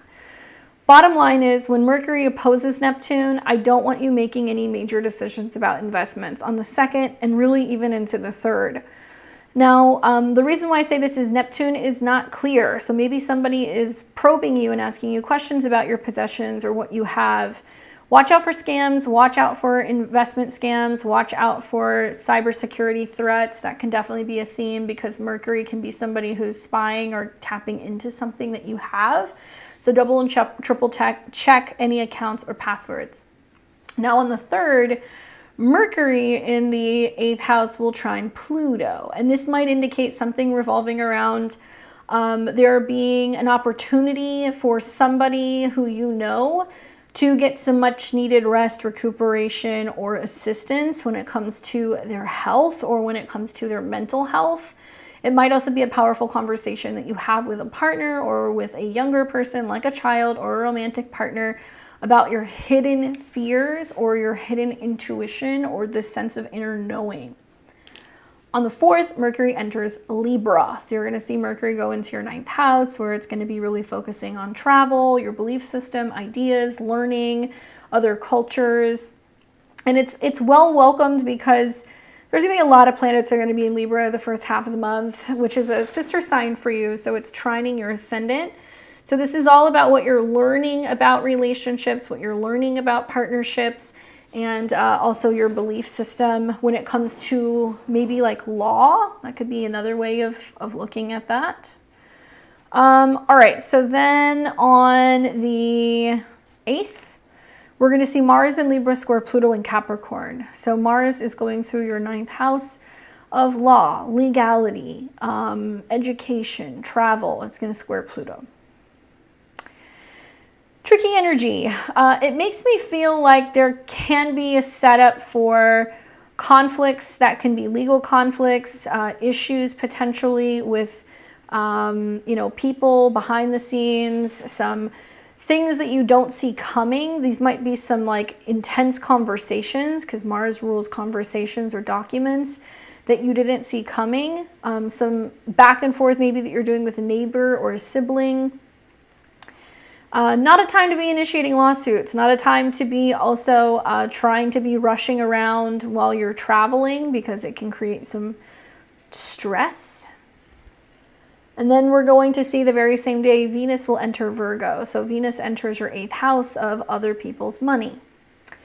Venus has to do with your home and your family and also legality. So Venus going through the 8th house says that there's some kind of change going on with like finances, joint finances, or what you're spending on home, and it will oppose Saturn. So it might be a time where you have to protect your resources. You have to stand up and say, no more, I'm not funding this, I'm not paying for this. It can be a time where you have to protect something revolving around an estate or an inheritance. Venus can be about a female relative in the 8th house. Opposed Saturn can be about taking care of their resources, taking care of their budgeting, taking care of their spending. And they might be in need in some capacity, and you have to decide whether or not you're going to be helping them. Let's see. So then on the 9th, we're going to see Venus in Virgo opposed Saturn in Pisces. So that's when it's exact, although you'll be feeling it pretty early. I have a feeling this may be about something in regards to a home insurance matter, or like a possession maybe that you're wanting to insure, or something in regards to, talking to your family about an estate matter. And then on the 11th, we're going to see Mars enter Scorpio. So Mars goes into your 10th house, where you are feeling competitive, feisty, you want to get the job done, you're putting on kind of like your warrior phase. Mars does rule Scorpio, so it does really strong here. It also rules your 3rd house of communication, writing, and sharing. So if you are in media, if you are involved in research, if you're involved in driving, teaching, learning, language, any of these things, there's going to be a much more competitive kind of theme that's coming up for you in regards to your professional life. Now, Mars will start coming into a trine with Saturn in Pisces. This is going to be sometime around the 13th. And this is when the actions that you're taking in regards to your professional life and being more assertive in your communication is paying off, helping protect your assets and your resources, because Saturn is in your house of money. So it's a lot of being like, no, that's mine, or you're going to pay me, or I'm not doing this unless you do that. Like being very clear about what your needs are and making sure that they're getting met. And then we're going to see on the 14th of the month, we're going to have a new moon solar eclipse in Libra. So this will be a new moon solar eclipse around 21 degrees in your 9th house. If you are a Aquarius, sun, moon, or rising around 20, 21, 22 degrees, you're going to be feeling this the most. The eclipse is going to be trining that part of your chart, so it's going to be aiding, assisting, it's going to flow. From my perspective, you know, it's kind of a funny one. A solar eclipse in the 9th can be initiating for the next few months opportunities for foreign travel, to be publishing, writing, going back to school, learning, meeting with teachers, mentors, themes revolving around in-laws, right? That can be the 9th house. Graduations, completing something in terms of your philosophy and your belief system. However, this is a south node eclipse. So it means that there is a sense of setting intentions, but reflecting on the past. So what has happened in the past, right? That's what I want you to think about. The south node eclipses haven't happened for like 18-ish years. And it does seem like there is a need to look at the past before we kind of move forward and set new intentions. This is a time where it is going to be ruled by Venus, and Venus is going to be in your 8th house. So this seems like this is going to be like things revolving around legal situations in joint resources or money. It might mean that, you know, spousal support, inheritances, estates, alimony. I mean, these things can be coming up, dealing with a family estate also, because Venus rules the 4th. And so you might have to travel, meet an attorney, talk to a doctor, talk to a lawyer. You know, professionals can come through the 9th house. And what else? Then we're going to see just shortly after this eclipse on the 19th, there's going to be a Sun-Mercury cazimi. Okay. So what does it mean? Mercury rules your 8th house of death and rebirth, and it'll conjunct the sun in the 9th. It's also about the 5th house. So if you have a child, it might represent a kid going through some kind of personal change and transformation, and they're like making you aware of it. It might represent a kid needing some assistance or funding with either a legal related situation, travel, or education. It can mean that there is news coming out potentially about your business partnership or a joint resource, and taking the next steps in that together. But still, you know, Venus is going to be in opposition to Saturn. So you're going to have to really stick to your guns about what you're willing to give another person or not. And then on, let's see, the 20th, we're going to see Mercury in Libra in your 9th house square Pluto in Capricorn. So this is probably going to be about information, you know, coming to the surface, testing your faith, testing issues revolving around death, endings, and letting something go. So much of all the energy in the 9th house is about praying, having a higher vantage point, being optimistic, positive about what the future holds with relationships. So it's about working through fear and not letting fear get in the way. Then you're going to be seeing on the 21st, Sun in Libra square Pluto in Capricorn. Sun rules relationships, Pluto's in the 12th house. It might be a time where like a partner's telling you, you know, you're too stressed out about this situation, you need to let something go. It can be a time where also there's some stuff coming up revolving around power struggles with partnerships, legal issues and challenges also, with authority figures and being worried, like being concerned, like, is it going to work out? Is it going to be okay? Like, Pluto's going to be very strong. And, you know, the thing here is that fear is in your subconscious if it's in the 12th house, Pluto in the 12th house. So you want to be focusing on like removing it, not letting it get the best of you, not worrying about worst case scenario, like trying to kind of keep the faith and keep the positivity going. And then you're going to see on, let's see, also on the 21st, Venus will trine Virgo, Venus in Virgo will trine Jupiter in Taurus. So Venus is still in your 8th house. It's going to trine Jupiter, which is positive. It means that some kind of transformation in love, money, or resources brings you some kind of potential abundance or some kind of, some kind of growth of some kind, some good luck, good fortune. Could be home, property, friends coming to visit you and being very generous, them bringing something to help kind of benefit in some way if they come and stay with you. And then Mercury enters Scorpio. So you're going to have Mercury, you're going to have Mars in the 10th house, which is very much like, you know, a powerful placement for work, being heard, getting out there, being seen, being competitive in the workforce, and just getting a lot done. And then we're going to have Mercury come into a trine with Saturn. So negotiating deals, themes revolving around business, signing contracts is really great, negotiating raises and investments. Sun will also trine Saturn. So then you're going to have relationships with other people, harmonizing and aligning, making agreements when it comes to money, resources, and your possessions, feeling in control of that. And then we're going to see on the 28th, you're going to have a full moon lunar eclipse in Taurus. So this is where you want to pay attention. So you've had 2 years of having had eclipses in Taurus and Scorpio. It's challenging for you because it squares your sign. And you've had, south node eclipses in Scorpio, so lots of changes to your status, maybe your career, and north node eclipses in Taurus in your 4th. So lots of changes with your home, uprooting yourself, moving, picking up, getting settled, moving again, because Uranus has been very disruptive in this house. So what does it mean? Basically, this is the completion. So if you've been moving around a lot, you might finally get settled.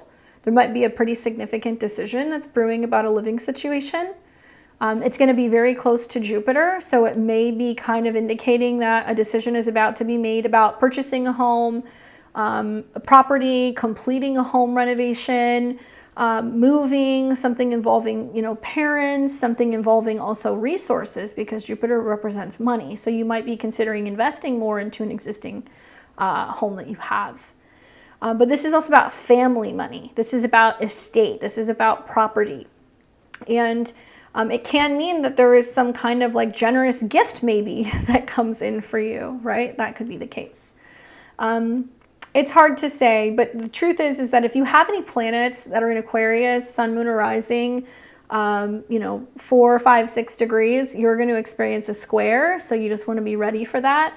And look at what's happened over the last 2 years since we've had eclipses that have been taking place in your natal 4th house.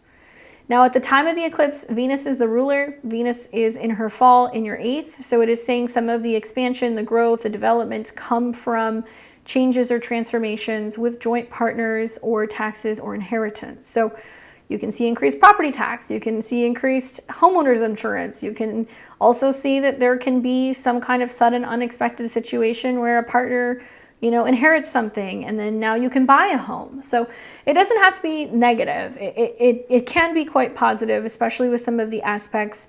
It would not surprise me if some of you guys are just having to deal with some like legal related things pertaining to home, family, and property stuff. Now, something else you're going to notice on the 28th is there's some funky energy that's setting up. You're going to have Mercury and Mars in your 10th house of professional life and work that are going to start coming into an opposition with Jupiter, which means business is like knocking. There's a lot going on. You have a lot that you're working on. There's a lot of demands of you professionally. And that's where your focus is, but you're also being pulled into Jupiter in the 4th house, where it's like maybe cost of living situation, maybe, paying for family, paying for kid stuff is creating the incentive to make you work hard for your home and what you're providing. But oppositions can be challenging, and Jupiter rules what you possess, and Jupiter also rules friendships and goals. So there seems to be something at odds about, the life that you want to have, the comfort that you want to have, Taurus, and whether or not you're willing to do the work or actually make the changes when it comes to your professional life. I see like parenting issues here with the 4th and the 10th house. I see back and forth with parents with the 4th and the 10th house, and where you're being pulled between home and private life and your career. So you got to watch for that, because you might kind of feel like something's got to give, especially as the planets start coming into a square with your ascendant. In my mind, even though the eclipse is in the 4th house, Mars, Mercury, and the Sun is very strong in the 10th house. So it's like really the focus is actually going to be about your professional life and your status. And that may have to come first before you're dealing with some other things at the end of the month. Finally, then on the 29th, Mercury and Mars come into conjunction here in the 10th house. And it can be two things. It can be about negotiating a deal, but it can also be about having some kind of tiff or conflict about money that's owed to you. It can be driving a hard bargain with someone. It can mean that you're also having to really fight to defend yourself in some way, because the 10th house can be your reputation. So with Mercury and Mars being there, be mindful that there can be a sense of you being very fierce and like fiercely protecting your status, fiercely protecting your job, fiercely protecting your family. The oppositions to Jupiter seem to kind of suggest that it might be about your home, your family, and your estate. So yeah, maybe protecting your reputation, standing up for yourself in some way if somebody's kind of razzing you and giving you like a bit of a hard time. All right, so that's the month at a glance. I promise you everybody's readings have been along the same line. So if you're listening to this as an Aquarius going like, woof. Scorpio season this year is not for the faint of heart. All right, so let's take a look what the cards say for you, Aquarius. The card that I get is the Two of Coins, Two of Rings. I like this. You know, for me, I feel like this is about working with another person. I feel like this is about being able to find the balance and getting the support in that. So much of this month is going to be about balancing things, right? You may feel like you're overwhelmed. You may feel like your cup is like completely full and you're like, I can't take on any more. You're going to have to know how to utilize your time because coins can deal with time. You're also going to know when to be like, okay, it's too much of this. Now I need to focus on something else. Yeah, balance basically comes up with the Two of Coins. I do think that, you know, the support that you get with this card, though, at least this is a card that talks about the support that you get from other people and helping you continue to push forward and like seeing some things through.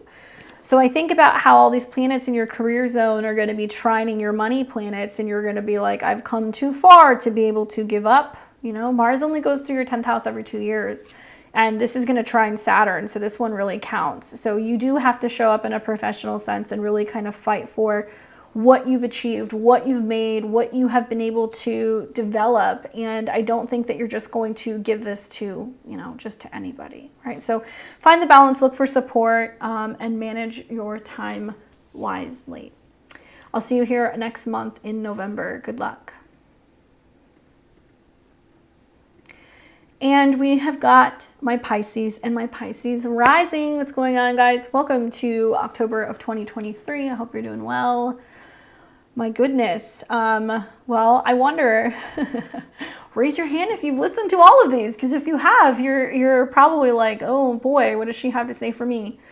Okay, so a couple things. One is when I look at what's going on with the astrology and your chart ruler, Neptune, not much is going on with Neptune other than we are going to see a Mercury-Neptune opposition off the bat. So you want to watch for miscommunications.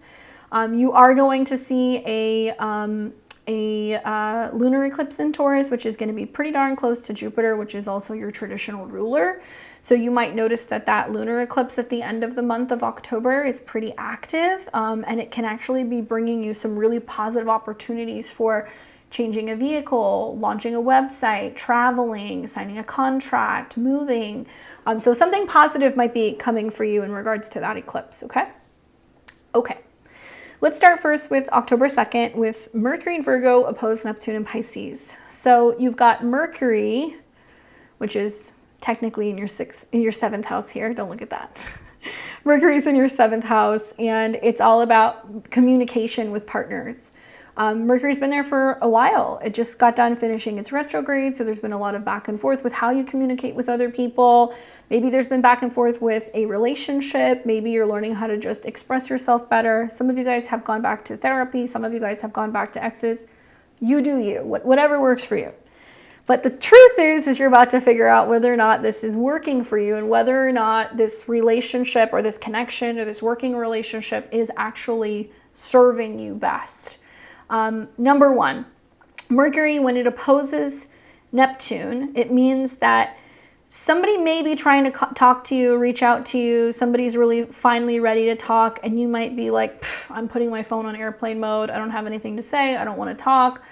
Mercury-Neptune aspects can be ghosty, where somebody's ignoring the other person. It can be people getting blocked. It can also be about people not being honest. Well, Mercury deals with home, the past, and family, and relationships. So while it opposes Neptune, somebody can be finally trying to talk to you about their feelings, talk to you about a home or living situation, and you might just be like, I'm over it. I don't have anything to say. However, the next day on the 3rd, Mercury will trine Pluto in Capricorn. So it's going to trine your 11th house, and you're going to become more aware of like your goals. Maybe you get some really good advice from a friend. Maybe if somebody's trying to get a hold of you and they can't get a hold of you, you know, they're calling your older sibling, the 11th house. Maybe they're calling or trying to reach out to your friends to get your attention as well. So don't be surprised if somebody gets a little desperate. On the 4th of the month, Mercury enters Libra. So it's going to go into your house of secrets, joint resources, passion, sex, regeneration, other people's money. So there is deep conversations that are being had about relationships and transformation, 8th house of relationships. Great time for therapy, great time also for metaphysics and research. On the 8th of the month, Mars in Libra will square Pluto in Capricorn. So Mars is going through the 8th house where it's strong, it's squaring Pluto. So it can mean that there's transformations going on in relationships that's kind of in friction with goals. There's not a lot of being able to go through a separation and be friends because Mars is a sexual energy, and the square to Pluto makes me feel like, you know, friends can be getting involved in relationship stuff and pressuring you, being like, how are you staying with this person? You know, don't stay friends with this person and make things complicated. There can also be intense, heated exchanges over money and what is owed to you, and whether this is paying something or getting something paid back. Not the best day for making, you know, investments or borrowing or loaning money. This very same day, Venus enters Virgo. So Venus goes into your 7th house, which is actually pretty positive because it can bring new relationships, harmony, connections with other people, clients. It'll attract people to you. So it's a nice transit. But we're going to see Venus finally change signs after several months in Leo, retrograde, and it'll post Saturn in your sign, which means you're going to be like, that's not good enough. Or, you know, somebody will approach you and there can be a sense of you being kind of closed off, or you're, you know, having some self-esteem issues, or you're not knowing how to let somebody in. Venus-Saturn oppositions generally manifest as separations or some kind of breaking off or needing space from another person. So with Venus in your 7th house in opposition to Saturn, there's a lot of you going like, that's not good enough for me. Or you're going to have to try harder than that. I'm not just going to immediately let you in. Okay, so there can be a sense of being kind of cautious. Then on the 11th of the month, we're going to see Mars enter Scorpio. So Mars will be entering the 9th house. You're going to see the second half of the month, lots of planets in Scorpio. It's a sister sign. It's trining your sun, moon, or rising. And the 9th house deals with foreign travel, education, philosophy, belief system, you know, getting on airplanes, going to school, meeting with mentors. And it's about the bigger picture. And so it seems like there's like a lot of like doing work, researching spirituality or belief systems, or exploring like a foreign place, a new place. Now, Mars in this part of the sky on the 13th is going to come into a trine with Saturn. So it might mean that you're like, I'm traveling by myself, Saturn in the 1st. I'm going somewhere on my own and I'm focusing on my goals, or I'm following my dreams or my intuition. Mars also rules your 2nd house of money, possessions, and resources. So it might mean that you feel like you have to go after what you want. You have to go and receive what you want. You have to go and meet the person you want. You have to go and invest in the thing that you want. But Mars-Saturn trines are quite harmonious. Then we're going to have on October 14th, 2023, a new moon solar eclipse in the sign of Libra in your 8th house. So this is the first eclipse in the series of Aries and Libra eclipses in Libra. We have not had a South Node Libra eclipse here in almost 18 and a half years. So it's kind of bittersweet because on one hand, this is a new phase, solar eclipse, but it's conjunct the South Node. So it's almost like some of the lessons are about observing the past, dealing with the past, maybe even getting out of the past. It can be about having yummy, karma coming in from the past as well. But a solar eclipse is action-based. 8th house is other people's resources. And it can be about having connection to debt, loans, spousal support, alimony, something in regards to money that's owed to you through like an inheritance or an investment as well. Now, Libra is partners. So, with the South Node being there and Mars being there, it can be about breaking free karmically from feeling tied to other people. So it doesn't have to necessarily be about money because this is in the air element. Anyway, changes and transformations with your relationships to other people is fair to say. It might be something revolving around also like a credit card or like a loan. Mercury will be close by, so it's about a transformation emotionally or psychologically, I think, with relationships. And at the time, the ruler, Venus, is in your 7th house. So it's interesting, both of the eclipses are going to feature Venus in your 7th house of relationships. So there is a lot of transformation, 8th house with relationships, 7th house Venus. There can be people who can come or people who can go. It really depends on how you look at that. All right, so then we're going to have on the 19th, we're going to have a Sun Cazimi in Libra. So you have the Mercury relationship ruler meeting the Sun, which is about work or routine or habits, coming into conjunction in the 8th house. Get ready for a partner giving you some kind of news or information about a bad habit, a health problem, or an addiction. If you're single, get ready to maybe meet somebody at the gym, meet somebody at work. Maybe you're meeting somebody in a secret kind of way, or somebody reaches out to you and they're kind of interested in you and you're like, whoa, I didn't see that coming.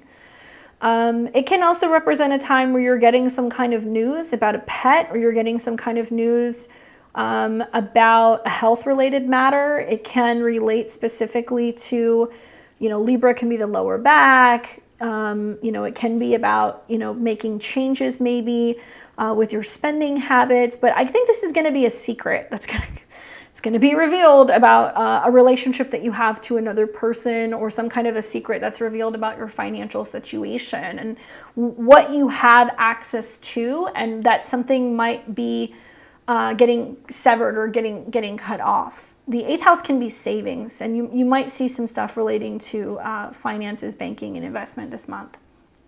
Okay. Now, after that happens, you're going to see on the 20th that then Mercury will come into a square with Pluto in Capricorn. So Mercury is in the 8th house. It's going to square Pluto. I have a hunch that this, once again, can be like some kind of conflict in regards to borrowing and lending with a friend. Be careful with that. I have a hunch that it can also be about revealing some kind of ending of a relationship, or some kind of situation with a relationship with a friend, and somebody giving you feedback, being like, are you okay? Do you need anything? The Mercury Pluto can be about uncovering something and getting some kind of truth from somebody who's giving you some guidance on how to handle the relationship or financial situation. Definitely tax stuff can be a thing here, and getting reimbursed or getting, paid back for something can also come up. Then you're going to see the very next day on the 21st, the Sun in Libra squares Pluto. Okay, so the Sun in Libra squares Pluto. If you're one of those people who's having like relationship issues and like friends aren't liking the partner and the partners aren't liking the friend, I could see that being a theme. I could also see there being themes revolving around being like, I can't be connected to you and just call it a friendship. We can't have an intimate relationship and just call it a friendship. Like, part of Saturn on your ascendant is being like, I need it to be cut and clear. We're together or we're not together. Because so much of Libra in the 8th house is going to be about hidden things going on in relationships, and like whether or not you're wanting to break free of some of these secret or hidden relationships, or this relationship karma where you're feeling like something is being hidden and it's in the dark, if that makes sense. You're going to see Venus in Virgo trine Jupiter in Taurus. So Venus in the 7th house trine Jupiter. You are Jupiter. So this means that somebody new could be coming in, reaching out to you. I can see some of you guys overcoming ending a relationship, and somebody new pops in very quickly and you're like, am I ready for this? Do I want to talk to someone? 7th house can be counselors, therapists, astrologers, but Venus trine Jupiter makes me feel like this is about somebody saying, how can I help you? What do you need? And they could be a healer, an herbalist, a pharmacist, a doctor, a therapist who's kind of helping you heal through communication or talking, crystal healing, herbal healing, and giving you some kind of good advice, helping you feel supported. Then on the 21st, Mercury enters Scorpio. So you're going to see Mercury go into your 9th house, where there is more talk, once again, about beliefs in relationships, traveling, education, learning, Wonderful time to be on the road. I mean, you're going to see Sun, Mars, and Mercury in the 9th house. So like if you want to be flying somewhere, if you want to be exploring, if you want to be traveling, good time to be doing that. Then you're going to see on the 22nd, Mercury trines Saturn. So this is where I think that this is about belief in yourself, having a spiritual practice, prayer, traveling by yourself, or being able to commit to some kind of goal, whether that's educational or spiritual. And then you're going to see on the 23rd, the Sun enters Scorpio. So Sun, Mars, and Mercury. So if you're studying or you're writing a book or you're, wanting to travel, these are all great with those energies in your 9th house. And then on the 28th of the month, you're going to see a full moon lunar eclipse in Taurus. Okay, so this will be here in the 3rd house, which is friendly. It sextiles your ascendant, and it's going to be conjunct Jupiter, your chart ruler. For the last year and a half, you've been having eclipses in the sign of Taurus and Scorpio. It's been in your 3rd house, so you've been focusing on writing, communicating, you're learning something. A lot of you guys have been learning astrology, learning tarot, learning new languages, new technologies. Maybe there's been a lot of change with your siblings. Maybe there's been a lot of mental stress, right? Problems with vehicles. Anyway, full moon lunar eclipse is a completion here, and this means that you're wrapping something up. So some of you guys might be moving, purchasing a vehicle, having a conversation that's really important with a partner about money or resources.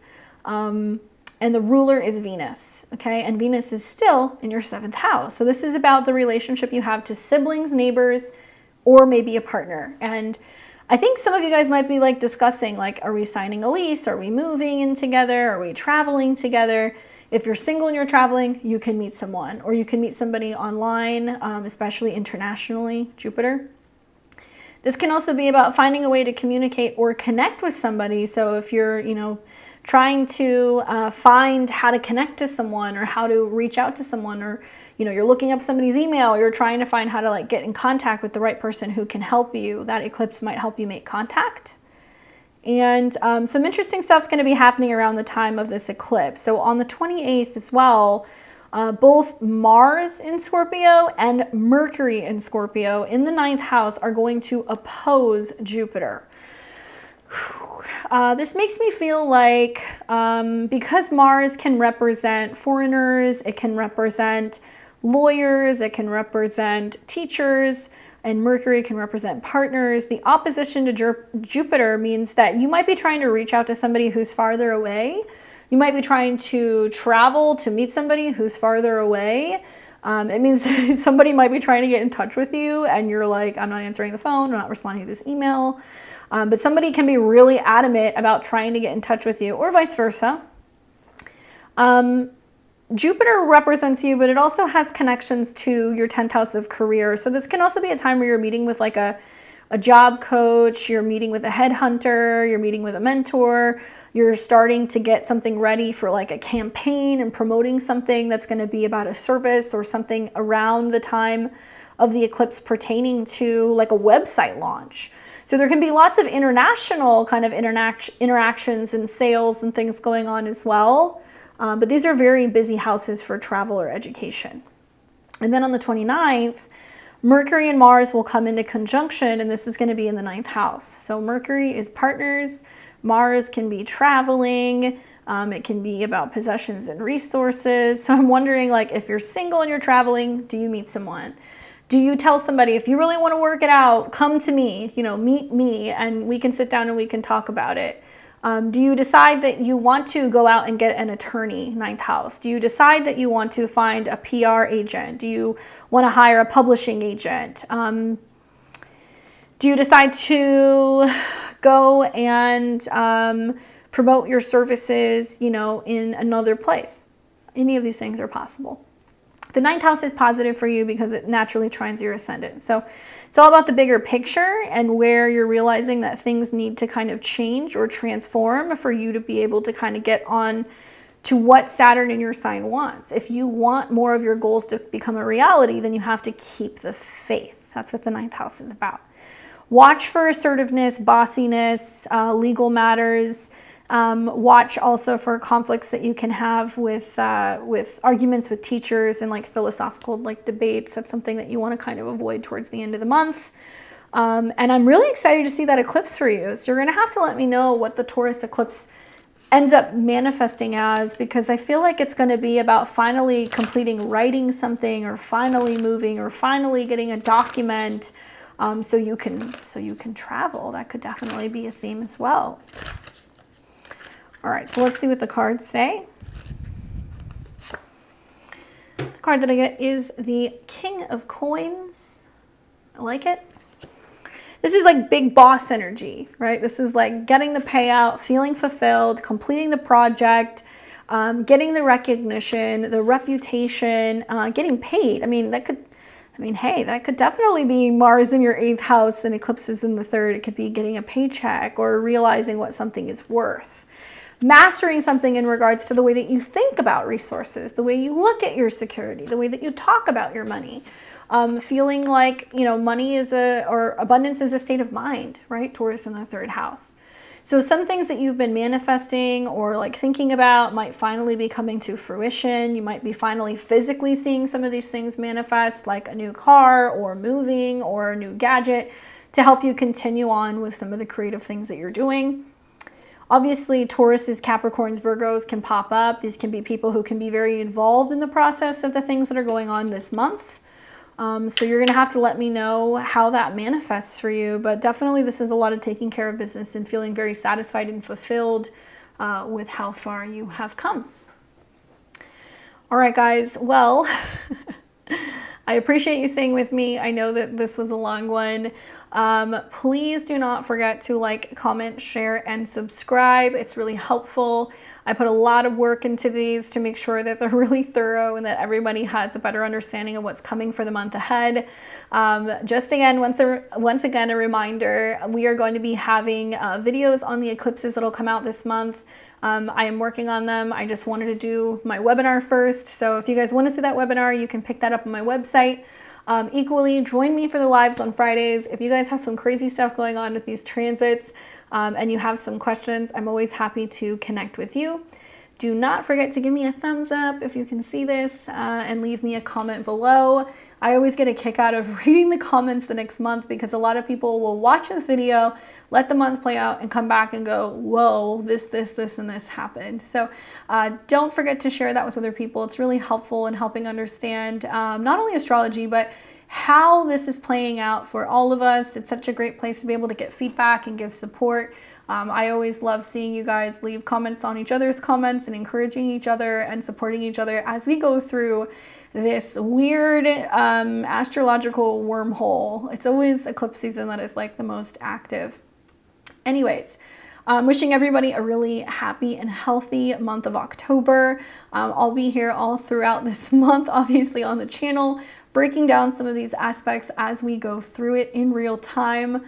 Thank you guys so much for your support. I appreciate it, and I will see you back here in the month of November. Take care.